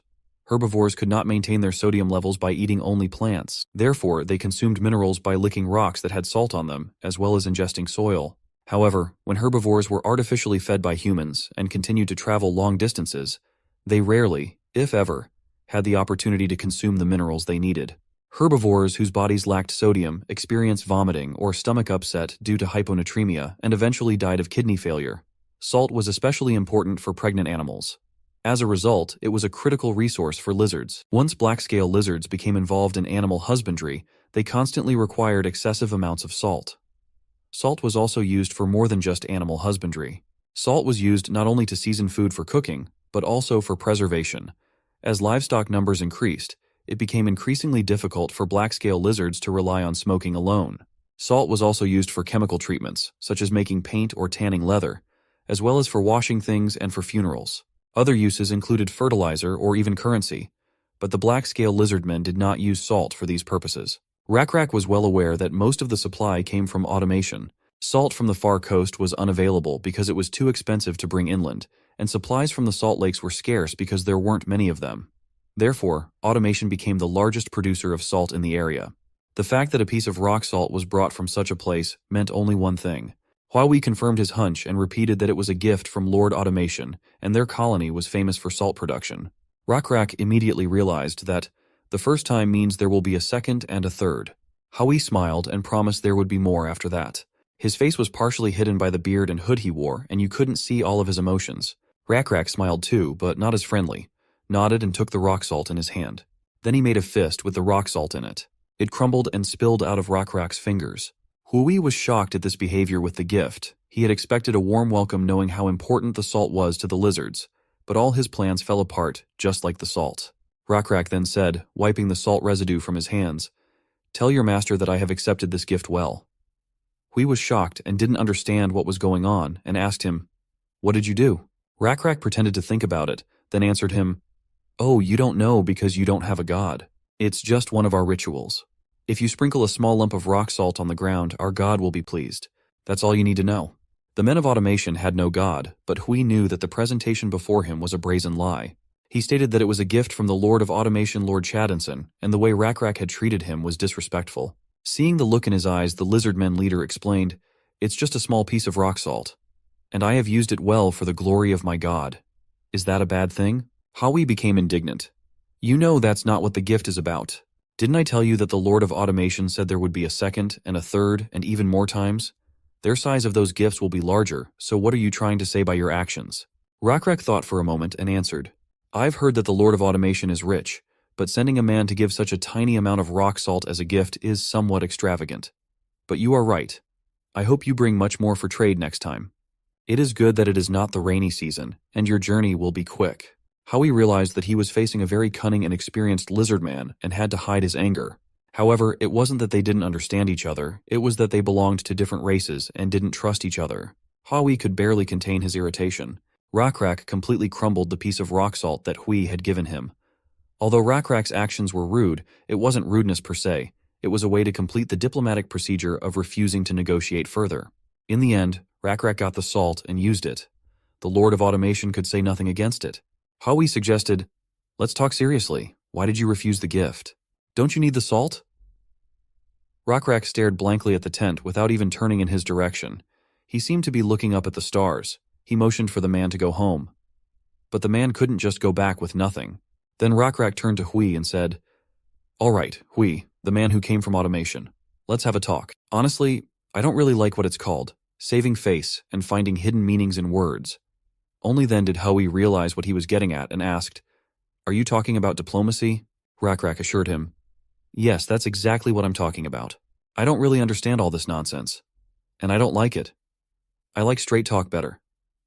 Now Huawei had nowhere to go, and he agreed, saying, "Okay, Rakrak, let's talk directly. Why did you refuse?" Rakrak raised a finger and proceeded to explain. "First of all, I don't like to accept offers that others have turned down." Huawei looked at him, not understanding what he was getting at, and asked, "What does that mean?" Rakrak answered him patiently, "If someone else turned it down, it means the offer wasn't worth it.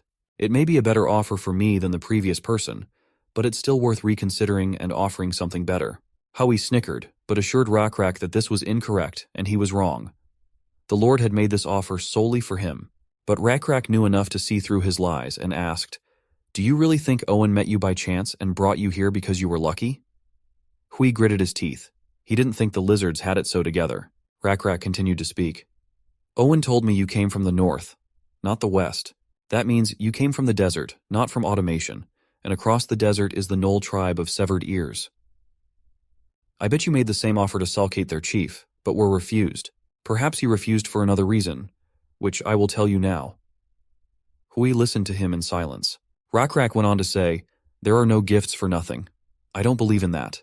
I think even the greedy gnolls can understand that, and that is why they rejected your gifts. Hui tried to object, saying, "That's not the point. The Lord of Automation is trying to give you salt, without asking for anything in return, and just as a token of our friendship." Rakrak shook his head and continued to speak. "If we accept your salt, we will have to protect you. Am I not right?"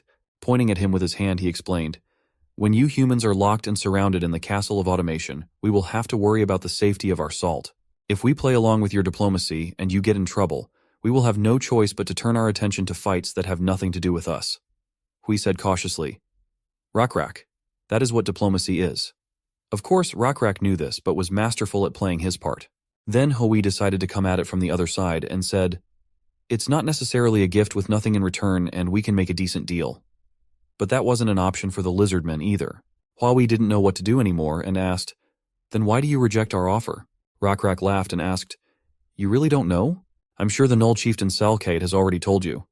Hui silently listened to the same answer he had heard from the Gnoll Chieftain. "Why don't we just take over automation? If we kick the humans out, the salt mine and castle of automation will be ours, and we can mine more salt than the humans could sell us.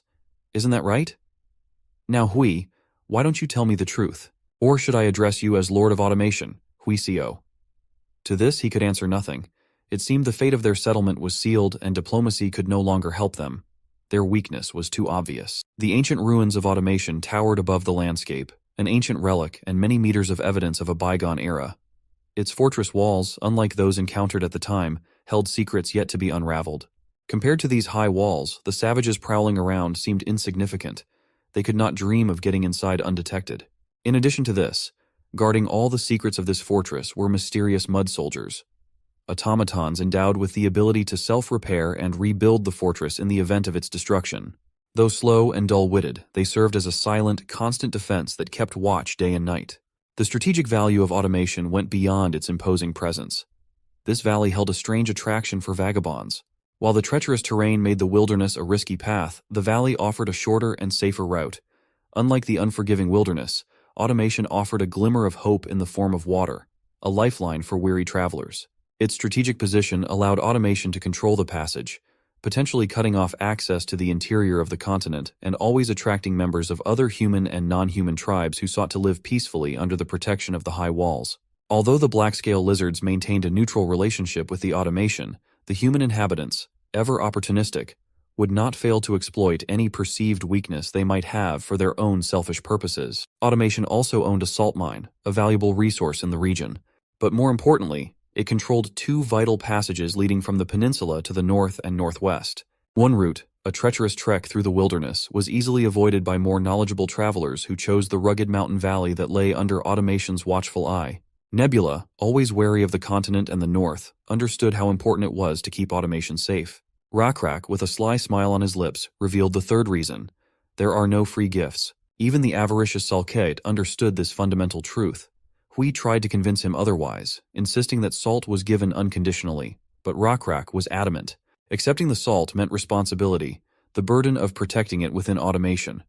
Any conflict around the castle would draw the Lizardmen into another's fight, a price too high to pay for mere diplomacy and a measly handful of salt. And he bluntly told his guest that he knows who he really is. Lord Automation, and he doesn't believe in free gifts from a lord who has personally traveled such a long and dangerous journey, especially if that gift is offered to you by someone who hides his true identity. That was something Rakrak could not accept. But the supposed lord of this mysterious domain, Hui, remained silent and ignored Rakrak's words.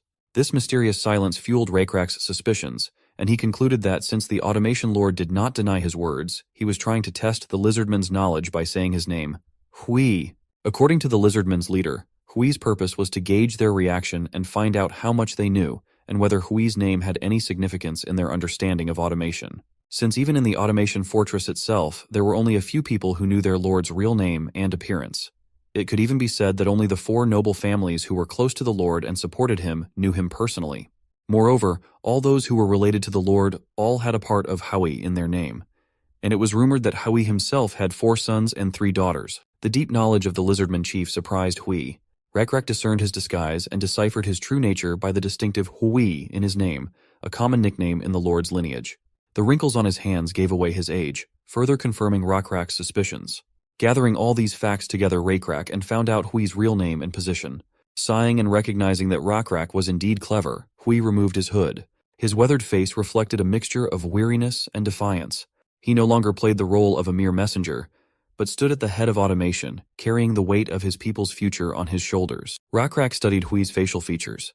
Fierce eyes beneath frowning brows, a disheveled beard, and scars from past battles. Hui wondered curiously how Rakrak had such detailed knowledge of his family, for none of the Lizardmen were his close confidants. Finally, he himself admitted that Rakrak was right, and that he was indeed Lord Automation and his name was Hui.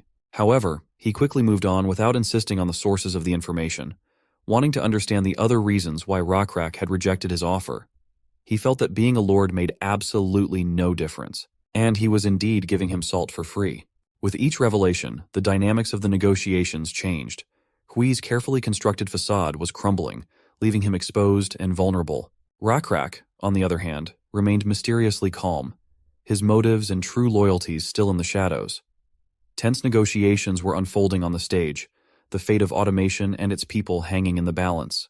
Diplomacy, Rakrak scoffed, is a fancy word for dancing around truths better spoken openly. That is why I despise her.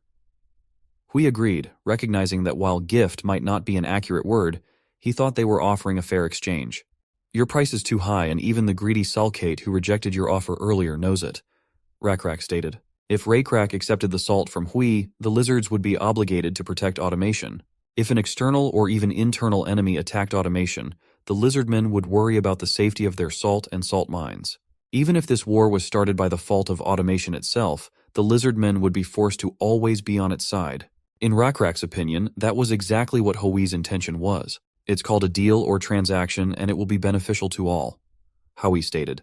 So why are you rejecting a deal beneficial to yourself?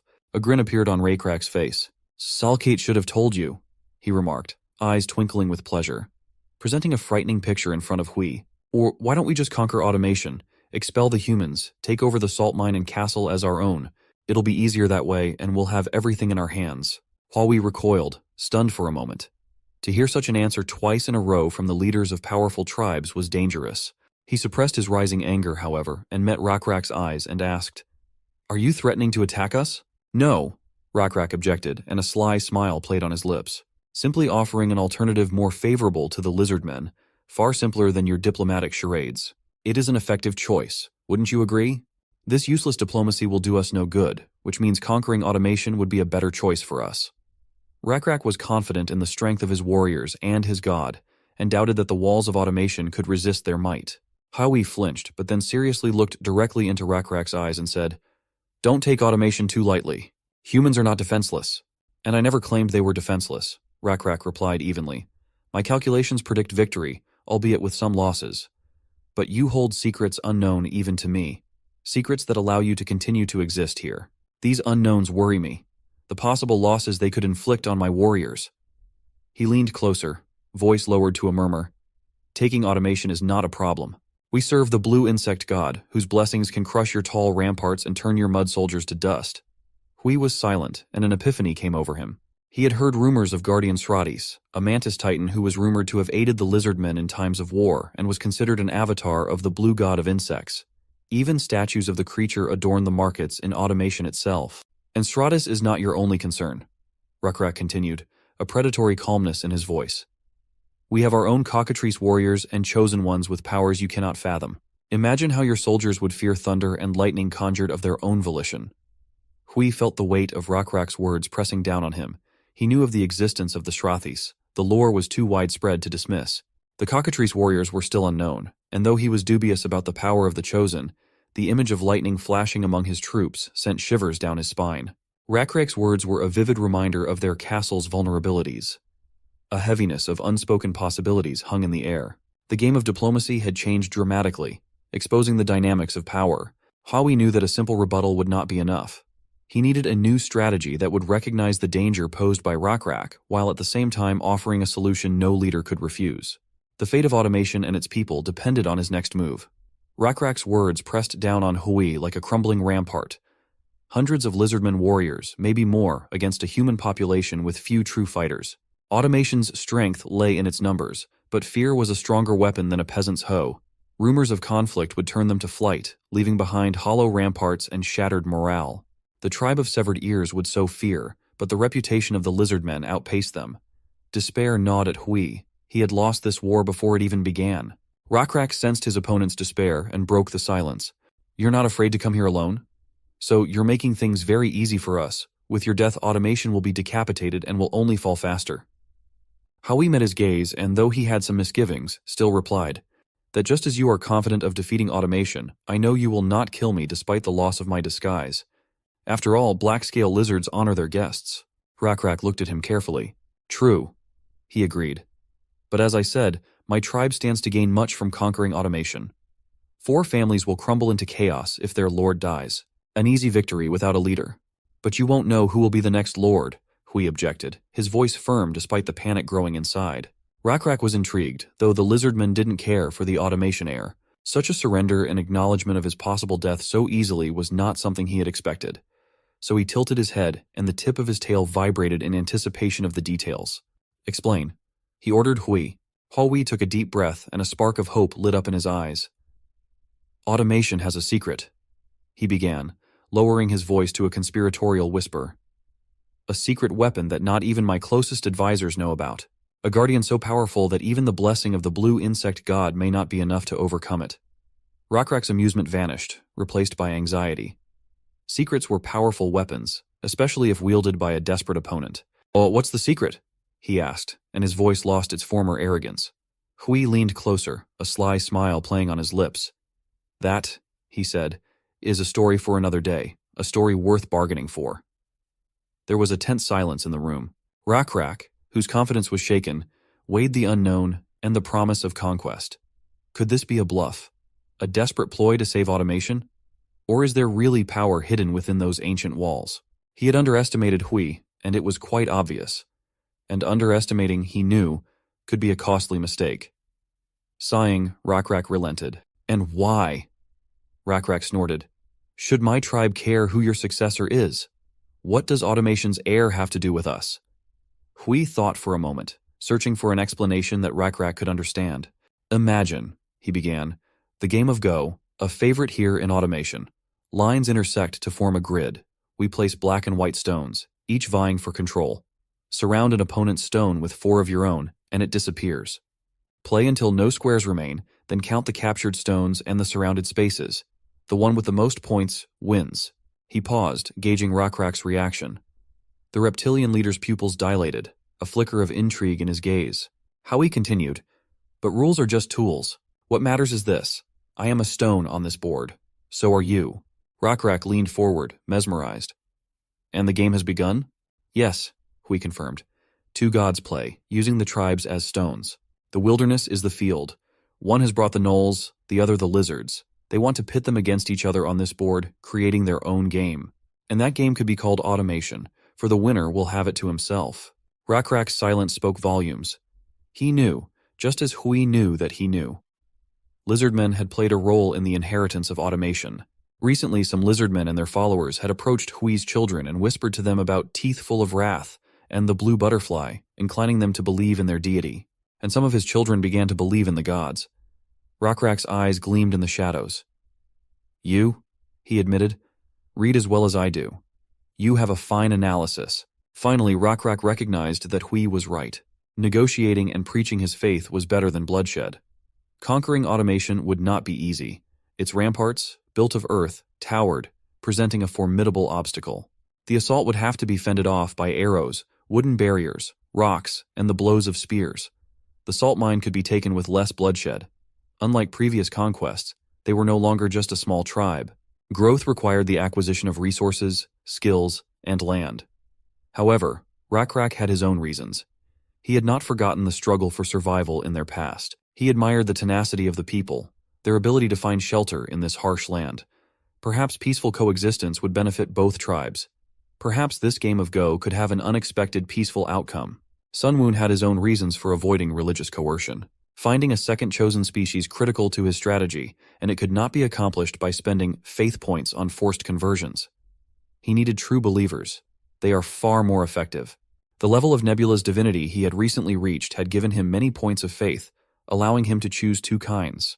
Unlike the first kind, which focused on a single tribe in his domain, the second kind determined his entire future development. Some viewed the first kind as a stepping stone, passing on skills and discarding them later. But not Nebula. His first choice, the Lizardmen, had surpassed all expectations, and he needed an additional species for the next step. Since his goal was to conquer the southern peninsula, which would require crossing enemy lines and the cold northern coast, he needed a cold-tolerant species to support and potentially expand the Lizardmen tribe. It wasn't just about conquest, it was about strategic synergy and adaptation. It was time to organize a clash of civilizations, ruled by him and his rival, another god already known to us as Hegemony. The winner would receive the prize of the human race, while the loser would bid farewell to his life. Still, a face-to-face meeting with the Hegemony seemed inevitable. Perhaps she could provide valuable insights beyond mere reports. Hegemony arrived fashionably late and attempted a friendly bow and greeted him as an old friend, saying, "It's been a while, Nebula." But Nebula wasn't about to play along with him on this, and curtly reminded him of their long-standing feud, effectively quashing Hegemony's attempt at camaraderie. Hegemony objected, citing their past encounters and how much he enjoyed their last game together, which he thought was great. Nebula, constantly analyzing everything, turned to reminiscing. It was a boring memory for him, a simple victory when he was up against the Hegemony's Holy Orc strategy. Another trivial story. Hearing this, Hegemony became indignant. Trivial?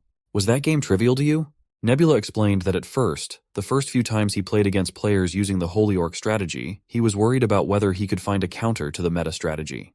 But when he found an effective way to counter it, every next game was already boring and without challenges. Hegemony, visibly embarrassed, hid his face under his helmet.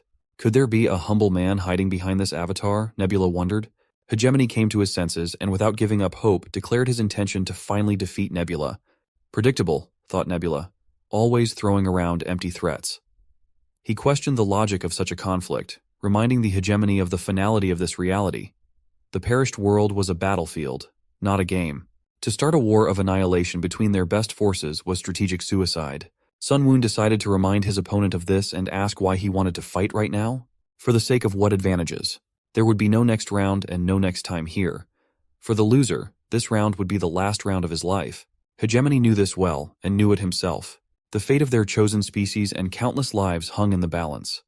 Only time would tell what would prevail in this battle of the gods, reason or rivalry. The perished world was a cruel mistress. Early decisions carried weight, and small miscalculations later had dire consequences. Every victory, every defeat echoed in the game, determining its future. While future games were possible, the beginning of the game provided a wider field of possibilities. In this unforgiving landscape, Nebula and Hegemony, locked in a fierce rivalry, were about to put everything at stake. Hegemony, ever impulsive, craved immediate confrontation. He was known for his distinctive playstyle. At first glance, he seemed simple and predictable, but in conflicts, he displayed animal instincts and made unexpected decisions. He was also good at multitasking.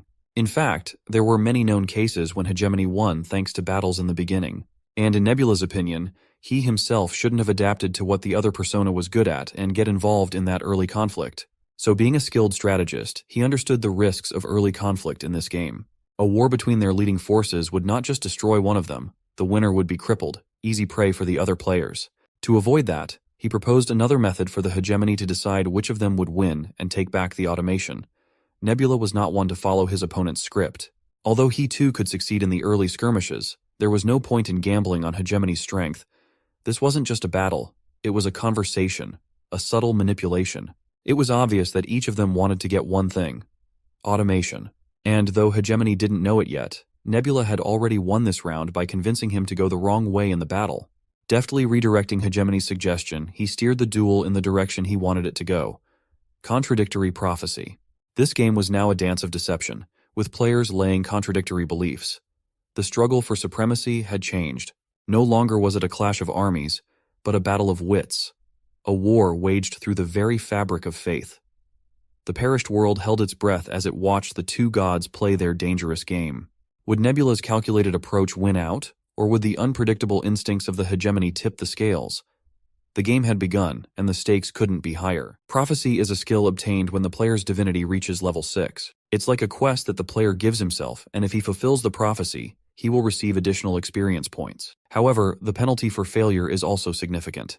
By failing, the amount of experience the player could have gained during this period is reduced due to the absorption of the religious resources invested in creating and spreading the prophecy. If the player is unlucky, he may also receive a penalty, or a negative incident may occur among the creatures loyal to him. A short example of such a prophecy and its impact. A king received a divine message from a blind prophet saying that the king's son would kill the king and sleep with his wife and destroy the kingdom.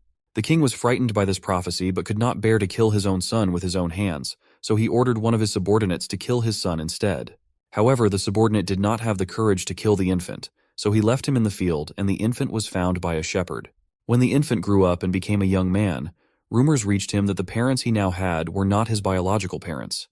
He went to the prophet to find out the truth. The prophet said that for telling him the truth, he would sleep with his mother and kill his father. Although the young man still loved his current parents, they were not his biological parents, and he left his hometown and set out for adventure.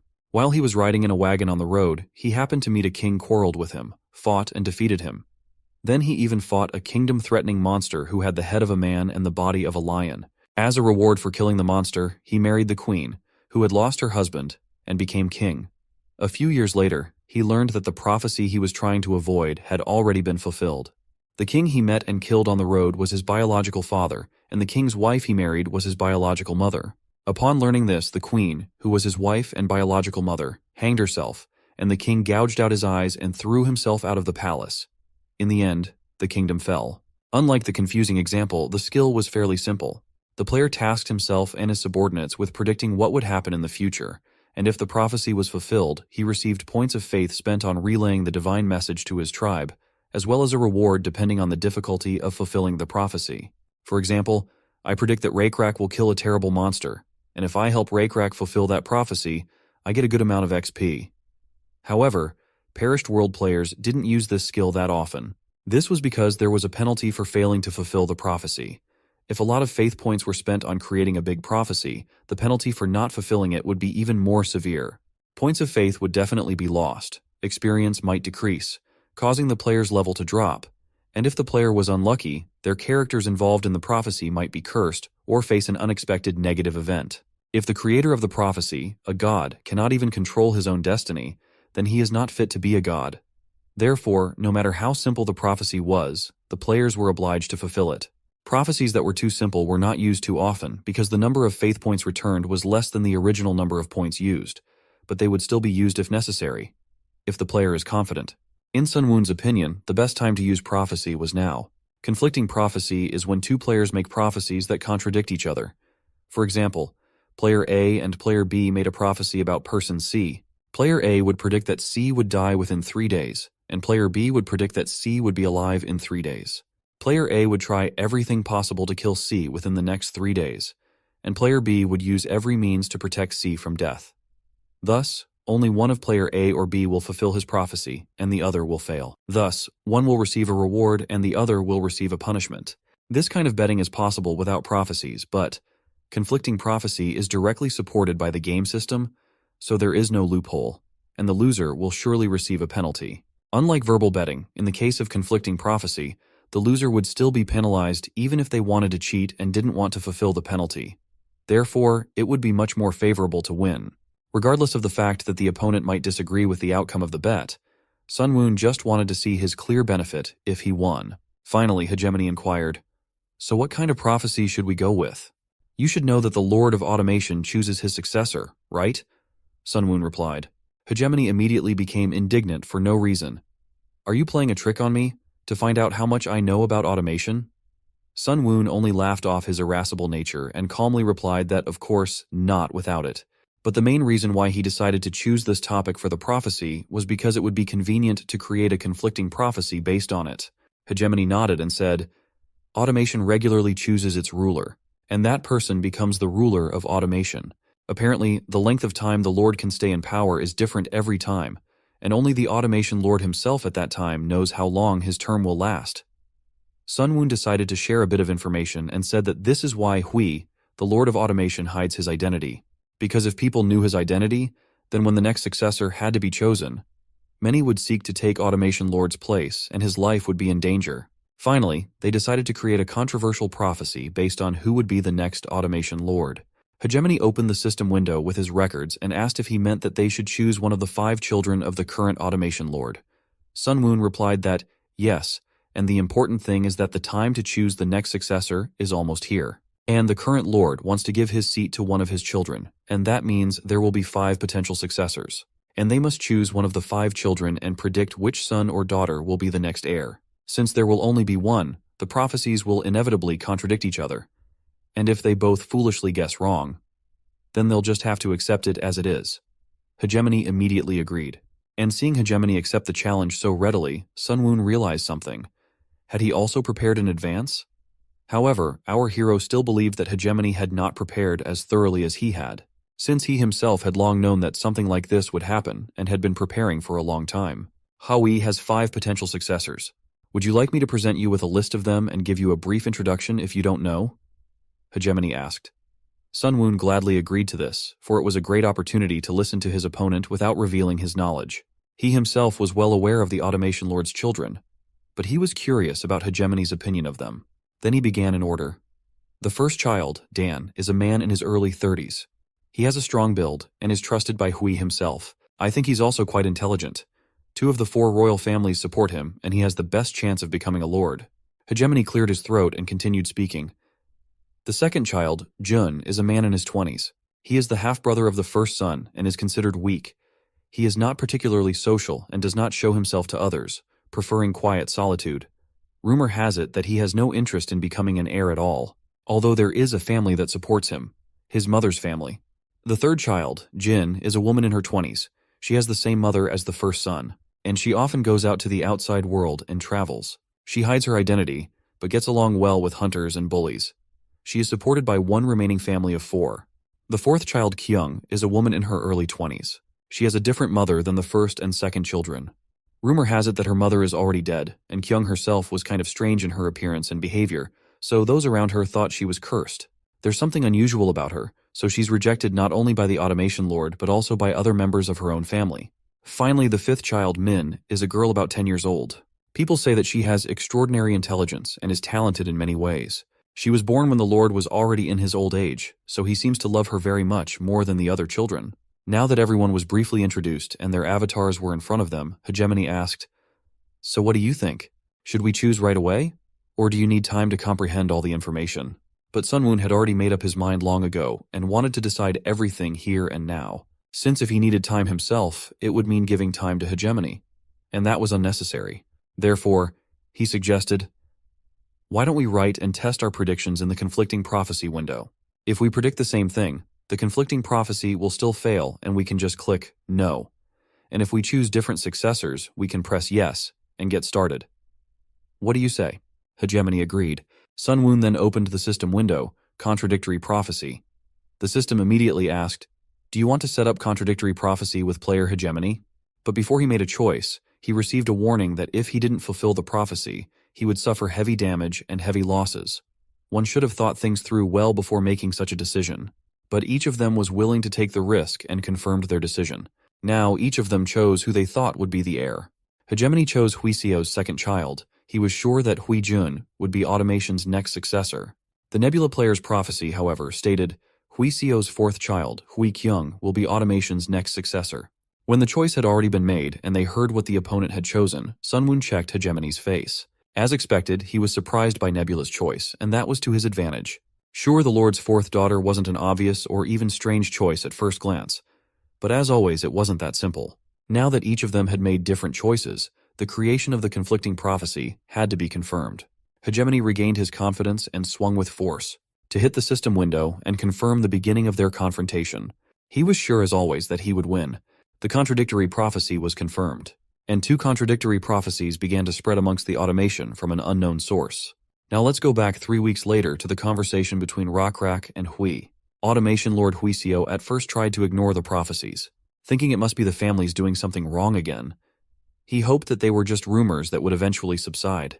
However, the prophecies did not subside, and it became obvious that they were happening from behind the walls of automation. So he went to the rulers of the 2 powerful tribes to find the source of all these rumors that had been circulating for the past 3 weeks. He didn't understand why Jun and Kyung were the ones featured in the rumors. Contrary to what other family members thought, Hui Xiao had no intention of choosing his first son Dan as his successor. However, there was talk that the successor would be either the firstborn Dan or the third child Jin, so the prophecies themselves were a bit suspicious because they were at odds with conventional theories. He assumed that someone must have started the rumors on purpose. Eventually, Huiseo hired a man to find the source of the prophecies. It took a long time, and Huiseo even had to go looking for it himself several times, but the source was never found. He kept wondering how could this be. It seemed impossible to Huiseo. Both the children and the family members were confused, for they knew that soon it would be time to choose a successor.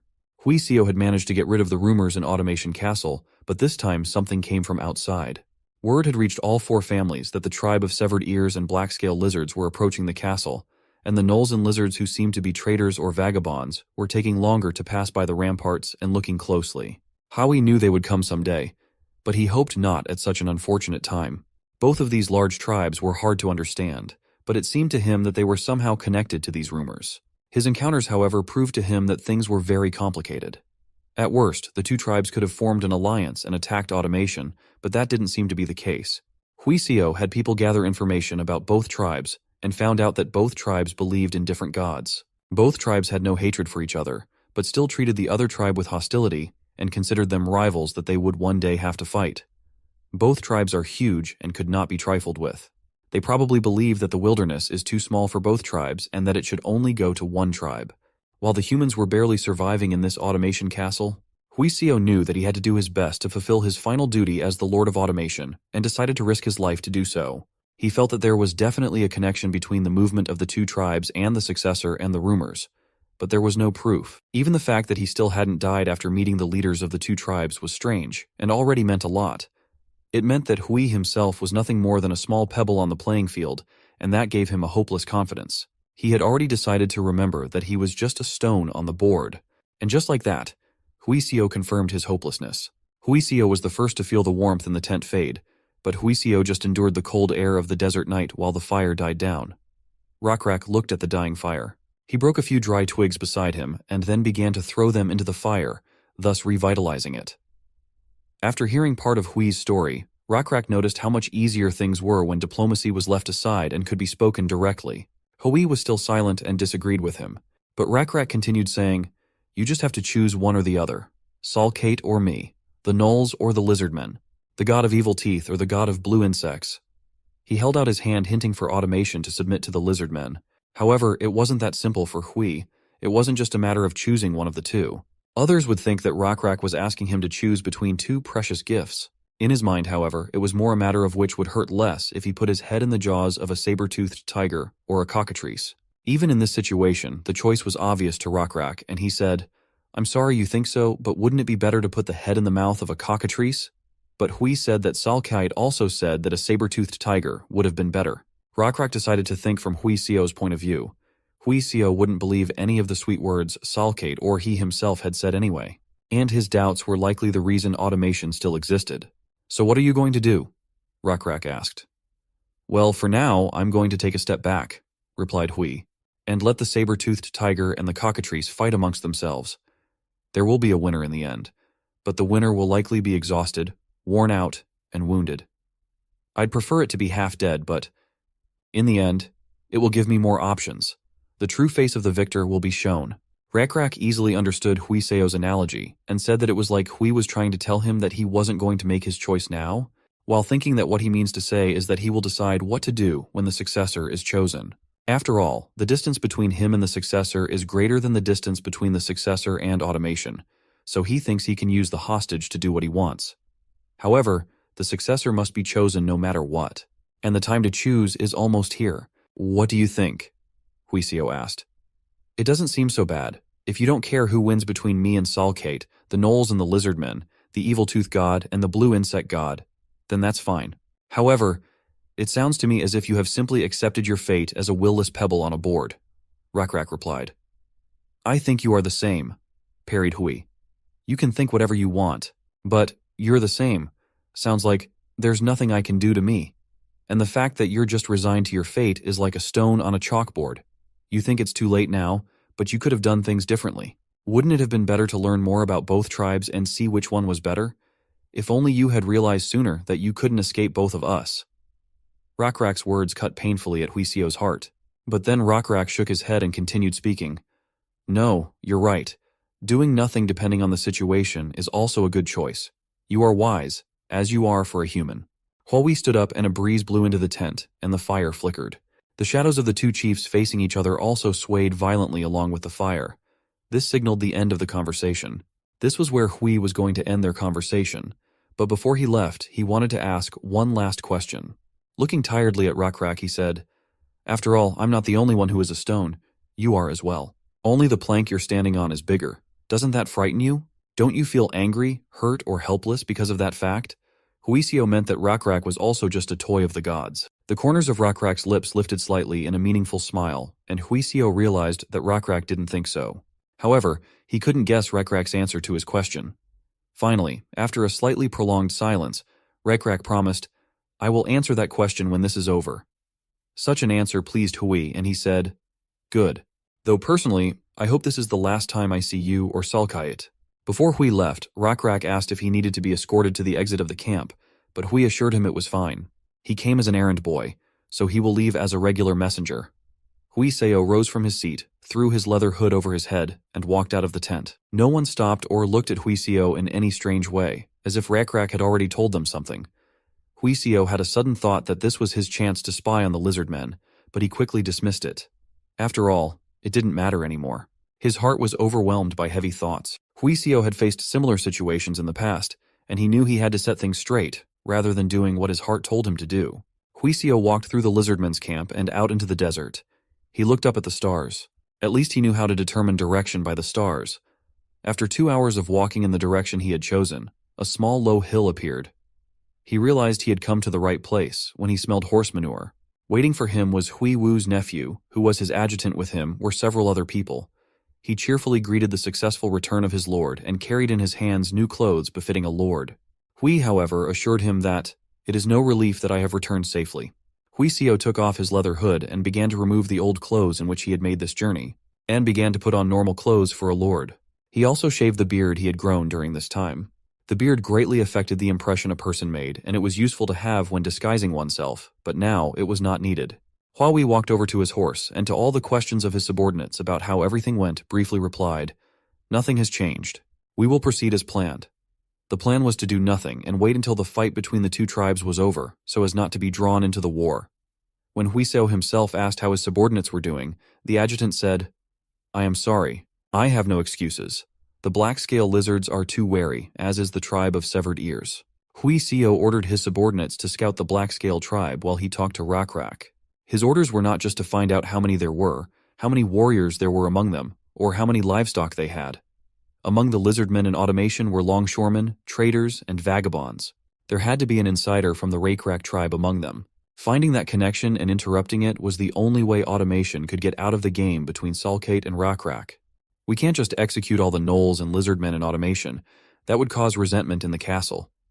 However, I cannot leave things as they are. We need to find the connection and break it. Huiseo stated in the end. The adjutant assured him, "For the past few days, we've been looking for familiar automation Lizardmen, but we haven't seen anyone other than the local Lizardmen warriors." Huiseo then said, "All right, there's no way the Lizardmen didn't notice them. There must be Lizardmen who have been ordered to come to automation and gather information about us. We need to expand our range of reconnaissance." In that case, the adjutant was sure that if they added more soldiers to the scouts, there would then not be enough of them to defend the castle walls. But none of that mattered to the Lord. Automation's walls were safe for now. As long as the two large tribes held on either side of the castle, there was no need to worry about physical defense. Even if automation and the high ramparts collapsed, they would rebuild themselves, preventing outside invasion.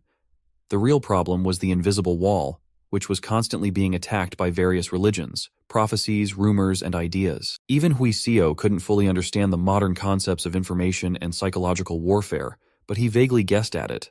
Pondering all of this, they hurriedly returned to their castle. 3 weeks ago, when the two prophecies of the gods had just begun to spread, somewhere among the high mountains, a woman was climbing a cliff, clinging to the rocks with her bare hands. She was swearing, repeating a phrase she was sure she had been teased with, "Damn child." But this time, the damn child was not her, but the one who had set her up. Her palms were already shredded and blood was running down her arms. Judging by how well she was climbing, it looked like she had talent, but at the moment, she seemed to be in a predicament for more than just her injured hands. Her left ankle was badly swollen. The woman wiped the blood on her hands with her face and reached for the ledge. However, this was a mistake. The ledge was a cleverly hidden rock that tilted as the woman hung onto it and put her weight on it. Fortunately, the woman had a good sense of balance. The woman was Hui Kyung, Hui Sio's fourth child. At first, Hui Kyung thought everything was going well. She was used to the alienation of those around her, for she had grown up hearing words like cursed child and she ate her own mother. Hui Kyung grew up without the support of 4 families and her own father. She couldn't live proudly as a child of a lord, but none of that mattered to her. She knew there were many more people living in worse conditions. There was wilderness all around, and countless tribes fought for their own interests. On the other hand, there was order in automation. The order was maintained by 4 families. Although the interior of automation could not be called a paradise, being able to freely go in and out of the castle walls as a resident was beautiful in itself. To remain a resident of the castle, people had to do a great favor or dedicate a large amount of wealth to automation, and that was more difficult for species other than humans. So Hui Kyung decided to live using the last advantage she had, and that was business. Going in and out of the castle walls meant that one could sell goods inside that sold for next to nothing outside automation, but sold for high prices inside the castle walls, and vice versa. In order to do business, a certain amount of wealth had to be given to the lord, but Hui Kyung didn't mind. However, things did not go well again. Looking at her scattered silk goods, she wailed, "I can't believe the wheelbarrow wheel was broken. You bloody rascal, you dare to lend me such a thing. Maybe I won't repay you with salt." Hui Kyung, who continued to climb the rock, looked down for a moment. A few meters below lay a wrecked unicycle wheelbarrow. It was a miracle that after falling from the wheelbarrow, Hui Kyung had only suffered a sprained ankle and bruises all over her body. It wouldn't have been strange if she had lost her life, but Hui Kyung's thoughts were focused on something else. But it was a long way to climb back up the trail, and she had to work hard to get out. Hui Kyung reassuringly said to herself, "It's okay. Being patient is what I'm best at." And that injured ankle was just a minor inconvenience compared to what she was going through. The main thing was to figure out how to get upstairs, and the rest she could endure and bear any pain. Ever since she was a little girl, she had heard people say that she was cursed, all because of a pair of horns that grew on her forehead. They whispered amongst themselves loud enough for her to clearly hear her spoken of as the monster who killed her mother at birth. And even after she was born, accidents continued to happen around her ever since she was a little girl. Mishaps followed her one after another, some of them directly threatening her life. Once when she was 13, she fell down the steps of a store and nearly broke her neck. When she was 14, she was suddenly and unfairly accused of being a salt thief and jailed for 4 days. When she was 15, the boards underneath her broke and she fell into the city toilet. It was not a joke, but a really life-threatening situation. To drown in such a place is really a horrible death. Once, even a can of water just fell on her head out of nowhere. There was also a case where a pack of dogs chased her through the streets of the city all night. That was why something like this was nothing to her. She had been through much worse trouble. Shaking with anger, she screamed at herself. How could she have been so stupid? How could she have hoped to cross this mountainous narrow road with cart? Now because of her foolishness, she had lost all her silk. The mountains seemed impregnable, and there was nowhere to step. She had only to curse at these lifeless rocks. Finally calming herself down, she said, "It's all right. Being patient is what I'm best at." Hui Kyung took a deep breath and prepared herself for the pain. Aside from remembering her bleak past, Hui Kyung kept thinking about how she would collect the silk that was in the wheelbarrow as she climbed up the cliff. Because of this, she didn't notice that there was someone standing on top of the cliff she was climbing. Hui Kyung continued to climb, straining her injured body, and rested her hand on the last ledge of the cliff. She suddenly felt tired at the thought that this ledge would be the last one she would have to climb. Even if her body was in better condition, the climb would still be life-threatening. It would have been better if there had been a foothold here that she could have leaned on with her intact right leg to help herself up. But there wasn't. To get higher, she had to push off the ledge with both feet at the same time. But suddenly, as she was about to shift her weight onto her swollen left ankle, a voice came from above. "Take my hand." She was shocked. Not only did a stranger show up in these desolate mountains, but this was the first time in her life she was being offered help. She immediately suspected a trick. Making up her mind, Hui Kyung looked up. From the shadow cast by the rock, a hand was reaching down. It was a lizard man wearing several layers of silk clothing. Hui Kyung knew that these layers were used to maintain an ideal body temperature, as lizardmen are cold-blooded and sensitive to temperature fluctuations. But among all the lizardmen, there is only one tribe rich enough to wear silk clothes. In fact, she already knew what tribe this lizard man was from, even if it wasn't for the clothes. The lizard man had black scales, which was the trademark of the Rak tribe. The lizard from the black scale lizard tribe waved his hand and jokingly said, "Will you take my hand or not? My hand is getting lonely." Hui Kyung couldn't just reach out and grab a helping hand. She believed that it was because of her vigilance that she was still alive. Therefore, she first of all asked, who was she? And what was the Lizardman doing here? But before answering her questions, the Lizardman advised her to take his hand, as she was in no condition to have a long conversation right now. She didn't calm down and asked then, "Have you been following me all this time?" The Lizardman answered her, "I think you'd rather take my hand and go upstairs to have a proper conversation than hang like this clinging to the rocks with your last strength." In answer to her last question of whether he was constantly following her, yes he was. Hui-kyung hesitated, even though she didn't think the Lizardman would be a roving bandit. However, she had to consider the possibility that he might turn out to be a nasty stalker with unknown goals. Finally she said, "Even if you helped me up, I have nothing to give you in return. I'm broke." As if finding her concern funny, the Lizardman asked, "Is that really what you think about when you're hanging over the abyss?" She replied, "Yes, because I can climb up on my own too. And I'm not going to ask for anything." "It's okay, because I won't ask anything," the Lizardman said and leaned towards her. Hui-kyung smelled the unique scent of the Lizardman's scales. Some people thought that lizard scales had a fishy smell, so they covered their nose, while others just thought of water and bushes. Hui-kyung belonged to the latter. When she hesitated, the lizard grabbed her wrist and pulled her up, and while she was still reeling from the surprise, she was lowered to the ground. She was surprised. Did he just pull me up with one arm? Now I understand why the lizards of the black-scale lizard tribe are called strong. The Lizardman looked back and forth at the road by the cliff and asked, "This road is wide enough for a man to walk along. On one side of the road there could be a landslide at any moment, and on the other side is a valley with many meters of precipice. What were you thinking pushing a wheelbarrow full of stuff down a road like that? It's a good thing you only got away with that injury."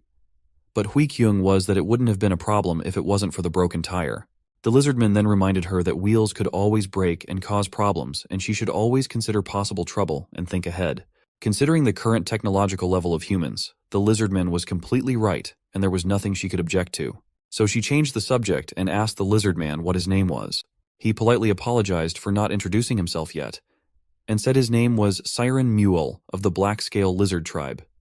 You may disregard the name Mule.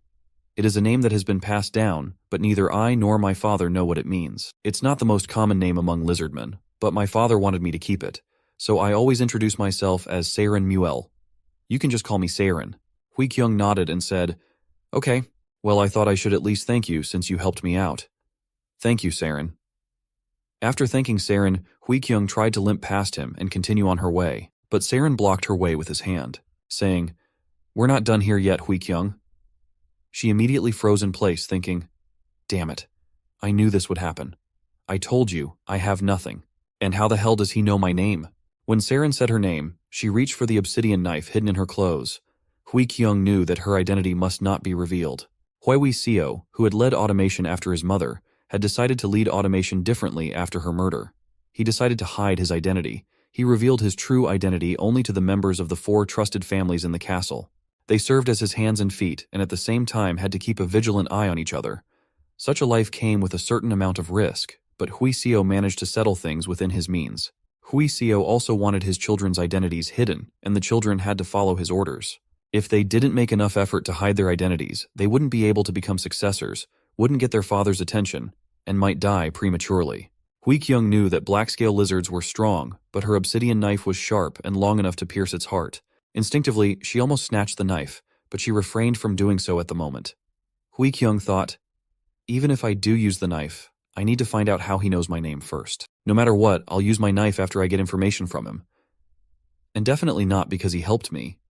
So she first asked how he knew her name. Siren showed both palms, making it clear that he had no intention of getting into trouble and wasn't going to fight. He simply replied that Rakrak told him her name, and then ordered him to find her. "Rakrak, chief of the Black-Scale tribe?" she interjected. Hearing that name, her jaw dropped with a mixture of fear, reverence, and surprise. Hui-kyung recognized the familiar name. It didn't take her long to realize who he was talking about, but she continued to clarify. "Are you talking about the hunter Rakrak? The thunder lizard? The first chosen one? The leader of the black-scale lizard tribe?" To all this, Siren replied that, "We just call him Chief." Rumors reached Hui-kyung that the tribe of severed ears and the tribe of black-scale lizards were preparing for a battle in the desert. This rumor was spread among the people of automation, as they were the center of this entire fight, and their fate depended on the outcome of their eventual battle. If Saren wasn't lying, finding out how Rockrak had gotten her name for Hui Kyung wasn't that important. Black-scale lizards would do anything to find out. The next question was far more important. Why would someone so famous and powerful ask to find her? She immediately asked the Lizardmen this question. To be honest, I don't know exactly myself, but I think I can try to explain part of the reason to you. Saren gathered his thoughts and asked, Are you aware of 2 recent rumors that have spread throughout automation and the entire peninsula? About what? That the second son of the family excelled at horseback riding, or that the Su family's second daughter gave birth to twins, or that the fishmonger finally brought live fish to the market. Hearing the last of the rumors, Saren asked if it was even real. Hui Kyung immediately reassured, No, over. I checked it out. It's all lies. All fish are salted. The Lizardman then said, Well, anyway, I wasn't talking about some petty rumors like that. You should have guessed it. Even I, an outsider, heard about it. Haven't you been to automation lately? She had been, and she replied, I haven't been there. I needed to buy silk, and I went as far as I could to get it at a cheap price. I was lucky enough to find a man from whom I could buy silk. So what is this rumor you speak of? Saren replied, More precisely, there are 2 rumors. One says that the Lord's second child will become the next Lord of Automation, and the other says that the 4th child will become the next Lord of Automation. Hearing this, Hui Kyung frowned for a moment, and exhaling a sigh of relief, she skeptically said that these were all false rumors. But Saren didn't share her skepticism and stated, I know you're Hui Seo's 4th child. Hui Kyung shook her head. I guess you don't understand because you're not human and you don't live in automation. But fighting doesn't necessarily mean knife fighting. These rumors are part of a fight between my siblings who are trying to become the next Lord of Automation. I'm not sure exactly why, but my second brother and I seem to be caught up in these rumors, and I'm sure there will be someone who will benefit from it. I'm just an outcast with no chance of being my father's heir. There's nothing you can get out of me. It would have been better for you to look into another sibling. My first brother and older sister aren't the type to spread false rumors. I don't think they did it. Then it was probably my second brother or my younger sister. But my younger sister is too young for something like that, so she couldn't have done it. My other brother is probably behind it. He always likes to make things up behind other people's backs. He probably wanted to make himself the victim of false rumors, but he thought he'd draw too much attention to himself, so he dragged me into it. How childish. Finally, Hui Kyung said, Anyway, these rumors have nothing to do with me or you.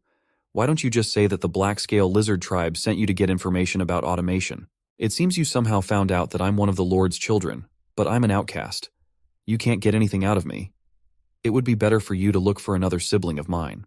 Hui Kyung finished her speech and watched Saren's reaction, and since she had learned everything she wanted from the lizard man, he had to die. Hui Kyung gripped the hilt of her knife tightly. Even though Saren was just standing still, there seemed to be no place where Hui Kyung could strike. And because of the height difference, Hui Kyung thought she couldn't reach him. Being strong didn't mean being fast, and maybe she had a chance. But Hui Kyung already knew that the probability of failure was higher than the probability of success if she attacked the lizard man. What if she succeeded in killing him? He knows exactly who she is, and he was sent specifically to her. So if she kills him, then she will incur the wrath of the black-scale lizard tribe, which had the most incredible rumors about it. However, she also couldn't just let Saren go. If word spread that she had let the stranger go, even when she had the chance to stop him, and especially if her father found out, she would disappoint him greatly and possibly be awarded the death penalty for it.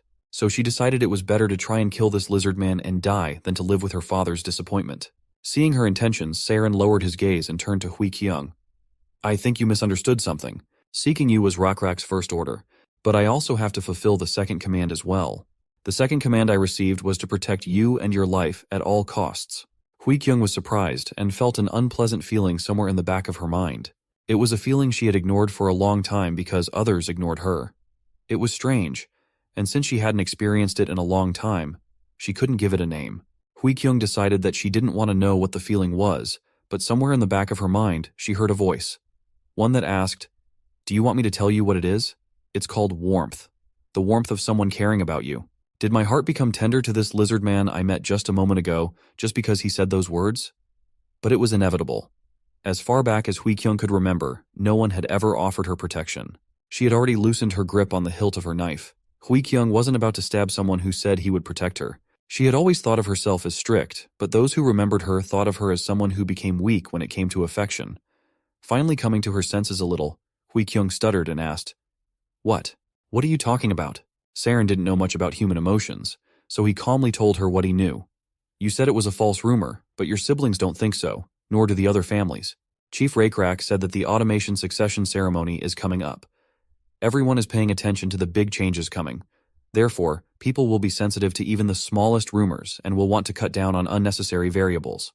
Given the circumstances, the weakest ones will be eliminated first, and you will definitely be the target of an assassination attempt and more than one on your life. While Saren was talking, Hui Kyung pulled herself together and said, even if I agree with everything you just said, I can defend myself on my own, so go back to where you came from. I have no reason to get help from the black-scale lizard tribe, and like I said, I have nothing to offer you in return. Look for another brother or sister. But Saren answered her calmly. I cannot do that. The tribal chief has ordered me to protect you specifically, and neither I nor the tribal leader wants anything from you, except to keep you alive. Hui Kyung sighed. She realized that logic would not make the lizard go away, so she would have to resort to emotion. She didn't want to tell him so much, but what could she do? Hui Kyung let go of the knife and walked closer to Siren. He was surprised when Hui Kyung came up to him empty-handed and said, Look at this. Hui Kyung lifted her bangs with her hand. There were a pair of cylindrical bumps on her forehead. The cross-section was so uneven that any keen eye could see that they had been cut off by her hands. As you have already realized, these are horns. More precisely, the parts where the horns used to be. Horn stumps, you might say. Do they grow back? Saren asked. Hui Kyung nodded and said, Yes, that's why I trim them when they grow long. Everyone who knows me says I'm cursed because of these horns. There are some who say that simply because they find it distasteful that a person has horns, but those who know me well avoid and hate me even more, because I am truly cursed. Saren, glancing at Hui Kyung every now and then, said, You look a bit scruffy, but it's not like you're cursed. Do people really hate you just because of those cute horns?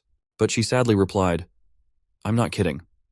Hui Kyung pointed at her horns and continued to say, I was born by tearing my mother's belly with these horns, and because of that, she died. One of my half-brothers also eventually died because of my horns.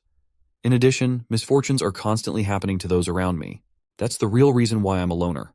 Saren lowered his sad gaze to Hui Kyung for a moment and said, I'm sorry to hear that, Hui Kyung. Please accept my condolences. But my mission does not depend on whether you are cursed or not. The mission has been entrusted to me by the tribe chief, and I am here to fulfill the will of the black-scale lizard tribe. And even if you refuse, I will still protect you. I have the desire and the ability to do so. After the failed attempt to make Saren afraid, Hui Kyung had run out of ideas on how to make him leave, and she began to ponder. Would the only way to get rid of him be to make him experience my curse? If that was the case, Hui Kyung realized that she would have no choice but to go along with Siran. So she would have to go with this big, strong, powerful warrior from the Lizardmen tribe who says he will protect her life. Hui Kyung was not unfamiliar with Lizardmen. There were few of them in automation. However, even in her eyes, Saren was different from other Lizardmen. Not only because of the precious clothes he was wearing, but also because of the muscles visible under Saren's scales and the dignity evident in his demeanor. Even though Hui Kyung had to hide her identity from others and didn't even like the fact that she was the daughter of a lord, she still belonged to high society. But even she felt uncomfortable looking at Saren.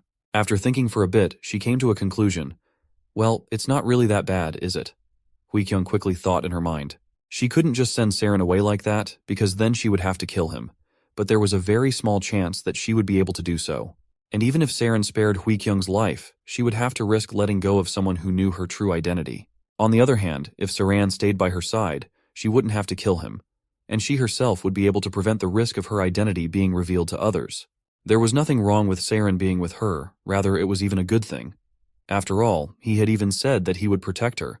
That meant that he would take action and help her if she got into a dangerous situation. While Hui Kyung was pondering without saying a word, Siren, unable to stand the silence, asked, Hui Kyung, what are you thinking about? And she replied that she was thinking about silk. And now that she was thinking about it, she realized that she couldn't just leave all that silk down there. She needed to go back downstairs, which she was going to do. Saren sighed as Hui Kyung staggered to the edge of the cliff and stood there. He snickered. People will praise you for being able to climb up the cliff with an injured leg, but they'll say you're crazy to climb back down. I know that, and you know it too. I'd stop you, and you'd object that you really need that silk. However, there's a better way to get people to do things for you. So you just have to ask for help. Hui Kyung's face turned red at Saren's suggestion. She was used to relying only on herself. Seeing her indecision, Saren said, I don't blame you. After all, you became like this because of the curse. I am just trying to convey to you that there is a better way of doing things. I have come to protect you, and there are many things I could help you with. One of those things is to help you not starve to death, and to do that, you need to bring back the silk." Hui Kyung looked away embarrassed and finally asked quietly, "Please help me. Help me get that silk." Saren started climbing up the rock and slid down the rest of the steep slope. He then tied the bundle of silk around his torso and climbed back up. It took less than a minute for Saren to climb back up. He quickly gathered up all the bundles of silk, as if it was no big deal and they were light as feathers, and they headed off to automation together. Hui Kyung decided she should know more and asked, "So you're not a warrior? I've heard that warriors of the black-scale lizard tribe wear water buffalo skulls on their heads." But Saren assured her, "I am a warrior too, but nowadays we don't wear buffalo skulls often, only if there is some ritual, though Chief Rakrak still usually wears them. But it is also true that I am one of Mrs. Jail's errand boys. I learned from Lady Jail how to identify medicinal herbs and treat the wounded, and when I grew older, I took the warrior's exam and learned to use spears and shoot arrows from Mr. Ure. He is the best warrior of our tribe."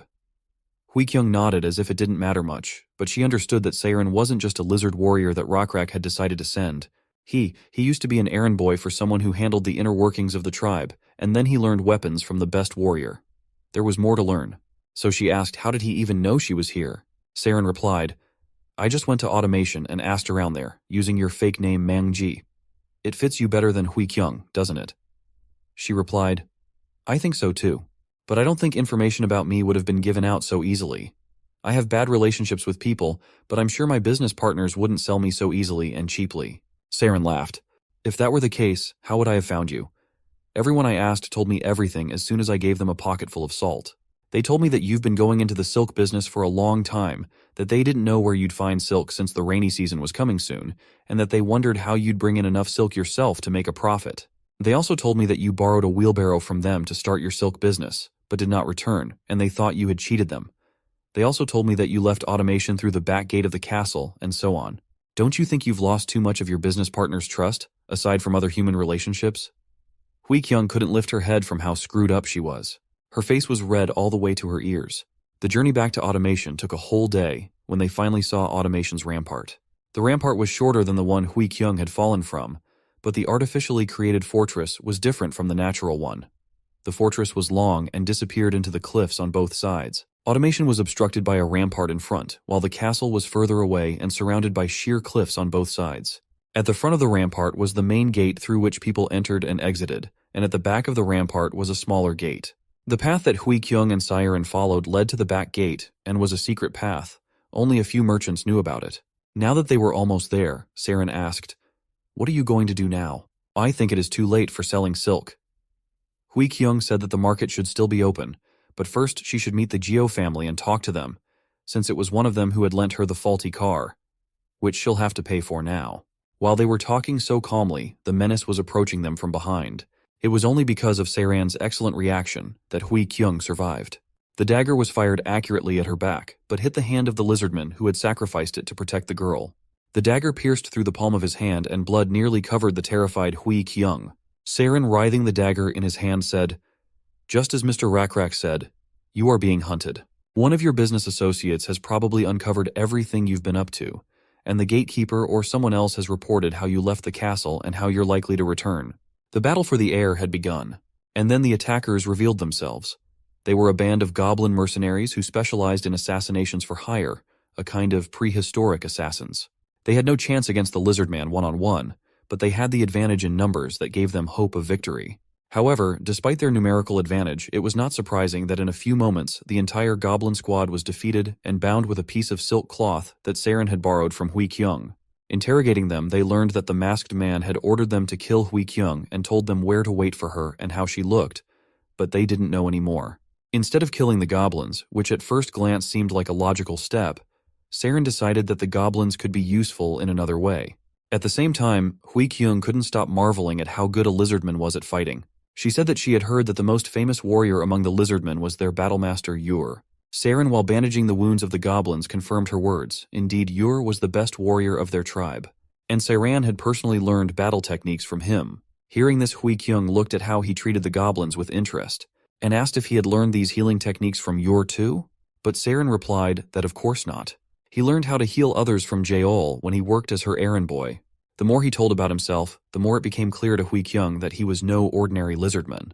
Jaeol is the one in charge of the Black Scale tribe's internal affairs and is Rakrak's wife. Being her errand boy means that he was under Jaeol's supervision, and the fact that he learned to fight from Yor meant that he holds an important position in the Black Scale tribe.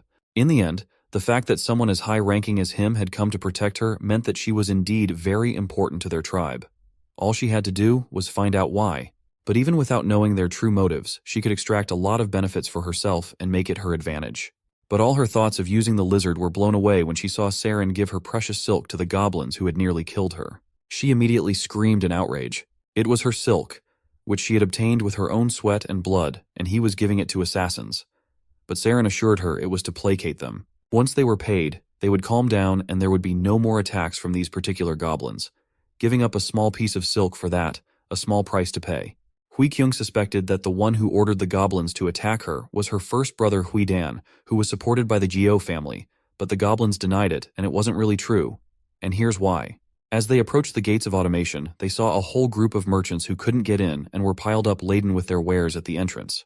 Looking closely, Hui Kyung noted that the gates of the castle are closed, and the guards would not let anyone inside, regardless of race or merchandise. This meant that something unusual was going on in the castle. When they got closer, they asked one merchant what had happened and why the gates of Automation Castle were closed. Seeing their load of silk, Foxman assured her that she, as a silk merchant, would not be able to enter either. Neither would everyone else. The doors were closed right in front of their noses for a while, and guards didn't say why or when they would be reopened. And even if someone who was an automation citizen was let in, they were still not let out again.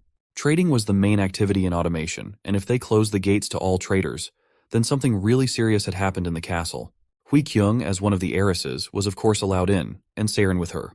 But they were warned that they would not be able to leave automation until they were ordered to do so. Everything came to a head during the visit to the Zhou family, where Hui Kyung went first. The head of the Zhou family was in a bad mood and reluctantly agreed to talk to her. It was obvious that he had much more important things to worry about than meeting her. Seeing that, Hui Kyung asked what was wrong with his expression. She should be the one being angry here, not him. Sipping her tea, she said, "Gyo-jung, I almost died because the cart you lent me broke." He only replied tiredly, "It seems you haven't heard anything yet." "Well, whatever. Did nothing particular happen on the way here?" This question surprised her a little, but she decided to answer honestly that it was a failed assassination attempt. Luckily, she had a warrior from the Black Scale Lizard tribe with her, who had saved her and defeated her attackers. She pointed directly at Siren, who introduced himself to the head of the Gyo house as Siren Muel from the Black Scale tribe. Gyo-jung had not yet met the members of this tribe in person and was glad to meet them. He in turn introduced himself as Gyo-jung, the leader of the Gyo family, one of the 4 families of the Automation Castle. Saren said that after they had defeated the goblins whose attempt to kill Hui Kyung had failed, they had interrogated them, and learned from them that the Gyo family was not involved in the assassination attempt. At least that's what they said.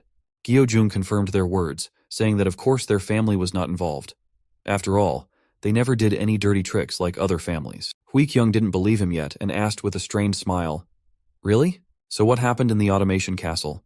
I don't think it's because the cursed 4th daughter was ambushed. All the castle residents were locked inside." Gyo-jung replied with a stone face, "An assassination attempt occurred here inside the castle too." Hui Kyung was shocked by what she heard. An assassination attempt occurred here inside the castle, where everything seemed to be safe. Gyo-jung continued, "Now that the castle lord has left, a leading heir of the Automation Castle, your brother, Hui Dan, went missing." It turned out that the Geo and Wu Sun families, who supported Hui Dan, suspected the other 2 families of being involved in Hui Dan's disappearance. But there was no proof, and no corpse either, so all the families supported the decision to close the castle gates until proof was found. Gyo-jung even allowed Hui Kyung to visit the room where Hui Dan disappeared from, so she could see for herself with her own eyes. She and Saren looked around the room carefully, hoping to find anything that would indicate what had happened to her brother. Looking around the room, Hui Kyung noticed how things had changed since the last time she had been here. As a child, she had been quite close to him, closer than any of her other siblings, as he treated her better than anyone else despite her curse. But as she grew older, she herself began to avoid direct contact with her older brother and became more and more withdrawn. While she was reminiscing, Saren, thanks to his good sense of smell and attention, noticed something near the table leg. He recognized it unmistakably. He immediately called Hui Kyung to him, saying that there was a strong odor of blood coming from that spot. Indeed, there was a faint spot of blood on the table leg below, and the table was on the carpet. As soon as they picked it up, there were distinct streaks of blood underneath. A lot of blood. The marks were distinct despite the fact that someone had tried to cover them up and wipe them away. The puddle of blood was still too big, and hiding it was not possible. When they went back to Gyo-jung and told him about their find, he wasn't surprised at all and calmly replied that Hui-dan was probably dead. They found that evidence too. The only problem that remained was that they couldn't find his corpse. As they say, no body, no crime. That's why after they found those traces of blood, they decided to lock the castle gates, so the culprit wouldn't be able to take the corpse out of the castle. They hoped that the corpse would begin to decompose and its odor would spread through the castle. Following the trail of the corpse odor, it would only be a matter of time before they caught the culprit. Looking at Hui-kyung, Gyo-jung finally summarized that this is why she shouldn't take any action. They will handle everything themselves. She'd better think about her own safety and lay low. But Hui-kyung was not the kind of person who would sit idly by. She couldn't sit on the sidelines even if she wanted to. She immediately started thinking, would the culprit really not have considered that much before committing the murder? No, let's not think about this too deeply. As Gyo-jung said, there's no need for me to take action. Suddenly she heard a voice inside, a terrible and familiar voice, one that made every cell in her body shake in terror. It was the voice of her horned curse, which expressed itself not only in the horns on her head, but also in the insidious spirit within, which, of course, no one but herself knew about. He asked, should I tell you? Are you really just going to sit there and do nothing again? Hui-kyung tried to shut that voice out, but she was having no success. Her inner struggle was visible even from the outside, and Saren even started to worry about her, asking if she was okay. But she was silent in response, and her eyes glowed with an otherworldly light. She seemed resigned and strained to listen to advice from somewhere deep inside. She finally came to her senses and immediately asked the head of the Gyo house a strange question. Gyo-jung, what kind of person possesses a pot big enough for a corpse to be stored in without being suspected? He was surprised by the question and asked her which pot she meant. Then she clarified that she meant a pot where meat could be stored without rotting. But it wasn't Gyo-jung who answered her, but Sairan. He suggested that a butcher or a hunter might have such pots, but he wondered why she was asking. He finally realized what she meant. Someone who had such a pot could store meat, any meat, including human meat, and keep it from rotting for a long time. Hui-kyung confirmed his hunch. In such a pot with meat, it was only necessary to add enough lily, and it could be preserved for a very long time, long enough to get rid of the corpse without a trace. Someone who can easily take a hunter around with them in the castle. Someone who has a lot of meat preserved in salt within the pots at their home. Now Gyo-jung realized what she was getting at, and he finished her logical chain of reasoning by adding that it was someone who could naturally visit this office. Someone very familiar to everyone. Someone who could just walk into Hui-dan's office. It could only be one person, who was just now completing the disguise of the evidence of his crime. Securely closing the pot lid and smiling smugly, confident that he would never be caught, thanks to his ingenious plan. The killer was a hunter and possible successor of the Automation Castle, the second child of the Lord, Hui-jin. All that's left is to catch her, along with all the evidence. Hui-kyung's reasoning was very convincing and logical. Therefore, even though only a few people inside the castle were informed about the name of the likely culprit who committed the murder according to Hui-kyung's reasoning, the rumors spread very quickly. And when Hui-dan's death was officially announced and the sad news became known to everyone in the castle, everyone already knew that the main suspect was Hui-jin. Her cunning plan was revealed, and she had no choice but to flee. Escape from the castle at night and under the cover of darkness. On the way, she couldn't stop cursing. Damn it, how the hell did this happen? Hui-jin thought it was a brilliant and perfect plan that guaranteed her success without consequences. But in fact, it turned out to be wrong, and her perfect plan crashed into the harsh reality, and the heavy body bag on her back was solid proof of that. She wasn't alone. She had her faithful assistant with her, who was carrying the other part of the corpse. They had already traveled far enough away from automation and up into the mountains that towered above the castle. They thought they could relax a little and no longer fear the chase. But Hui-jin did not calm down and continued to wonder how that damned girl Hui-kyung managed to reveal her plans. She'd never thought she'd be capable of such a thing. Suddenly, someone answered her wails, and it wasn't her assistant, who had remained silent the whole way. A young voice came from above and asked Hui-jin, "Isn't there someone else you neglected?" This voice was very familiar to her, for it was her younger sister, Hui-min. She was standing on a ledge and smiling strangely. Looking at her and realizing what was about to happen, Hui-jin asked in despair, "How did we get here?" At the same time, the archers behind Hui-min's back were already preparing to fire their bows. Instead of answering, Hui-jin's companion received a very graphic demonstration of what was in store for her in the near future. She looked at her sister with anger and could only growl through gritted teeth. Hui-min seemed to like what was happening. She asked Hui-jin with her frightening smile, "Why are you so angry?" Didn't you kill Brother Dan first? So even if I do something to you, you have no right to be so angry, unless it's at herself, because you are the one who started the bloodshed. The smartest among the brothers gets to be the lord of the castle. It's all for the throne, isn't it? In Huimin's opinion, she was the smartest and deserved to be the next lord, and she was willing to do anything for that. She especially wanted to put an end to this cursed brotherhood right now, and the two warriors behind her back were ready to do her bidding. Huijin only had time to shout the name of her despicable sister, who was just like her. That scream was the last one she would ever make, because in the next instant, 2 arrows struck her in the head and chest, leaving her no chance of survival. She fell to the ground as dead weight as her brother in the sack. Huimin stopped playing her part and sadly watched as her warriors went to check what was in the sacks and make sure everyone there was dead. She pondered how one bloodshed leads to another, and what a small price to pay for the life of a potential heir to the throne. She didn't want to kill her siblings, but she realized she had no other choice. If she did it first, she would probably end up in Huijin's place. Suddenly, all her thoughts were interrupted by a sudden pain, and the horrible realization that she herself had been tricked. The huntress herself had been victimized, and while she was ambushing her sister, someone had ambushed her. The sword that pierced Huimin's chest was sharp and merciless. She didn't even hear the stranger coming up behind her. She didn't even feel the slightest danger. Coughing up blood as the sword was pulled out of her, she heard the familiar voice of her brother. He was someone she hadn't expected to be here at all. So with surprise on her face, she died. Standing over her falling corpse, Hui Jun repeated her words. "It's time to put an end to this cursed brotherhood." He pushed his sister's corpse off the cliff and looked at the 3 corpses lying below and declared that now, from all his siblings, only one left. The blood of the Hui family flowed like a river that night.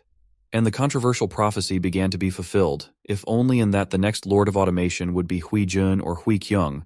There were simply no other options left. Hui Jun was not going to stop there and promised, "I won't make you wait long, Hui Kyung."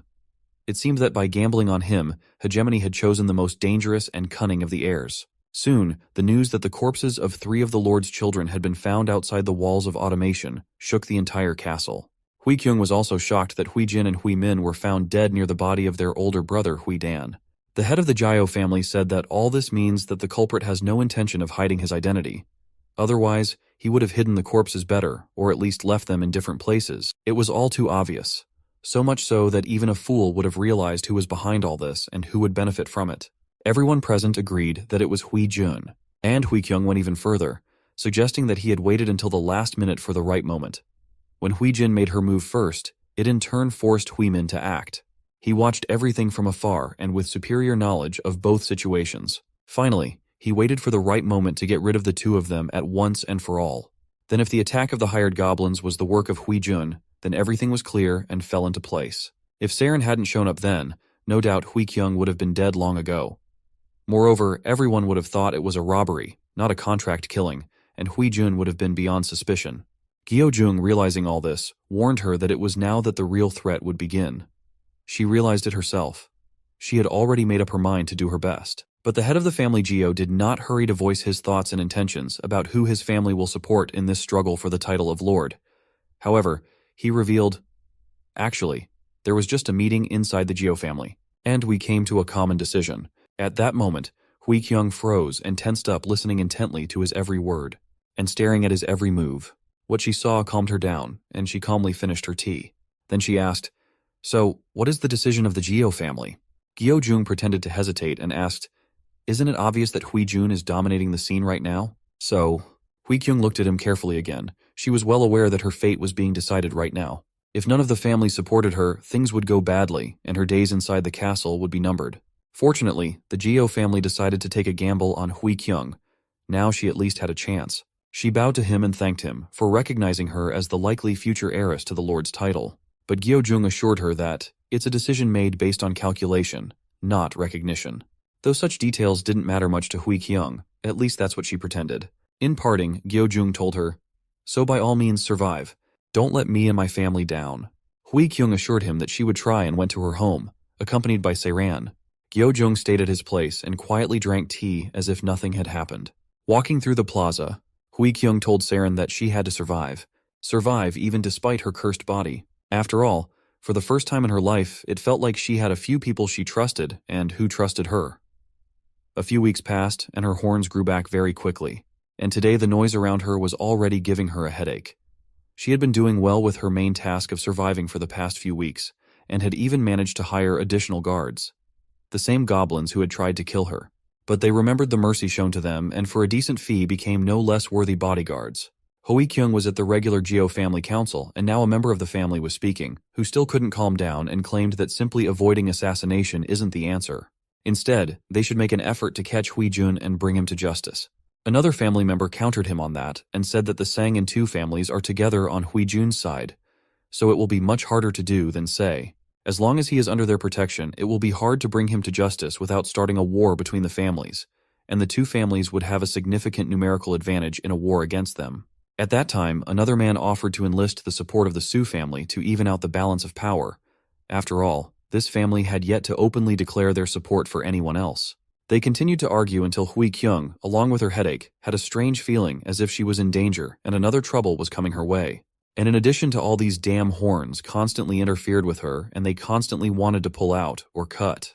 The discussion went on and someone suggested that they didn't really need the Su family's support. He was immediately told that there were two families and they were alone. So why is he saying that they don't need the support of another family? At the same time, Saren's told her, "Don't even think about cutting your horns." She assured him that she wasn't going to do that and it wasn't about them right now. Saren, remembering how she had cut her horns, was still shocked at how much blood there had been then. If he had known then, he wouldn't have even let her try. But what surprised him the most was that she had trimmed them herself all the time before. Just how much she hated them was hard to imagine. Hui Kyung assured her once again that everything was fine. And stopped talking about her horns. There were more important things to do right now. She could feel it. Though if they talk about horns, comparing her situation 15 days ago and now, she can say that she still can't get used to those horns. But now she has come to accept them and sees her horns as a reward for overcoming many hardships over the past few weeks. Suddenly, a messenger came running to them with news from outside the castle. The messenger was in a great hurry and worried. He started talking, barely catching his breath. The news was simple. The Lord was finally returning to the castle. Everyone immediately began to discuss Lord Huiseo's return, for it solved a lot of their problems. All they had to do was wait for his arrival. Hui Kyung asked when he would arrive. The messenger replied that the Lord was traveling slowly and not too fast. Therefore, he will arrive at the castle not earlier than tomorrow morning. Then the messenger came a little closer to Hui Kyung and said that there was also news that the scouting party told him to deliver personally only for Hui Kyung. He moved even closer to her and leaned over her ear when she asked what it was. Then suddenly, blood splattered on her face. The blood of the messenger. He was pierced by two blades at once on both sides from Saren and the goblin. The messenger immediately let go of the knife he was about to kill Hui Kyung with, if given literally a moment more time. Hui Kyung looked at that knife and couldn't believe her eyes. How and why? What made the messenger take such a suicidal step? After all, he was a respected and trusted member of the Geo family himself. Saren explained to everyone present who were puzzled that the messenger was trying to pull the knife out of his pocket. The simplest explanation voiced by Gyo Jung was that that guy had simply been bribed. Greed had always been a human weakness, and now they probably couldn't even trust Gyo's family members. Suddenly, all of this lost importance when the goblin who had looked out to see the commotion outside flew back into the room. He shouted for everyone to hurry up and run out of here now. Gyo Jung repeated the same thing, only more specifically. "Run away, Hui Kyung." Everything was clear now. Apparently Hui Jun had already made the decision to attack before the Lord arrived. He knew that when he returned, things would be much more complicated, and Hui Kyung would have all the trump cards in her hands. So he, along with the families supporting him, planned to end things here and now. And now, the war between the families had begun. So, Hui Kyung was forced to flee, and to be honest, she'd hoped she'd never have to use this escape route. But looking at this stinky hole, she realized there was just no other way. There is just no escape route as safe as this one. And even though it's gross and unpleasant, there's nothing else they can do. The sewer. How many times has it served as the last escape route for the heroes in a desperate situation, and this time was no exception. Saren reminds Hui Kyung once again that under the circumstances, they simply have no other options. So Hui Kyung, without thinking long, started to go down into the hole, intending to go first. She disappeared down the hole, but Saren didn't follow her. She had to come back to wave to him and ask him what he was doing. There was no time to delay. They had to hurry. Finally, Saren came down after her and closed the hatch behind him. When he smelled the disgusting stench that almost made him vomit, he noticed how well Hui Kyung was holding up. It seemed her stomach was much stronger than he thought. Hui Kyung didn't want to go into details about her troubled past at first, and just said that she was used to stink bugs. But Saren wanted to hear her whole story, and she couldn't get out of it. She had to tell him that when she was little, once she went to the bathroom and ended up falling into it. It wasn't a very long story, but it was disgusting. just like this sewer they were walking through. Saren still didn't calm down and kept bothering her with questions, asking, "Isn't that a lot more dangerous than you made it sound like?" She replied that it was. She had almost died there. She must have fallen in there because of the rickety and flimsy loose floorboards, and got stuck up to her neck in a pile of shit. Luckily, somehow she managed to roll all the way to the sewer without getting hurt. There wasn't a single ray of light, and she thought she was going to die. When there was no hope and she was ready to give up, she saw light balls floating around. Then she followed the light and saw the dim outline of the sewer. She followed the light and even caught one. It turned out to be a bug with light coming from its tail. Perhaps that would have been a firefly. But not everything in the story was possible, which Saren noticed. He pointed out to her that fireflies were not the kind of bugs that normally lived in places like this. However, Hui-kyung continued to stand her ground. After all, they were really there, and she remembered everything clearly. Why wouldn't he believe her when she even said that she had caught one and got a good look at it? Saren thought about it. It was an interesting fact of her biography. The fact that the fireflies were in a place they usually weren't meant that there was interference from higher powers, perhaps even their blue beetle god. But he wasn't going to argue with Hui-kyung and agreed that it could have been anything. Perhaps even some other kind of firefly that was unfamiliar to him. Finally, they came to the exit of the sewer. A lone wooden door with rickety steps leading up to it. Saren pointed to this particular door and said that he had found it while exploring the sewer. It leads directly to the basement of the hunter's hut of the Su family. Saren was going to go first, but at the same time he asked Hui-kyung to wait here, just in case, and if he himself didn't return after a while. She would have to run immediately and in the opposite direction of the door. She must not even think of paying attention to whatever she hears outside. Her mission would be to flee and save the most precious thing at the moment. Her life. Hui-kyung pretended to agree and remained alone at the foot of the steps. The stench around her was getting annoying, but she had to wait. She waited for Saren to signal for her to come out, thinking she was still alive because of him and his caution. He'd saved her life more than once in the few fights she'd had in the last 3 weeks, which had been full of events. Right now, all she had to do was wait quietly here. Suddenly, a sound from above took away all her calm. There was no doubt that a fight had broken out upstairs. Hui-kyung knew that sound very well, and despite her promises to run back to the sewers if anything happened, she did the opposite and ran upstairs. She once again remembered what Saren had told her, but she wasn't going to stop. She was determined to help him in any way she could. She pulled out the hidden dagger and opened the doors. As she continued to run forward, she wondered, "Damn it, why am I doing this? Why am I not listening to what I was told?" Unexpectedly, the answer came on its own. She just didn't want to just watch anymore. Watching someone else die for her? And now the exit from the hunter's house was right in front of her, and the bright sunlight was blinding her. Once her eyes got used to the sunlight a bit, she froze in horror and screamed, "Saren!" seeing his stiffened figure in front of her. He turned around and asked in a trembling voice, "Hui-kyung, why? Why did you come up? Why didn't you listen to what I told you?" His stomach was pierced by the spear and the puddle of blood underneath him was getting bigger by the second. Hoi-jun, who had been waiting for them here and had set up this ambush, stood behind the backs of his warriors and smiled smugly. He was sure that Hui-kyung had shown up too late to make a difference, and had only made it easier for them all to find her. And this lizard man is no different than dead already. Hearing his taunts, the wounded Saren shouted for him to shut up. Hui-jun was even surprised that the lizardman still had the strength to speak. But it didn't change anything, absolutely. Therefore, he snorted contemptuously and gave his next order. "Ignore the lizard man, just kill Hui-kyung." His warriors immediately rushed to the attack, hoping that the mortally wounded lizard man was no longer a threat. How wrong they were. A moment later, Saren's eyes lit up with lightning, and his movements were equally lightning fast. He knocked out 2 warriors with his tail and stopped the spear of a third with his hand, and all this while in another hand he was already holding a sword. Hui-kyung didn't even have time to take a step and froze when Saren reminded her that she was supposed to run away. After all, she herself knows it was the right thing to do, right? Then he grabbed the shaft of the spear with his tail and broke it in one motion. At the same time, he was still trying to get an answer from Hui-kyung, asking, "So why did you make the wrong choice?" But she didn't know the answer to that question either, and she only said that sometimes people make choices, wrong choices even when they know they are wrong, even if it ultimately leads to their own destruction. Saren looked at her and realized that it was not just a trait of humans, but of all intelligent beings. The warriors standing opposite them had their weapons ready, but did not rush to attack, hoping that the lizard man would lose more blood and become less dangerous. So when Hui-kyung asked why Saren felt that way, he could calmly tell her that the leader of his tribe had told him to protect her, but had not asked him to risk his life for her. Perhaps that was where they were both similar. It seemed that there was nowhere to retreat, and they would have to accept death together. Meanwhile, one of the subordinates approached Hui Jun and whispered a message in his ear, which was just as well. It turns out they had found something, and now he was going to use it. To his hesitant warriors, he announced that whoever killed the Lizardman and Hui Kyung would be rewarded with a full cart of silk. To his surprise, even that didn't work on his usually greedy subordinates, and they still stood still. Then he lost his patience and shouted, "How long are you going to suffer from a single wounded warrior? Put your human pride on the line and kill them." To this, the warriors objected to him, saying that guy's spirit is too ferocious to simply be called a warrior. There's also a rumor that he's a chosen one. Even though he's not at his best condition right now, Hui Jun just called them idiots and said it was impossible. If he was the chosen one, there'd be no reason for him to hide his powers until he gets a spear piercing his back.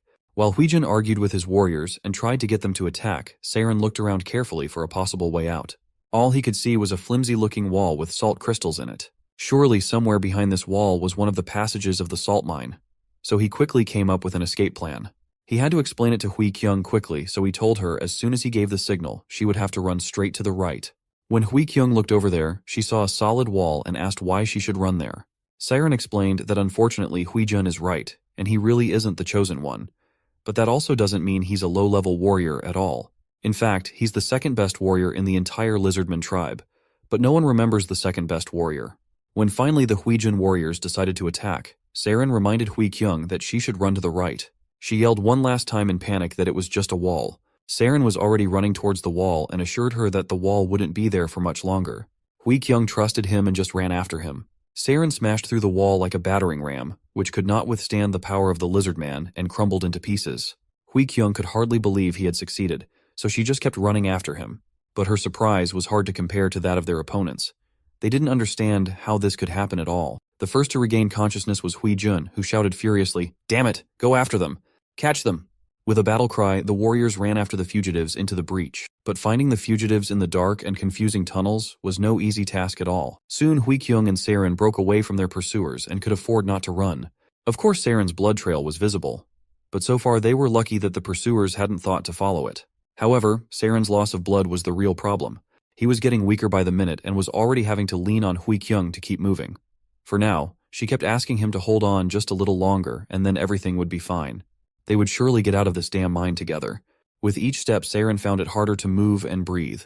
But Hui Kyung continued to lead him onward, hoping to get out as quickly as possible. Soon, the walls of the mine in front of them began to narrow, which could mean that they were not far from an exit or a dead end. Unfortunately, it wasn't long before Hui Kyung froze in despair. It was a dead end. They had no luck finding a way out, and they had been going in the wrong direction the whole time until they hit a dead end. To make matters worse, Saren's bleeding hadn't stopped and the spear tip was still in his stomach. Looking at this, Hui Kyung asked, "Wouldn't it be better to pull out that spearhead and get some rest?" But Saren assured her that was a very bad idea. If they pulled out the tip thoughtlessly, he would lose even more blood at once and the bleeding would only get worse. But they would both have to rest, because in their current condition, they would definitely not get anywhere else. While saying this, he accidentally touched the spearhead and groaned slightly at the sudden pain. But he was used to the pain. What surprised him was the crying and sobbing on Hui Kyung's part. Saren asked her in surprise if she was crying, but she didn't even want to talk about it and asked him not to even ask her. But Saren insisted because he wanted to check and find out why she was crying. Was it because of him? Surprisingly, she admitted that yes. All because he's dying, and anyway, what does he want to check? That she can't even cry? She was already hoping that things would change and she wouldn't be alone all the time. After all her life before it was like this and bad things happened to everyone around her. Saren, seeing her despair, assumed she thought it was all because of the curse. But she was wrong, and he was determined to prove it to her. To do so, he asked her to think back to how many dangers they'd encountered together in the last 3 weeks. There had been many, but all of them she had overcome and survived. Most people would call it not a curse at all, but another word for it. Luck. Yes. Luck. She's not cursed at all. And there's plenty of proof of that. Saren asked if she remembered the day they had first met. Then he noticed something interesting when he climbed down from the cliff to pick up the silk. It was then that he noticed something was wrong with the wagon. Such a breakdown was quite strange. It looked like someone had deliberately broken the part that held the axle, even though she had borrowed the wagon from Gyeojung before the Battle of the Airs broke out. Just like this case, Saren assumed that something similar had happened in the past. For example, he found it suspicious and strange that in the past, the bathroom floor had broken so easily under the weight of an ordinary child. So it seemed logical on Saren's part to assume that none of this was an accident, and that someone had been deliberately trying to kill Hui Kyung since she was a child and make it look like an accident. She should have realized it herself. Someone had been purposefully trying to take her life for a long time. Suddenly, as if resonating with what Saren had said, a chilling voice sounded inside Hui Kyung. One that told her that she knew it herself too. More than that, she even knows deep down inside who tried to kill her. Soon the pursuers found them after all, by the trail of Saren's blood. It was no surprise, and it was bound to happen sooner or later. Their hiding place was revealed and illuminated by the light of torches. Shouts of warriors were heard, and they surrounded the only exit. Soon, the footsteps of Hui Jun were heard, who gloatingly stated the fact that the Lizardman had already lost a lot of blood judging from the trail of blood drops. But the most important thing is that this place is deep in the salt mine. A dead end. And here the runaways can't break down the wall and escape like before. Just what he needed. A perfect trap with no way out. A trap they've driven themselves into. He was not going to wait any longer and immediately sent all his warriors to attack, ordering them to kill the runaways immediately. Saren and Hui Kyung prepared to take their final battle and meet their fate. Hui Kyung thought that at least now she would not blame the curse for anything. And if she died, it would be entirely her own fault. Saren wasn't going to die yet. He told her he was still waiting for her luck. Maybe this time she'd get lucky in the face of death. But the Huijin soldiers weren't waiting. They were already charging towards them with a battle cry. Suddenly, a bright blue flash blinded the attackers. A shining ball of lightning appeared right in front of them. No one realized what was happening. Not the soldiers. Not Saren and Hui Kyung. Not Hui Jun. Everyone froze in place. The light formed into a flashing sphere that cast shadows behind the people in the cave. Those who had good vision were able to make out a strange, square-shaped creature fluttering in the air. And as the mine began to dim, all the other people were also able to see the creature. An electric stingray, a demonic spirit called Buzz, Pez, or Pazd. But his name said nothing to everyone in the cave, and they all stared at him questioningly. Just as the bright light disappeared, everyone heard a voice coming from within their hearts. Buzz didn't hesitate and turned directly to Saren. In a voice shrouded in mystery, he announced, "Saren Mule, you have been chosen." When Huijin's soldiers heard the word chosen, they hesitated and did not dare to move forward, much to the annoyance of their commander. Huijin was shivering with anger. He was so annoyed that when they were about to deal with that pesky Hui Kyung, everything went wrong again. Moreover, he didn't understand why his soldiers were so stupid and hesitant at a time like this. He wasn't going to stand for it, so he shouted at his soldiers to move and not even think about regretting that they didn't make an alliance with the Gnolls. And why were they so scared of that flying thing anyway? If they're so scared to go over there, they should take a bow and arrow and shoot it.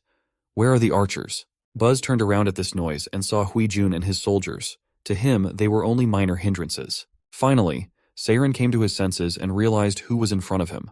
However, he did not seem happy at the news that he was the chosen one. There were 5 chosen ones in the black-scale Lizardmen tribe: Rokrak, Jaol, Ur, Owen, and the Stargazer. No one knew why, but until now, they had been the only ones receiving God's special grace. So the fact that Saren was chosen meant that the chosen ones would become 6 or someone had died. So Saren asked which of the chosen had died. Buzz was in no hurry to answer, and his light only dimmed instead of flashing. The Stargazer died a few days ago, but Saren had left the tribe before that, and it was news to him. While he was recovering, Buzz looked back at Hui Jun and the soldiers and said, "There are annoying things here. Unfortunately, I can't do anything about them because I am only here to carry out God's will." Saren was not upset and assured him that he would deal with them later, but before that he had just one question. "Why him?" Buzz replied, "God chose you himself, so I don't really know the reason. But you probably think you deserve it. Aren't you the second best warrior of your tribe?" At those words, Saren slowly nodded. Then Buzz shone brightly and assured that now he could no longer worry about these enemies, because he will now act on behalf of God, and when he does so, he can borrow God's power, and he will have that power starting now. Buzz glowed as he disappeared, just like when he had appeared. The salt mine then returned to darkness save for a few lit torches. For a moment, everyone was still standing in place, not believing what was happening. But Huijin's shout quickly brought his soldiers to their senses. He demanded them to attack at once since the monster had disappeared. And they should even dare to delay, but they had already missed their chance. With the power of the Chosen One, Saren could easily deal with them. He started with the spearhead that was still sticking out of his stomach. With a cry of pain, he gripped it tighter and his eyes glowed with lightning. Hui Kyung heard cries of pain behind her and asked Saren what was going on. But he assured her that everything was fine. In one firm motion, he pulled the rest of the spear out of himself, and quickly burned the wound with a lightning bolt to stop the bleeding. The soldiers continued to run, not even realizing that their opponent had already managed to heal the mortal wound, and the pain he still had left only made him stronger. Looking at the soldiers running straight to their deaths, Saren assumed that they didn't even realize what had happened. And in that case, he'd just have to make them understand. Saren spread his right palm open. Electric lights began to flash between his fingers, and in a moment, the lightning bolts came straight at the soldiers attacking them, filling the mine and leaving them no chance of survival. Now the hunters were the victims. A blinding flash erupted from Saren's hand, striking the corner of the salt mine. All the soldiers running at them were struck by the deadly lightning, and their screams of pain filled the cave along with the smell of burning flesh. Huijun saw this and was scared to death. He had never expected that this wounded and cornered lizard would be capable of such a thing. In an instant, an entire squad of soldiers was defeated, and the survivors fled in panic to save their skins. Huijun shouted in panic to the soldiers already fleeing even faster than him to retreat, for this lizard man was truly the chosen one. Together, they hurried to the exit as fast as possible. Saren was trying to catch his breath. Using the power of the chosen one was not an easy task, especially for a wounded lizardman. Huikyung was amazed by this incredible strength, but she was also concerned about Saran's condition. Despite his assurances that he was fine, it was hard to believe him. But what was easy to believe was the destructive power of the chosen ones of their black-scaled Lizardmen tribe.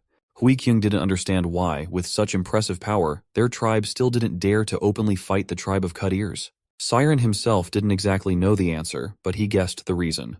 Now that he had used this power himself, he could definitely say that this power could not be used indefinitely. Because when he used it, it felt like some type of mental power was being consumed. Now he understood why Owen always smoked cigarettes after using this power. Huikyung was still worried about his health, but he persisted in assuring her that he was fine and just a little tired. But that was okay, because now that he had cauterized his wound and stopped the bleeding, he felt much better, and he was ready to go. Then Huikyung was not going to stay longer in that cramped mine and was determined to see the sunlight again. They had a good chance of getting out of the mine because today she was luckier than ever before. However, as they made their way to the exit, the obstacles did not become less, and they were blocked every time by a Huijun soldier who jumped out from around the corner, and they had to deal with him. Of course, with Saran's new strength they had no chance, but they kept trying. When their attempts failed, even fleeing didn't save them. So they pushed onward and onward, leaving nothing but roasted corpses in their wake. All this was watched by Hegemony, who could barely contain his rage at seeing their success. He just couldn't afford to let it go on any longer and was determined to stop them. Yes, it wasn't exactly part of their arrangement with Nebula, but he himself didn't want things to go that far. Now he had no choice but to act. To stop them, he decided to summon an animal under his control, a saber-toothed tiger, to deal with them and bring him victory since Huijun couldn't do it himself. Soon, Saren and Huikyung froze with surprise and fear. It was hard to believe, to encounter such a creature so deep in the mine. At the sight of a giant, muscular, saber-toothed tiger, they were confused and did not even immediately realize what it was. But the tiger did not hesitate and with a growl continued to approach them. Saren was the first to come to his senses and quickly jumped forward, covering Huikyung. He had only one question. What was the saber-toothed tiger doing here? But there was no time to look for an answer to that question. The tiger suddenly leaped at him and Saren only had time to activate his Chosen One power a second before it would be too late. A flash of lightning illuminated the mine, and the saber-toothed tiger fell dead at the feet of our heroes.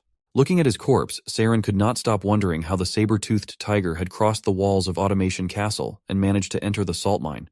And the most important question was why. In search of what he came here? That was something he had no way of knowing. However, Huikyung was no longer surprised at anything. She was already dizzy from everything that had happened this day. With her already happened so many incredible things that now she already thought that absolutely everything can be, and this tiger is just another proof of it. Finally, they approached the exit of the mine. They were in no hurry to get out of the mine, but they would be vulnerable to another ambush, and Saren was almost certain there would be one. But they had no other choice. All they had to do was be ready. Saren went first so that he could meet the danger if anything happened.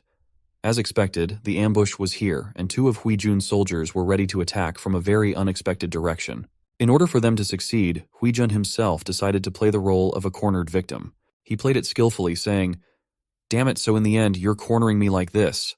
Huikyung completely fell for his tricks, and without suspecting the ruse began to ask him who he thought started it all. Huijun knew what to say to her. He reminded her that she was the one who had brought the wicked lizard into the castle.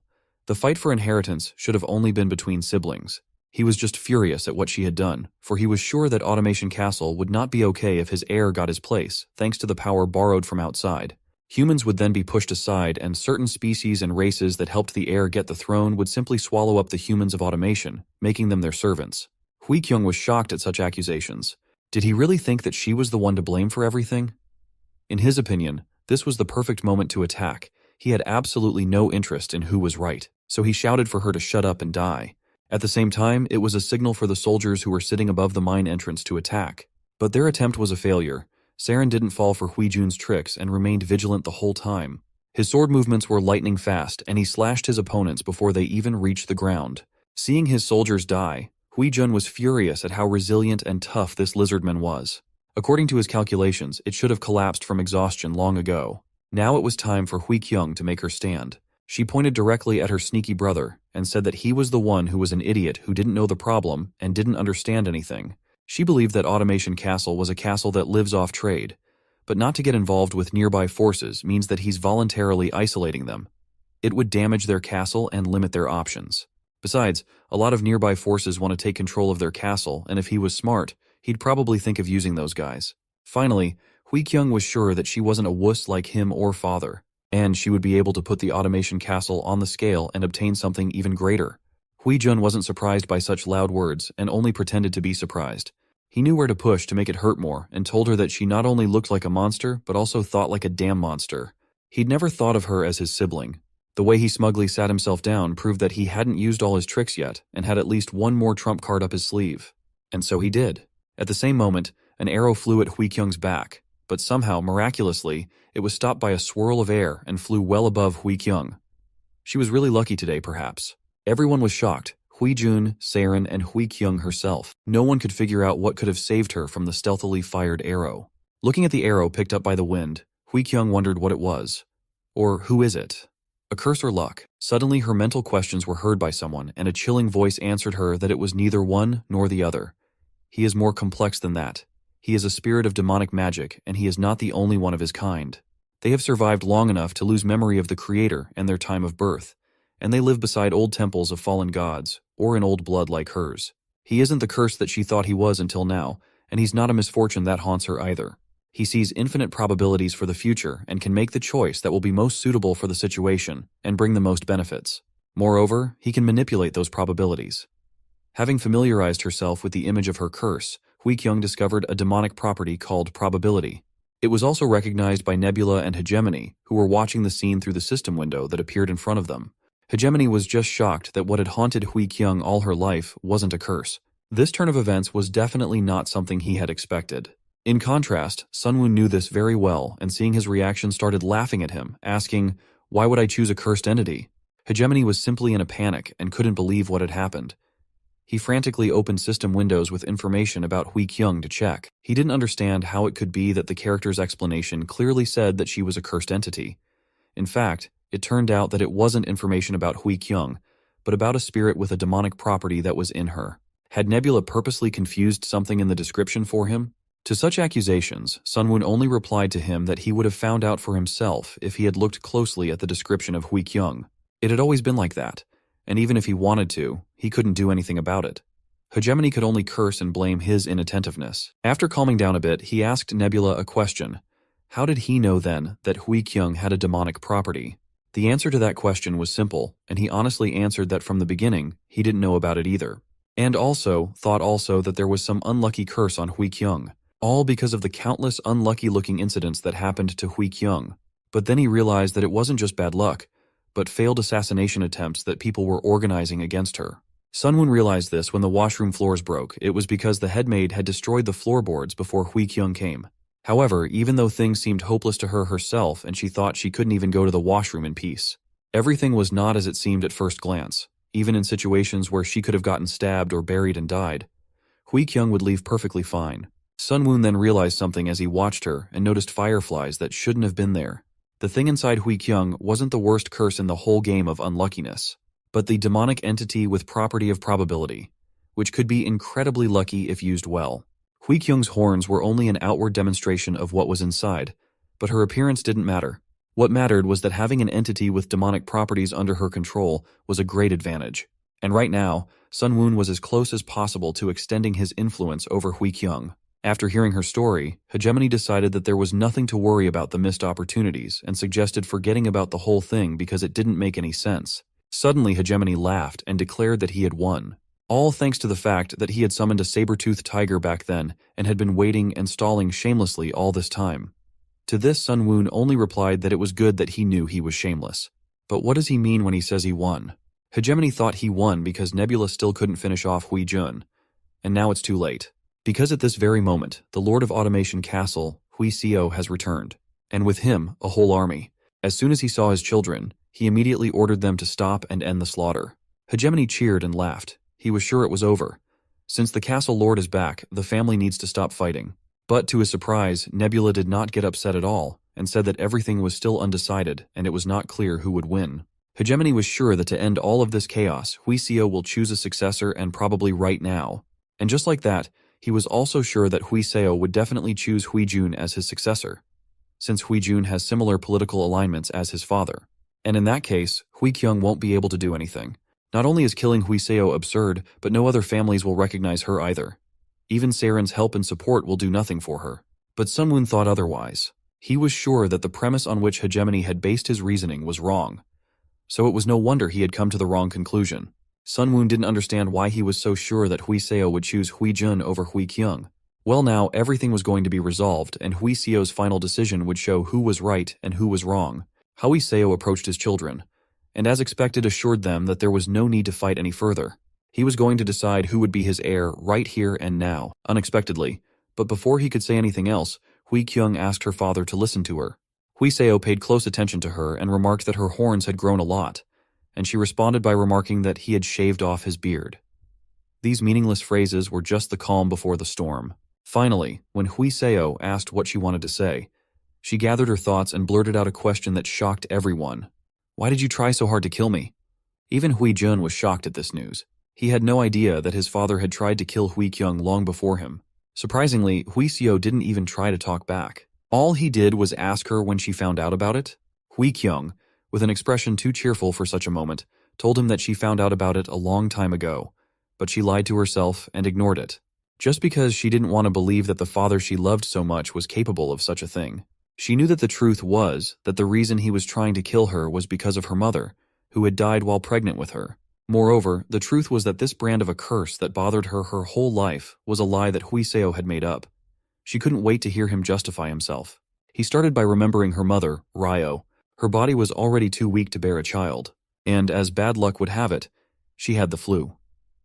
She died of exhaustion from the strain of childbirth. Ryo was too special to Hui Seo, and her loss was an unimaginable pain for him.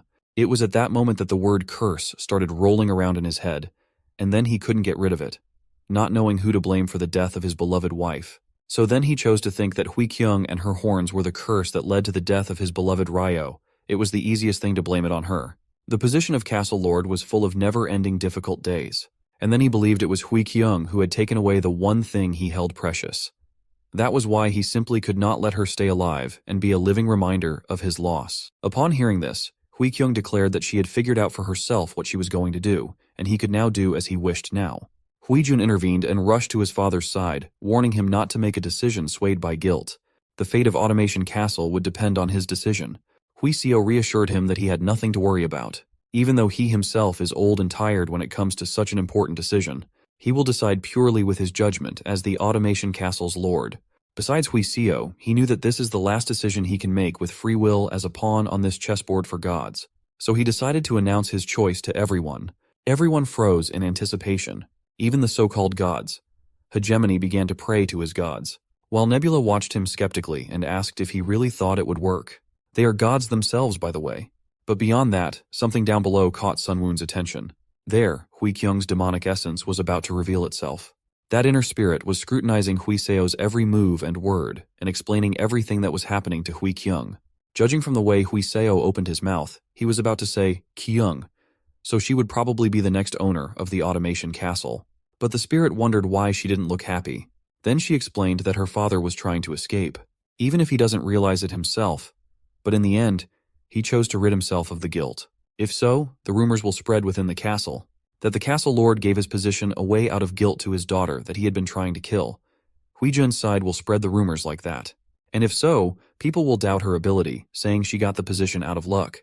The four families of the Automation Castle and citizens will not follow her, and even the position of Castle Lord she will receive will be at risk. That's why Hui Kyung couldn't afford to be chosen by her father as his heir. She had to get that position herself, and she was determined to do so, no matter what it cost her. Hui Kyung decided to act here and now while she had the chance, and the first thing she told her father was that she had changed her mind, which surprised him. She had been thinking about the situation for some time, and now she was sure that no matter what her father's plan was, she thought she should become the lord of the castle, and that was why she had asked her father to entrust her with the position of castle lord. Such insolence and self-confidence at such a crucial time was a surprise to everyone, Saren included.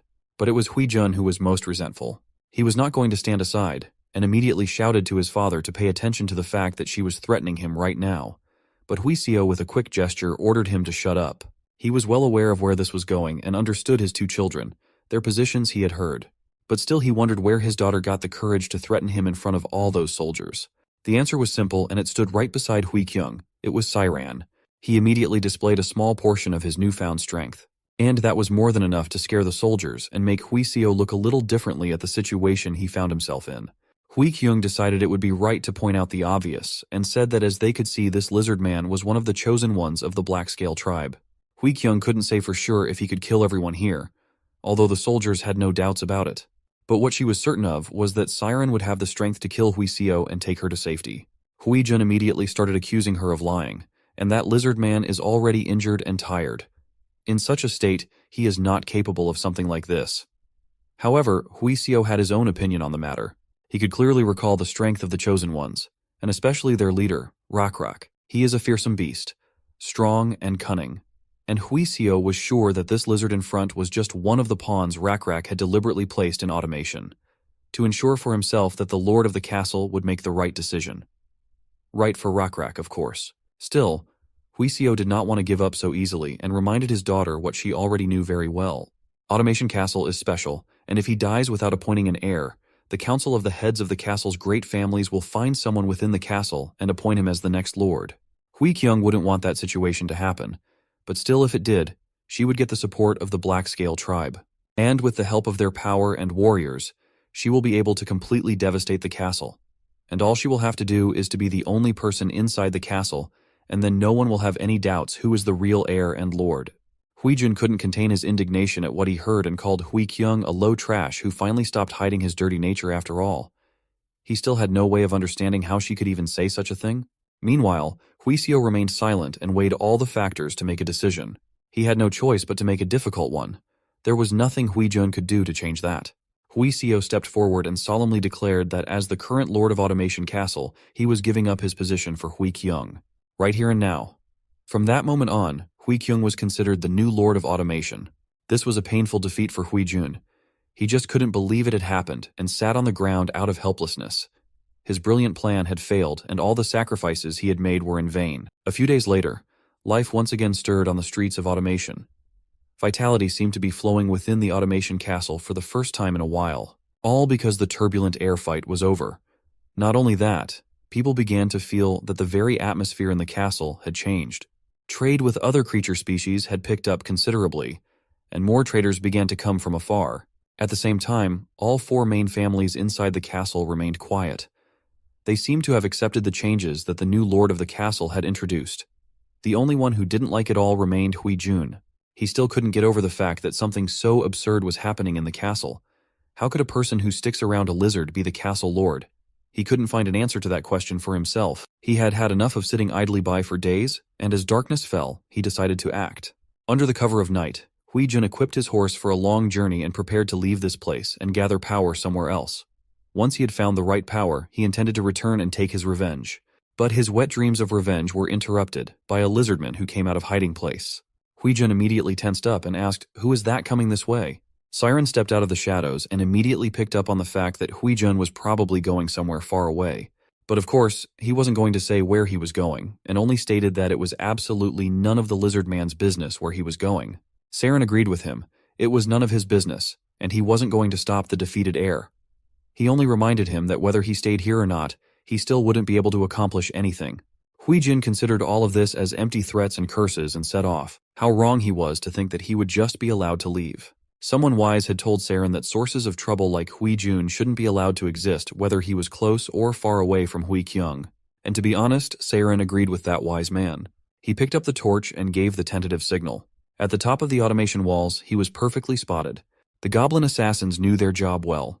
When Hui Jun ran out of the gates of automation, he didn't even hear the sound of death rumbling right above him. He was never meant to leave the walls of automation. One swift movement from the goblin, and his head had already fallen from his shoulders. Now the proof that Hui Jun could never cause trouble again was in the goblin's bag. From the outside, it looked as if the rider had calmly continued on his way and nothing had happened. But in reality, it was already a headless rider. This was a fat point in the hegemony's defeat. He knew perfectly well that he had lost unconditionally. Even Sun Woon was surprised at how calmly the usually emotional hegemony accepted his defeat. But he had his reasons. He realized that one who does not acknowledge their losses cannot grow. Apparently, this wasn't his first failure in this game. Of course, it was frustrating to lose, and Hegemony was upset. But he had no choice but to admit that it was Nebula who had won in this contradictory prophecy, which was obvious. In the end, as surprising as it was, the Hegemony acknowledged his loss cleanly and left. And he didn't leave on his own. He took his tribe of gnolls with him and led them to the other side of the continent, guiding them to the far west. It seemed that Hegemony was not really worried about the failed prophecy and was ready to face all negative consequences and events. Now the paths of Hegemony and Nebula had diverged again, but that didn't mean they wouldn't meet in the future for another battle, perhaps the final one for one of them. Watching all of this, Sun Woon immediately figured out the Hegemony's plan. He was going to make a military march across the continent, capturing weapons from the continent's inhabitants. By taking such a step, he must have been confident in his tribe's fighting strength. Now that the Hegemony had left its original location, a vacuum was created, which Sun Woon was able to use to increase his forces in the territories previously inhabited by the gnolls. They used to occupy the North Shore regions and the peninsula's southern half. These were all coastal territories, and Nebula saw an opportunity to utilize them. Besides that, he still had the ocean small domain that the Lizardmen had taken over from the Frogmen. The serpent who had this small domain being originally a freshwater creature, it hasn't even had a chance to use it properly. Well, it wasn't all that urgent and could be thought about later. Right now, Nebula had to meet the new lord of the castle. Hui Kyung was just in the right state of mind, tired after a busy day of business. She had fallen asleep right on her desk. It was the perfect moment for Sun Woon to appear to her and guide her in the direction he wanted.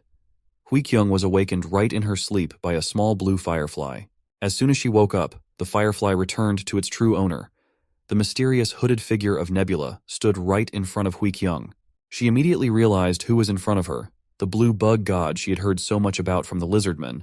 Hui Kyung bowed in reverence to the god whose followers she had received so much help from. She knew this was just the beginning, but she had nothing to thank him for.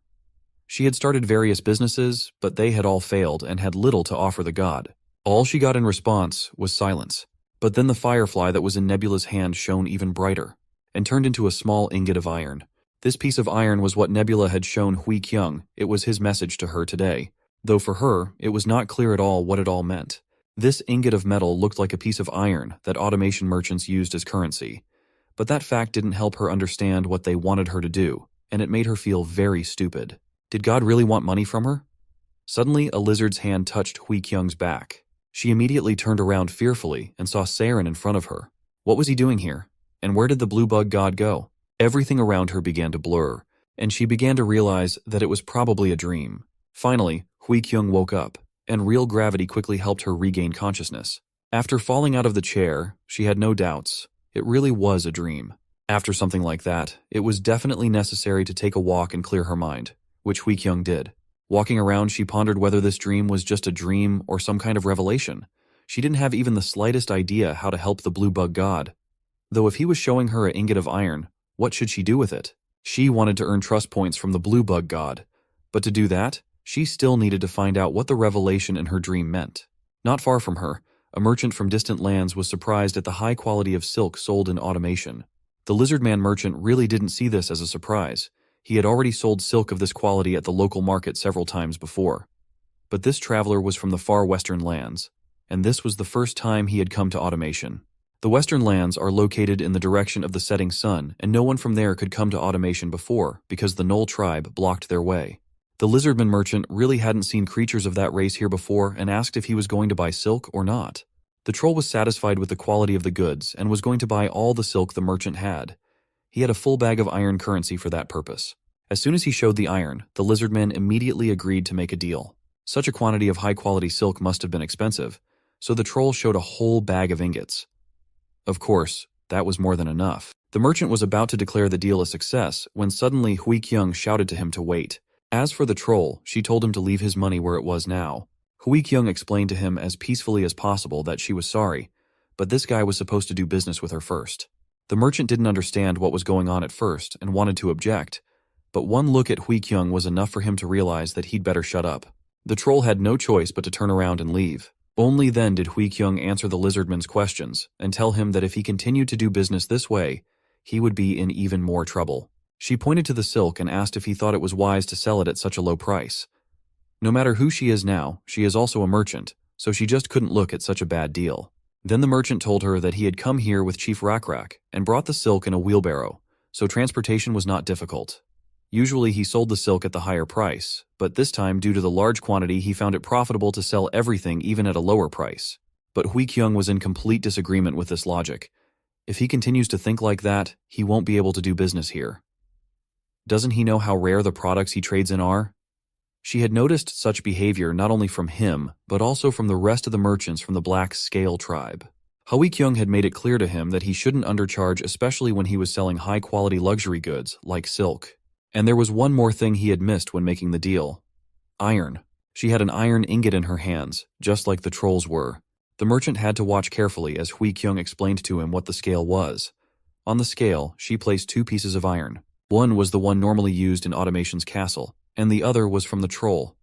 Hui Kyung was going to compare their weights. Whichever one was lighter would go up. The Lizardman merchant was watching everything with interest. And as you might have guessed by now, the piece of iron brought by the troll was lighter. That's why he should check the weight of the iron before he traded it next time. Behind him came the voice of someone. The scale that Hui Kyung had shown him seemed to be a very useful item. It was Rakrak himself, and he also asked Hui Kyung to compare the weights of a few more pieces of iron. She happily agreed. It was not for nothing that their automation scales were considered the most accurate. After the measurements, it was immediately clear that this metal was different from regular iron. Then Rakrak told her that this iron was obtained from ancient ruins. It is of excellent quality, but it has one very significant disadvantage. It is very difficult to melt. The best forges of the Black Scale tribe had given up out of helplessness. That is why Rakrak came here, hoping to find a solution to this problem within the walls of Automation Castle. Rakrak wanted to find a way to melt this iron and turn it into a weapon. At that moment, Hui Kyung realized what her dream was about. The Blue Bug God had given her the task of helping Rakrak with this difficult challenge. Of course, Hui Kyung replied that she could do it. However, she later realized that she had been a little hasty with this statement and had said it too confidently. Now she wondered what would happen if she didn't keep her word, and now said she couldn't do it. Would her reputation as Lord of Automation fall from that? By the way, there was a reason Hui Kyung was so confident in front of Rakrak. She was relying on the blacksmiths of Automation, who were considered the best in the area. When they looked at the iron that Rakrak had brought, they assured Hui Kyung that they could make weapons out of them. However, they had a problem in the process. If it was the will of the castle lord, the blacksmith was willing to work, even though it was difficult. This damn metal proved to be too unyielding to be crafted. After heating up the workpiece, a skillful blacksmith could usually get it into the desired shape in 10 hammer blows. But with this metal, he barely succeeded after 40 blows. The blacksmith could barely make one spearhead after working hard for half a day. After that, he was too tired to continue, and that's why he couldn't make the next one. Then Hui Kyung asked why not take a break and then go back to work. But the blacksmith assured her that wouldn't work either. If the forge cooled down, he would have to reignite it and would waste too much charcoal. Hui Kyung then suggested using more people, but that wasn't an option either. They would need several years of hard training to become useful in the smithy.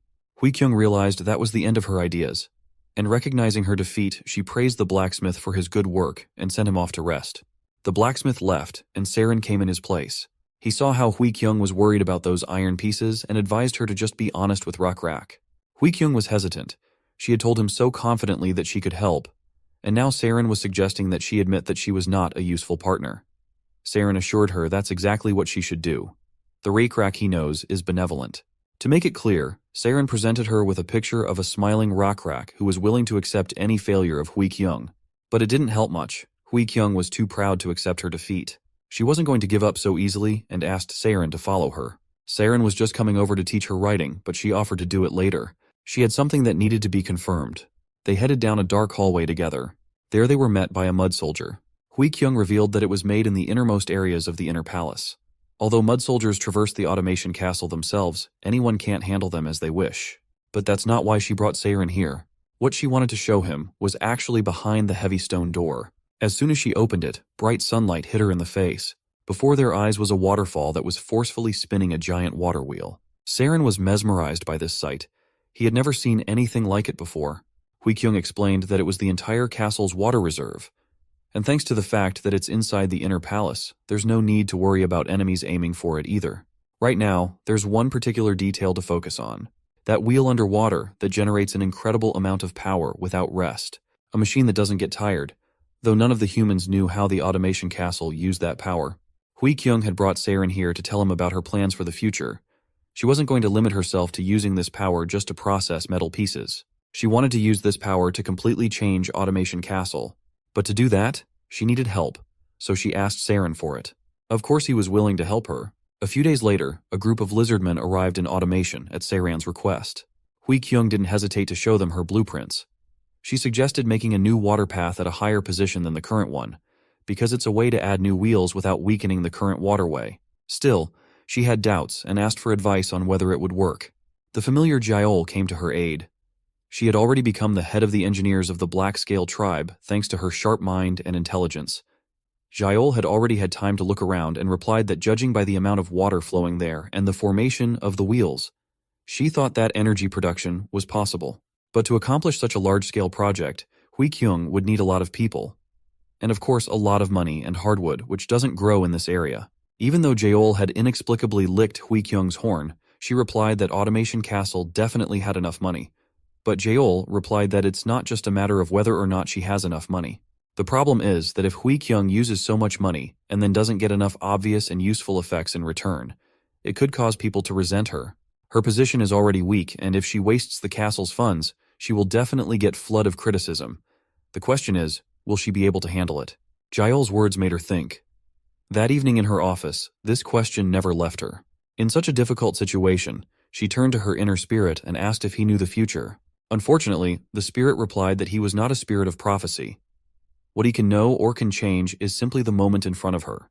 Hui Kyung guessed that would be the answer. Still, she asked him to hear about the future she was pondering. She was going to leave the axle of the first water wheel empty and save it for the next lord to be appointed. The second water wheel she was going to connect to the blacksmith's mechs. If they just have enough charcoal, it'll create a bloomery that will never get extinguished. The third water wheel would be connected to a hammer that would be able to shape the blacksmith's workpieces. The fourth and final water wheel she was going to connect to a millstone so that people could process an impressive amount of grain into flour. Hearing her thoughts, the spirit replied that it looked pretty good, but that wasn't enough for Hui Kyung. She needed to be sure. This the spirit could not guarantee her. It was a future he couldn't see. He only said what he thought. Well, in that case, she was even willing to take the risk. Hui Kyung as well as the spirit thought it was a nice idea. She decided that she would start building water wheels after all. So construction has begun, but not as smoothly as Hui Kyung had hoped. Construction came with numerous challenges. Water wheels and workers kept falling over. On top of that, several times they got scammed by material suppliers. But all that was nothing compared to the most painful thing. When the work was almost finished and 3 water wheels were installed, it turned out that the 4th one could not be installed. Now that was the real challenge. Gaojung suggested that there was a space calculation error in the design. It's a pity, but he suggested just building everything with 3 wheels. Because if they needed to install a 4th wheel, they would have no choice but to start over. Gaojung assumed that there was no other choice. In that case, Hui Kyung told them to start over. They were shocked. How could she order such a thing? If they started over, they would have to dismantle what they had already built and then start over, and that would take twice as long. On top of that, there was also the problem of the workers they had hired. Hearing all these pathetic excuses, Hui Kyung turned to them with a threat and asked, "What's the problem? This is a promise with the Blue Bug God. Are they really willing to arouse the god's wrath on Automation Castle the moment it just started to revive?" Finally, Hui Kyung shouted, "Say this to everyone. As long as I am awake and alive, I will keep my promise with the Blue Bug God at all costs and show you the completed water wheels." Sun Woon, watching this of course, couldn't remember when he told her to build exactly 4 wheels. Although, that didn't surprise him in the least. The human race had always been like this. After all, unlike lizardmen, who are a bit blunt and tactless in comparison, humans live extremely goal-oriented lives. Thus, using the blue bug god as an excuse, the build period was extended. But the other automation families weren't very resistant to this, all because they were benefiting from the ongoing construction and the flourishing trade and business. The reason being, as the construction workers stay and more goods circulate, the scale of the commercial district expands, eventually returning benefits. Finally, under Sun Woon's close supervision, after countless twists and turns, construction was completed. And the 4 water wheels, the most advanced structure in the world, was born in Automation Castle. Hui Kyung was more than pleased with the result. So were the Lizardmen who helped her. The water wheels were moving and all the mechanisms were working. The automatic smithing hammer worked with some incredible power, as did the other mechanisms. Now the Automation Castle will surely become a place about which travelers will say the following: I have been to many places, but I have never seen a place as remarkable as Automation Castle, famous for its ironwork that is trusted and used all over the continent. Hui Kyung was satisfied and only apologized to the blue bug god for using his name for her own purposes. But still, she believed he would understand her, and would appreciate her plan. She was right. Sun Woon was just as pleased as she was. Thanks to Hui Kyung, he was able to improve his iron-making skill to level 2. His civilization had now laid the technological groundwork to produce higher-grade iron. Also, his civilization was now able to smelt steel to create more durable and long-lasting ironware. In addition, now iron made in automation and marked with a special tag became the first base currency to establish itself on the 3rd continent. Even that was not the end of it. The writing system developed in automation called Chung Letter System also became the mainstream on the 3rd continent. Thus, the technology of the civilizations under Nebula's control developed much faster than the average development speed of the other players. How could he even be angry at Hui Kyung for this? This was the exact reason why Sun Woon had chosen humans as his second race. As a result, Automation Castle prospered more than ever, and began to attract races that had never been here before. Elves, for example, who strolled through the castle and were surprised by the sound and sight of the continent's famous water wheels. One of them knew that the giant water wheel inside the city grinds grains. The other could not imagine how huge it was that the sound of its operation reached all the way here. A Lizardman trader intervened in their conversation and corrected them that the water wheels were not only used to grind grain, but also to make weapons for the tribe of black-scale lizards. But the lizard was not particularly interested in talking. Since the travelers had come here, they probably wanted to buy high-quality silk, right? After feeling the goods, the elves were surprised by the quality and immediately decided to buy it. They were going to pay for the goods with iron ingots, not the ones made by automation, but their own. They assured that they were of the highest quality, made of iron that is found only in their region. But the merchant, having learned from his own experience, was not going to take their word for it and took out a scale. As could be guessed, the elves' iron ingots were lighter than the standard. Their iron was of the lowest quality. In that case, the merchant was not even going to sell them anything. He would not accept such low-grade currency and was not going to trust such cheats as them. Of course, the elves were surprised by this refusal. As a solution, the merchant suggested they go and exchange their iron plates for those issued at the central exchange of the Automation Castle, and then come back, because he could not sell them anything until they had normal currency. The elves tried to resist and kept convincing him that he was making a mistake and missing a great opportunity to make a good deal. And anyway, someone who sells a lowly piece of cloth shouldn't be so power-tripping. It was a mistake. As soon as the merchant heard this, his patience ran out. He shouted at them to get lost, since they don't know how much quality silk costs. Hui Kyung was watching from the sidelines like a professional spy. She liked that this lizard man ended up being a worn-out merchant. But what she didn't like were those 2 elves. She wasn't used to seeing that race in her castle, and she wondered where they were from. So she decided to observe them and see how they did business. The elves approached one merchant, then another, and so on. And then Hui Kyung realized who they were. These elves are cunning tricksters. They're just targeting naive people or new businessmen. The way they're just targeting anyone who they get their hands on. It's more like they're hunting pushovers. A couple of scammers like this, Hui Kyung had never met before. And the big question remained, where the hell did they come from? Meanwhile, Sun Woon received a private message from one of the players. He was surprised. No one had written to him before. The message was from a player named Eldar. Based on his name, Sun Woon immediately assumed that this was a new player he hadn't met yet and was most likely controlling the elf race. During the issue with the hegemony, they resolved their conflict regarding Automation Castle by talking, as our hero needed to resolve all issues outside of the battlefield.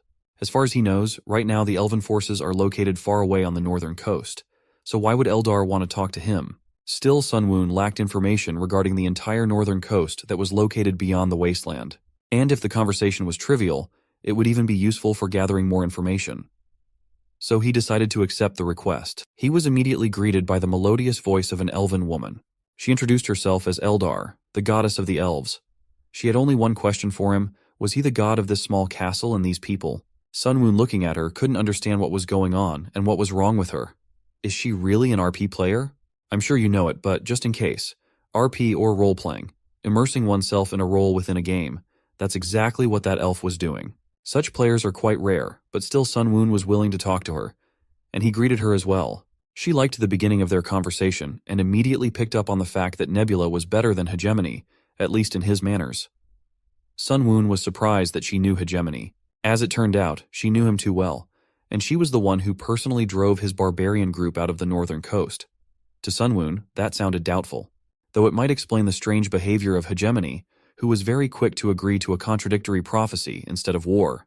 So Eldar had defeated him after all, and he was forced to look for a different place. But it was strange for an RP player to be so strong. Usually, such players are quite mediocre in terms of game achievements. Well, in that case, Nebula decided to find out what she wanted. Eldar was quick to state her demand. She wanted Nebula to pay her tribute, and then she would be merciful and spare his pathetic civilization along with him. It was a rather self-righteous demand on her part. There was no point in talking to her further, and Sunwoon immediately cut off their communication by blacklisting her name. He wasn't going to pay tribute, of course, and didn't even respond to her request. The Eldar base was located on the northern coast, and it was almost impossible to get to it for reconnaissance with insects. Sunwoon wasn't going to go there himself either. It was dangerous, and there was no telling what might have happened to his civilizations during his absence. But Eldar was also limited in what she could do as well. Just as Sunwoon knew little about Eldar, who turned out to be just another guy who had chosen a female avatar in the game, neither did he know much about Nebula. That was probably why he had sent his elf scouts to Automation Castle, since he couldn't use his little domain for that either. There was also a chance that there were no birds or insects in his small domain. And then Eldar was very unlucky. However, considering Eldar claimed to have driven the Hegemony away, he shouldn't be underestimated. He probably has an ace up his sleeve and support that he relies on. In that case, Nebula needed to quickly prepare for war. But before that, he was going to see what the other players had. Meanwhile, at Automation Castle, Hui Kyung had uninvited and unexpected guests. A delegation of elves had come to negotiate with her. It was headed by Leaner, the president of one of the largest trading companies of the elven civilization. He wanted to meet personally with the Lord of Castle Hui Kyung and no one else. He had come to apologize and resolve the problem that Hui Kyung had banned elves from trading in the castle because of the fraud of the two she had overseen. And they didn't come empty-handed. They had prepared a valuable gift. When Hui Kyung opened it, she was nearly blinded by the glow of a large precious diamond. According to the elf, this artifact had been found in ancient ruins. The elf hoped she would accept the gift and forgive them for their mistake, which would not happen again. Hui Kyung closed the box back up and said it was an outstanding artifact. However, she threw it on the ground and said she was rich enough already. Did he really think he could bribe her with it? Such an artifact meant nothing to her, which could not be said for the elf, who immediately rushed to pick up his treasure. After making sure the artifact was safe and sound, the elf breathed a sigh of relief and asked how much she wanted then. Hui Kyung wondered. The elves had never come from the northern coast before this. So why were they so eager to start trading with automation now? Has the situation really changed? Finally, Hui Kyung answered them that if they wanted good relations with her, they shouldn't even think of bribing her. Instead, they better stick to the law and fulfill the restrictions imposed on them. The elves had no choice but to agree. But it didn't end there. Hui Kyung also offered to buy them statues of the blue bug god if the elves wanted to earn her favor. To this, the elves replied that they believe in the dancing shadow god. But Hui Kyung was not the least bit confused by this. She didn't care. So she suggested to the elves to believe in two gods because it will double the blessings. In fact, they had nothing to lose, so they could safely try it. A few weeks passed, and there was a knock at Hui Kyung's office. It was Siren. He had been given a message from the great Hassadian elf chieftain. In the message, he demanded an apology. He claimed that the last time she met with the elves, Lord of Automation had demanded his subordinates to convert and insulted them. Hui Kyung was shocked by such statements. It was nonsense. She had done nothing of the sort. How annoyed she was by these elves with their arrogant looks and twisted personalities. Siren didn't understand the sarcasm and took her words literally, making her once again remember who she was dealing with. Hui Kyung decided to outsmart the elves with their own weapons, and used the fact that the elves were trying to bribe her in a return message. Siren liked that idea. Thunder rumbled outside the window, which caught Siren's attention. But despite the approaching rainy season, he believed that the messenger from the elves would come again in a few weeks. Hui Kyung also thought it was likely, but she wasn't going to see the elves in person again. In that case, Saren was going to prepare more insults to use against them. But other than that, Hui Kyung had seriously warned him to better prepare for war. The rainy season was over, and the barren lands around the castle had turned green. Surprisingly, no further messages from the elves had come during this time.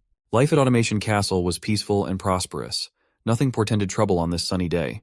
That all changed suddenly when the guards on the walls noticed something in the distance. An alarm was immediately raised, and a messenger was sent to Hui Kyung. An army was heading towards them. Elven soldiers were already close, and they clearly did not come with peace. Led by their leader, Hasadian himself, riding a reindeer. A scout reported to him that Automation's castle was right in front of them. Well, Hasadian was pleased to finally see the home of these foolish and shameless people. He admitted he was a little flustered when the dancing shadow god sent an oracle of punishment. But now, to be honest, conquering this castle didn't seem like such a difficult task to him. Confident in his strength, he commanded his army to prepare to attack. They rushed forward without waiting for any worthy resistance. The Hasadian army consisted of 300 professional warriors, and it was not only their leader who was confident of victory. Their god Eldar also believed that such an army would be more than enough to conquer this small castle. Though the walls of Automation's castle are high, after all, they're made of mud, and those walls are defended by 150 soldiers at best. Compared to the bows of the elves, which can shoot at 80 paces, the bows of humans are weak and pathetic. Hasadian, as well as his god, was confident that now they would be able to make that damn Lord of Automation Castle bow down before them. Sun Moon was also watching. Well, the elves had asked for it. Now the civilizations of Nebula would give them a decent fight. Hui Kyung was not taken by surprise and was already giving orders to proceed. Unfortunately for Hasadian, things didn't go according to plan from the start. Another soldier ran up to him and reported that something strange was happening in the canyon in front of Automation. The Automation Castle soldiers lined up there in a formation in the shape of a magic circle. There were about 70 soldiers, and since they were there, they must have been aware of the elf attack beforehand. But Hasadian was worried about something else. Why only 70 soldiers came here? Where were the other half of the Automation defenders? He didn't have to ponder that question for long, as more pressing problems were approaching them from behind. Those approaching forces were blocking the elves' escape route. And to Hasadian's surprise, it wasn't humans. Instead, it was an army of lizardmen riding cockatrices, and leading them forward was High Chief Rakrak himself. The elves could not believe how it was possible that lizardmen and humans could be allies. Equally surprised and confused was their god. A notice appeared before Eldar. The clash of civilizations had begun, and the opposing tribe also had faith. Eldar could not understand what was happening. Humans were supposed to be the only opponents. Why were other civilizations suddenly involved? He immediately contacted Nebula to express his outrage. He wanted to know if the Lizardmen tribe belonged to Nebula's ally. Sun Moon only sighed irritably and asked him why he didn't look at the list of players on the location before contacting him. Really, RP players are not the smartest. When Eldar opened the local player list, he found that there was only one player present, Nebula. Then Eldar asked incredulously, "Isn't Nebula the god of humans?" The answer was simple and sad for Eldar. Sun Moon was both a god of humans and lizardmen. Eldar couldn't believe it. How was that possible? He couldn't believe that at such an early stage of the game, any player could control two species of creatures at once. The elves were terrified, and even their leader's shouts and demands not to be deterred, because they still had the advantage in numbers, didn't help. Hasadian did not give up and ordered the vanguard to prepare to defend themselves against the humans, and the rear guard to turn around and prepare to attack the lizardmen. But their troubles didn't end there. Another 70 human soldiers with bows were at the top of the canyon. They didn't hesitate for a second, and simply showered the frightened and disoriented elves with a rain of arrows. Hasadian ordered to dodge while fending off some of the arrows, but it did little to help his less able soldiers. Meanwhile, the lizardmen were approaching from behind. Before the elves could recover from the attack from above, they immediately began to be pushed back from behind. Some even began to flee. Hasadian couldn't let them do that, and shouted to them to get ready to meet the lizardmen, maintaining the formation at the same time. But the elves, scared out of their wits, were barely able to do that, especially when some horrible creatures riding other even more horrible ones were running straight at them. To their surprise, however, there were no weapons in Rakrak's hands. Instead, he extended his hand towards the elves and it glowed with a blue light. The group of elves didn't even have time to move and realize what was about to happen, when the electric flash was reflected in their frightened eyes. The elf it hit was instantly turned to ash while the others were disoriented. Rakrak took advantage of this moment to approach with spear in hand, and mercilessly slaughtered the weak elves. The rest of the lizardmen followed his lead. The cockatrice cavalry was merciless, and soon the cries of dying elves for salvation and mercy filled the canyon. They were helpless in the face of a superior force. and began to run for their lives.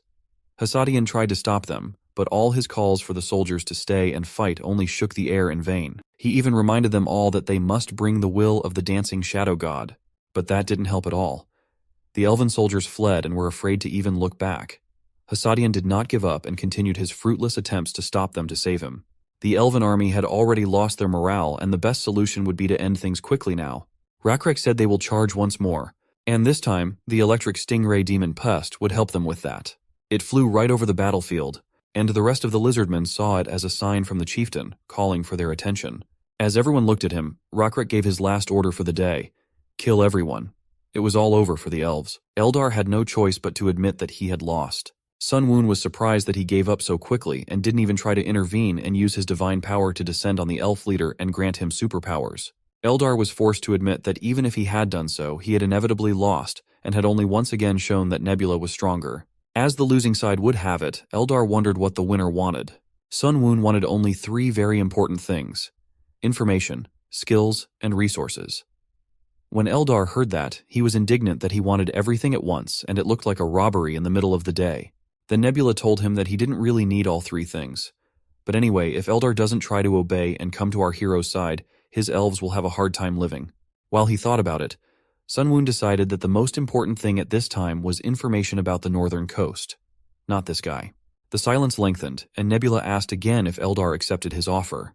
It was a hard decision to make, but Eldar even thought it might be profitable for him. He had lost almost 300 warriors here, and after that it would be hard for him to survive as an independent player with what he had left. On the other hand, Nebula is already playing with 2 species of creatures, so if he has to choose sides anyway, let it be someone very strong, like Nebula, for example. Eventually Eldar changed his mind, and while a few minutes ago he was claiming that he was being robbed in the middle of the day, now he took up his RP stuff again and solemnly declared that he had been touched by the mercy of Nebula, god of humans and Lizardmen. Eldar was willing to give everything to him: information, skills, resources, and anything else he needed. Further playing his role, he even pretended to cry, asking for forgiveness for his past arrogance. It was a mystery to Nebula what was wrong with this guy all this time, but it didn't matter, because he was ready to share everything he knew about the North Coast now. Now Sun Woon understood what had made Eldar change his behavior. He wanted to make an alliance. Eldar made no secret of it, and as a sign of his sincere intentions, he began to tell Sun Woon what he was eager to know without demand. On the northern coast were the civilizations of 3 players: Solongos, Lim Chunsik, and he himself. Together they formed a loose alliance there without systematic support for each other. The player known as Solongos controls a rare race of centaurs. Sun Woon knew something about them. Although the centaur race had the advantage of being cavalry soldiers, they also had their disadvantages.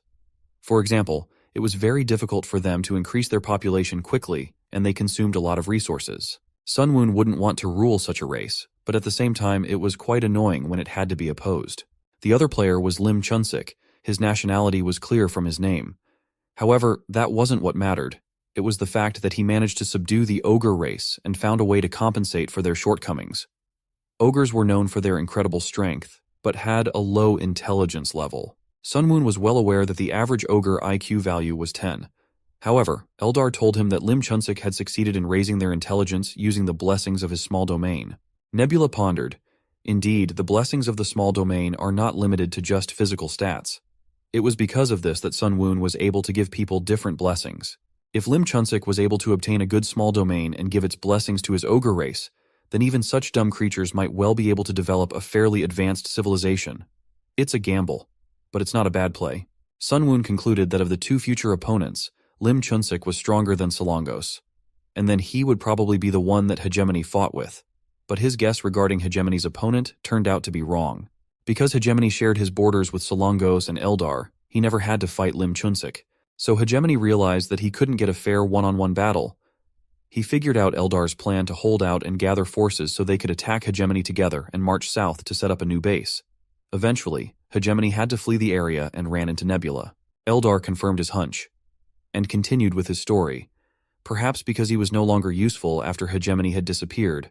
But soon Lim Chunsik began to demand an exorbitant amount of offerings from Eldar. It was difficult for Eldar to meet his demands, and that's why he demanded offerings from Sun Woon as soon as they met. Now Nebula realized that Lim Chunsik had chosen Solongos as an ally over Eldar, probably because Solongos ruled the nomadic centaur race. while both the elven and ogre races are settlers, and the strength of the settlers depends on the size of their land. So it's not surprising that the situation turned out this way. Lim Chunsik saw Eldar as a competitor for land. Pointing to the fertile lands that belonged to Eldar, Nebula warned that Lim Chunsik would surely seize them someday, and there would be nothing good for the elf god in that. Sunwoon couldn't say exactly when that would happen, but one thing was certain: Lim Chunsik would be the first to betray the alliance with Eldar. On the other hand, he would try to keep the nomadic centaur race among his allies, at least for the near future. For our hero, this scenario was problematic. He didn't want a strong force to appear in the north, and to prevent that Eldar could help him. For him himself, it would be an advantage. Eldar was ready to happily agree to all the terms, but he wasn't sure he could provide enough help after losing his main forces and high priest in battle. Fortunately, he still had his small domain at his disposal. Based on the name the elves called him, Dancing Shadow God, Sunwoon quickly guessed that she had gotten a small domain of arts at the beginning of the game. Eldar was surprised that Nebula knew so much about the game. Well, in that case, Eldar could be useful to our hero. He called him closer and whispered his plan in his ear. Eldar was shocked and asked if what he heard would really work, and how would the other players react to it. A few days later, far away in the mountains to the north, a group of centaurs stood on top of a mountain. Among them was the leader of their civilization. He called a prophet to him, and asked him to tell him the story he had been spreading among these lands for the past few days. The prophet assured him that this prophecy would soon be fulfilled, and in the near future, a true king will descend upon all these lands. When the king arrives, the world will be reorganized. Those who used to have power will lose it, and those who traveled freely in the land will lose their way. The centaur leader ordered him to tell him, "Who is this king the prophet speaks of?" The centaur prophet started from afar and explained that the king is the one before whom everyone bows his head. Even the strongest tribal leaders dare not stand with their heads up in the presence of the king. The centaur chief thought this was ridiculous.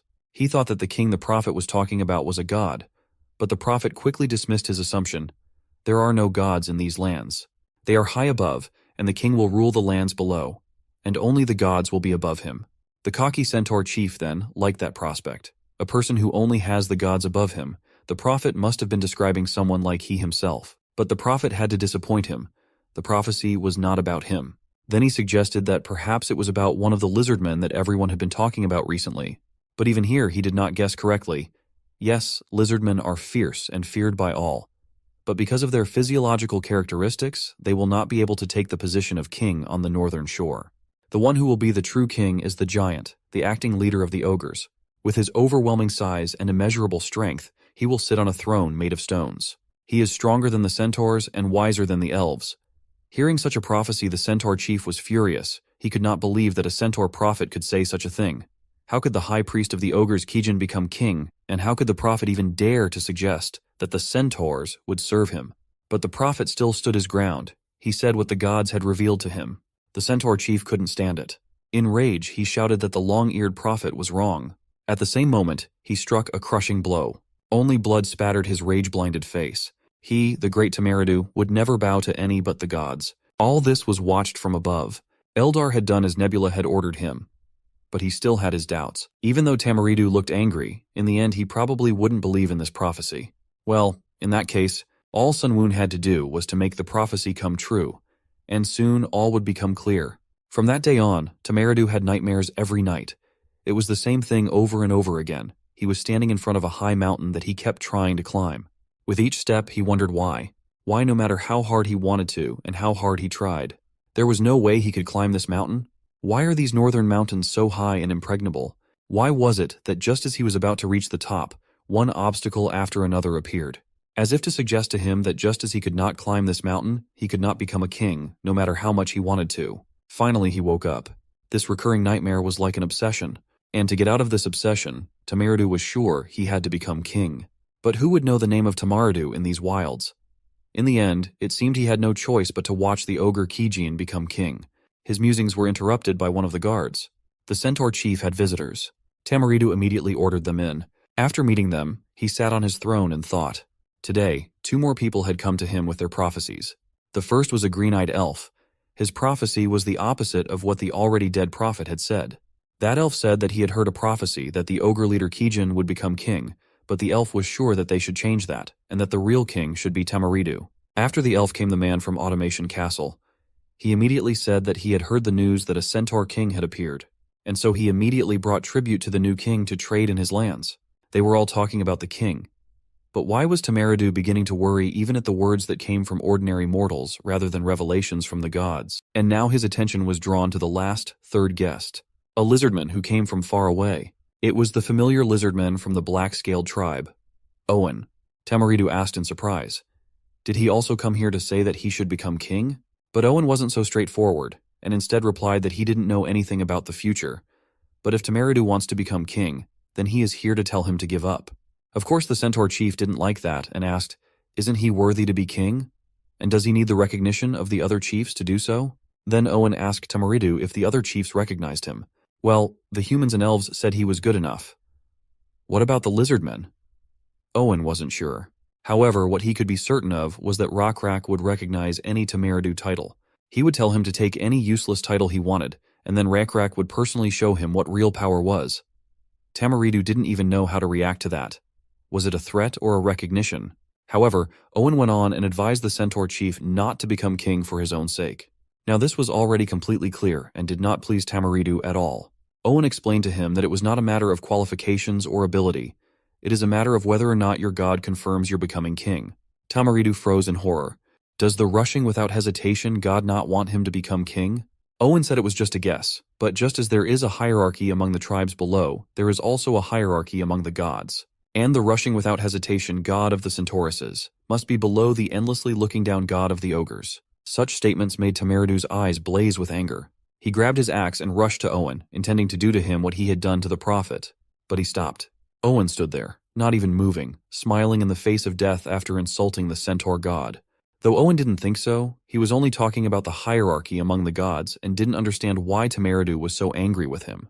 If he wanted to unleash his rage, he could direct it at another god who was suppressing his god. With a shudder in his hands, Tamaridu realized that this might be true. Then that nightmare he has every night could be a negative revelation. Maybe that way the god, knowing his feelings, instead of giving him the revelation that he should become king, rejected him. If Owen's words were true, then what should he do? Owen was ready to give him a clue, and to do so, he told him how black-scaled lizardmen sometimes went against the orders of their commanders if they thought it was right and necessary. Perhaps Tamaridu should follow their example and disobey his god to benefit him in the end. Tamaridu just has to do what his god doesn't want him to do, for the benefit of his god. Having said that, Owen left, leaving the centaur leader alone with his thoughts. Soon, Tamaridu himself was sure he was destined to become king. In the name and for the good of his god, he must choose a path that God does not desire. Nebula and Eldar watched the whole spectacle. The elf god could not believe that his small domain could be used in such a way, and wondered why he himself had never known about it. Nebula answered him that any tool could be useful depending on how it was used. Moving the hearts of people is all because of art. Murals, sculptures, prophecies, all of it. In this way it was possible to influence species that were under the control of another player, directing them in a different path than the one their god had planned for them. Solongos would now have to go through many hardships due to the interference of Nebula and Eldar. Still, Eldar wondered if it would be enough. While it was possible to intervene in the affairs of the species and quarrel them, but as for the gods, it seemed unlikely to Eldar. This was where Sunwoon was in disagreement with him. Anything was possible. Solongos must be well aware of the limitations of roaming civilizations such as the centaurs. Gradually, there would come a point when they would find it difficult to stand up to the dwellers with their technology, fortifications, and larger populations. And when that moment comes, the centaur civilization will be absorbed by the Lim Chunsik. Solongos knows this, so there is a high probability that he will not actively stop the leader of his civilization. That was Sunwoon's plan, but the reality was a little different. As soon as the centaurs gathered their troops and camped near the ogres, Solongos showed up to meet Lim Chunsik. He immediately began to apologize for the behavior of Tamaridu, who was out of control and disobeying. Lim Chunsik assured him that everything was fine. It was his own fault for ignoring this elf and not capturing him a long time ago.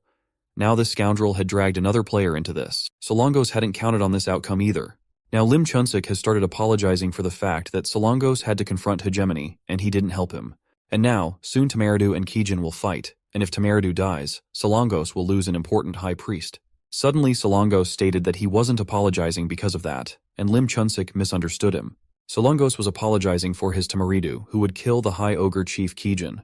Of course, Lim Chunsik didn't see it that way, and instead of answering, he laughed smugly. Solongos responded in the same way, and only the laughter of these two self-righteous gods echoed over the mountains. Soon the day of truth came, among the snow-capped mountains of the north coast. The clatter of hooves filled the whole area, and Tamaridu, at the head of his army, commanded his army to advance. Tamaridu had high stats like all centaurs, 58 points of strength and 17 points of intelligence, making their race strong in the beginning. But as time went on, their advantage only diminished as other civilizations developed. Tamaridu was sure that this path would decide once and for all who would become king. One of the centaurs warned the leader that there were goblins ahead. Tamaridu saw no problem with this. Crushing the common slaves of the ogres did not seem to be a difficult task. The goblins were numerous, but it was not difficult for the centaurs to chop them to pieces and trample the ones that remained with their hooves like beetles. Soon the screams of the dying goblins began to fade. They didn't stand a chance, but a much bigger problem loomed ahead. From a ravine littered with large trees, the ogre leader Kijin appeared. He knew the centaurs would come this way, and only laughed at Tamaridu's foolishness in hoping for a surprise attack. Soon, the rest of the ogres showed up as well, scaring the centaurs who had just dealt with the goblins. Tamaridu commanded his warriors to retreat, but damn it, it was too late. The corpses were constricting the centaurs' movements and preventing them from turning around. The ogres immediately seized the opportunity. They began to smash the helpless centaurs with their massive hammers. A single blow was enough to turn a rare creature into a bloody mess. Tamaridu had to admit that ambushing after blocking the enemy's mobility was a smart idea.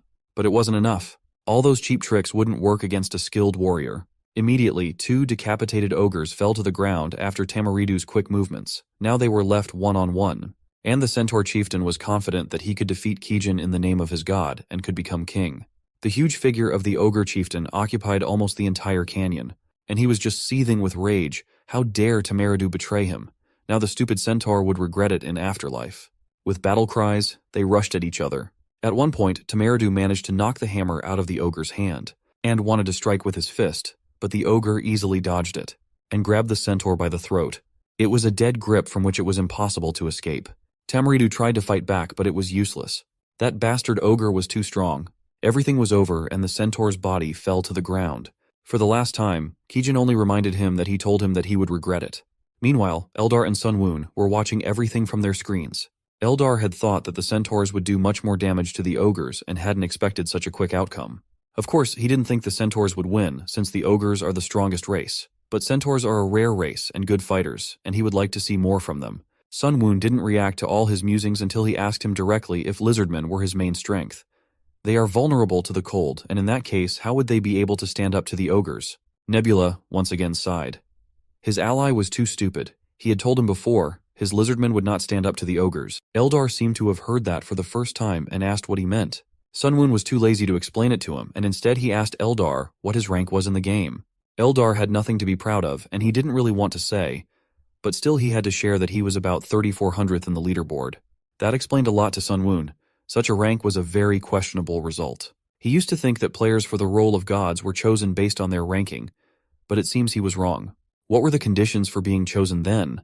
The players weren't chosen randomly, were they? In any case, even such an ally was better than nothing, and Sun Woon asked Eldar if he would continue to cooperate. Even such a simple question caused him difficulty, so Sun Woon just assumed it was a yes. This of course annoyed Eldar, who didn't even understand what Nebula was saying. Meanwhile, their opponent Lim Chunsik wasn't sitting idly by either. He was diligently gathering information. In the end, he found out all the basic information regarding Nebula. Even the ID looked familiar to him. In the past, he had seen him at the first place of the player rank too often. There were rumors that this crazy bastard didn't stream or compete, and just only ate and played. It seemed like a strange coincidence for Lim Chunsik to meet Nebula so early. But he himself seemed to be luckier than Nebula. He had the ogre civilization at his disposal, combined with the small domain of birds, which gave him the blessings of the wisdom of an owl and the intelligence of a crow. He knew that Nebula had the insect small domain and the lizardmen civilization at his command, and both of them were vulnerable to the cold. When winter came, Nebula would have no choice but to try and wage a short-term battle. By then, Lim Chunsik would have all the preparations completed.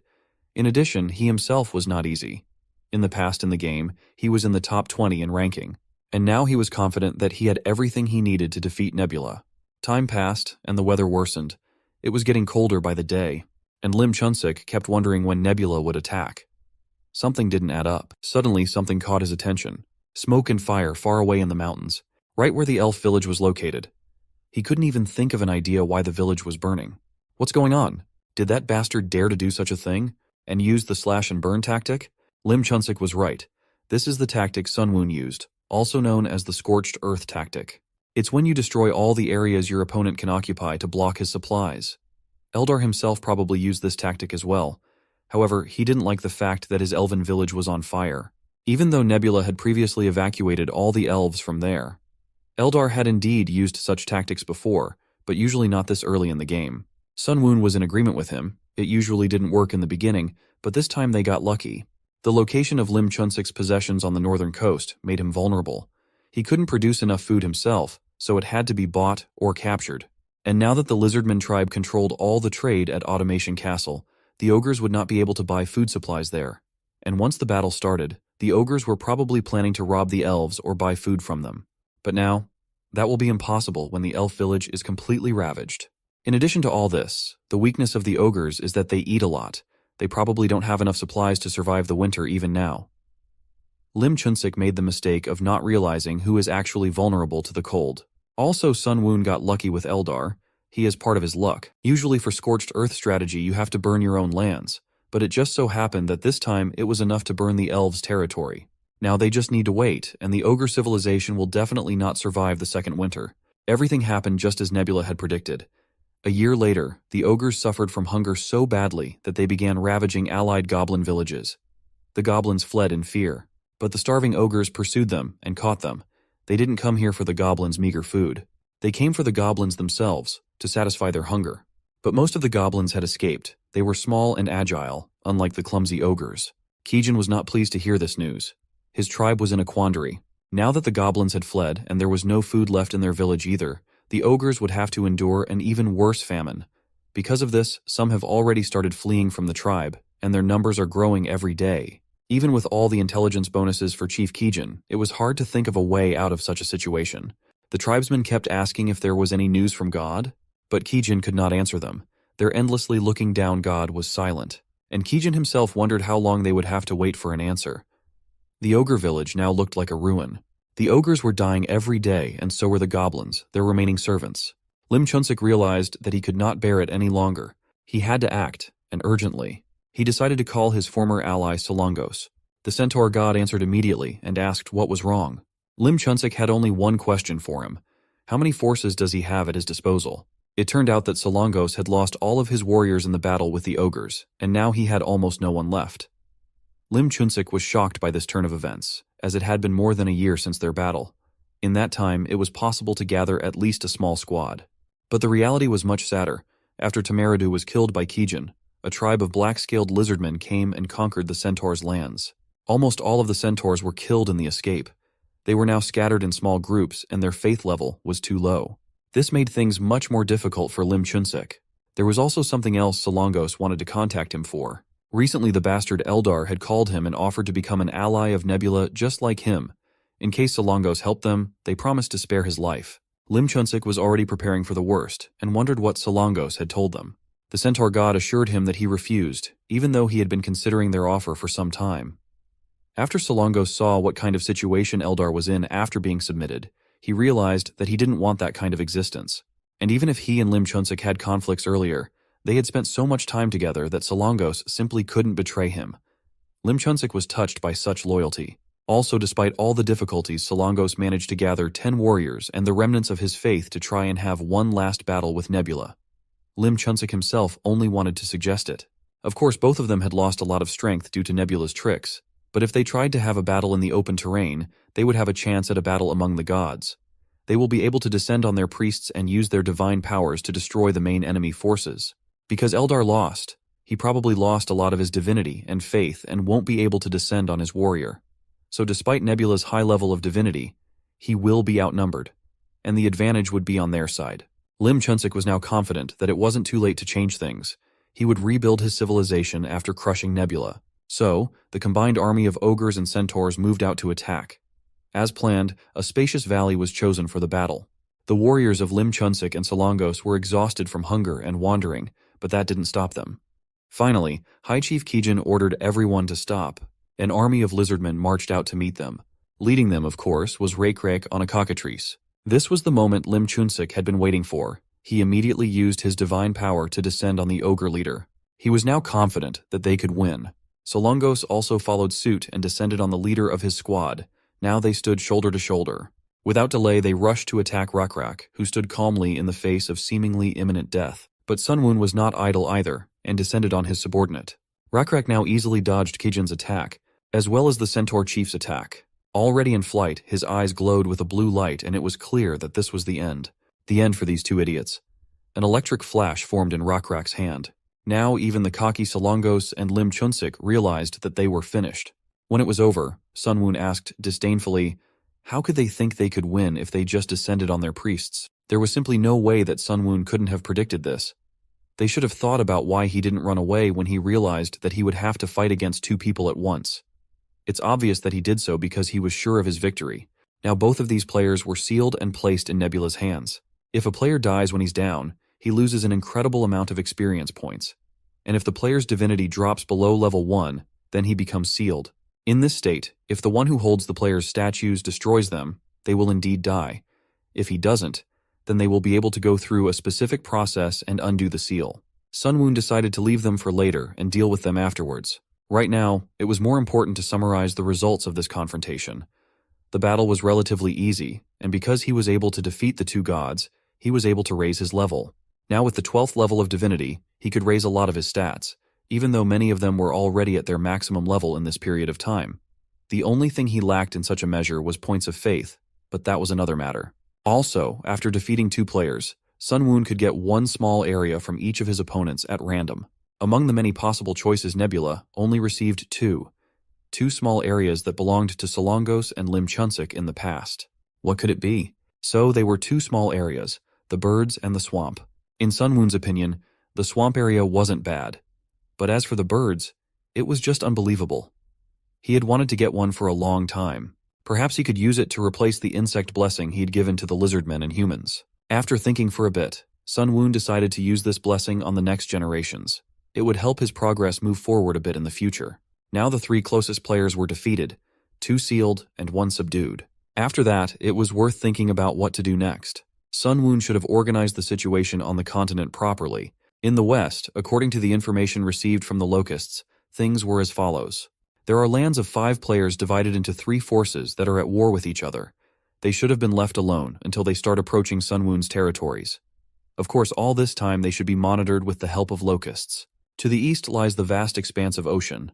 It was now worth focusing on dominating the land, so conquering the ocean was not even worth dreaming about. What remained were the north and the south. They were worth capturing before the NPC forces settled there completely. Rakrak could not exist in 2 places at the same time, so it was worth using elves to occupy the north.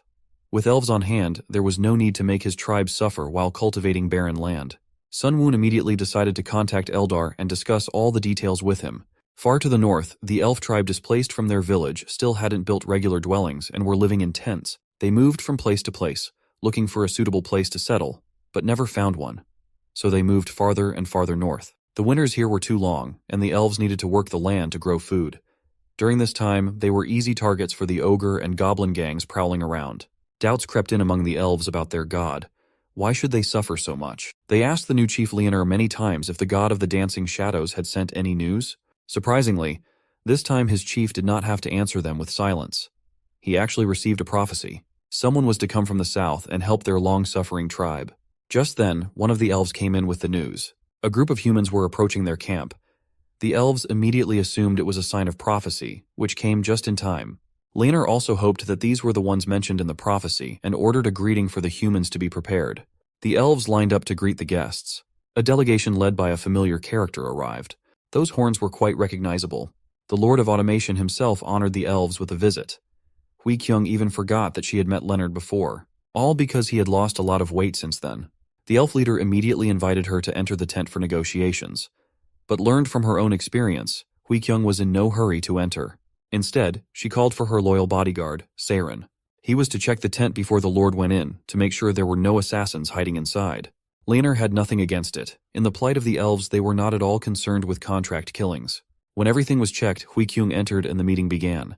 The first question that interested the elf leader was what brought Hui Kyung here.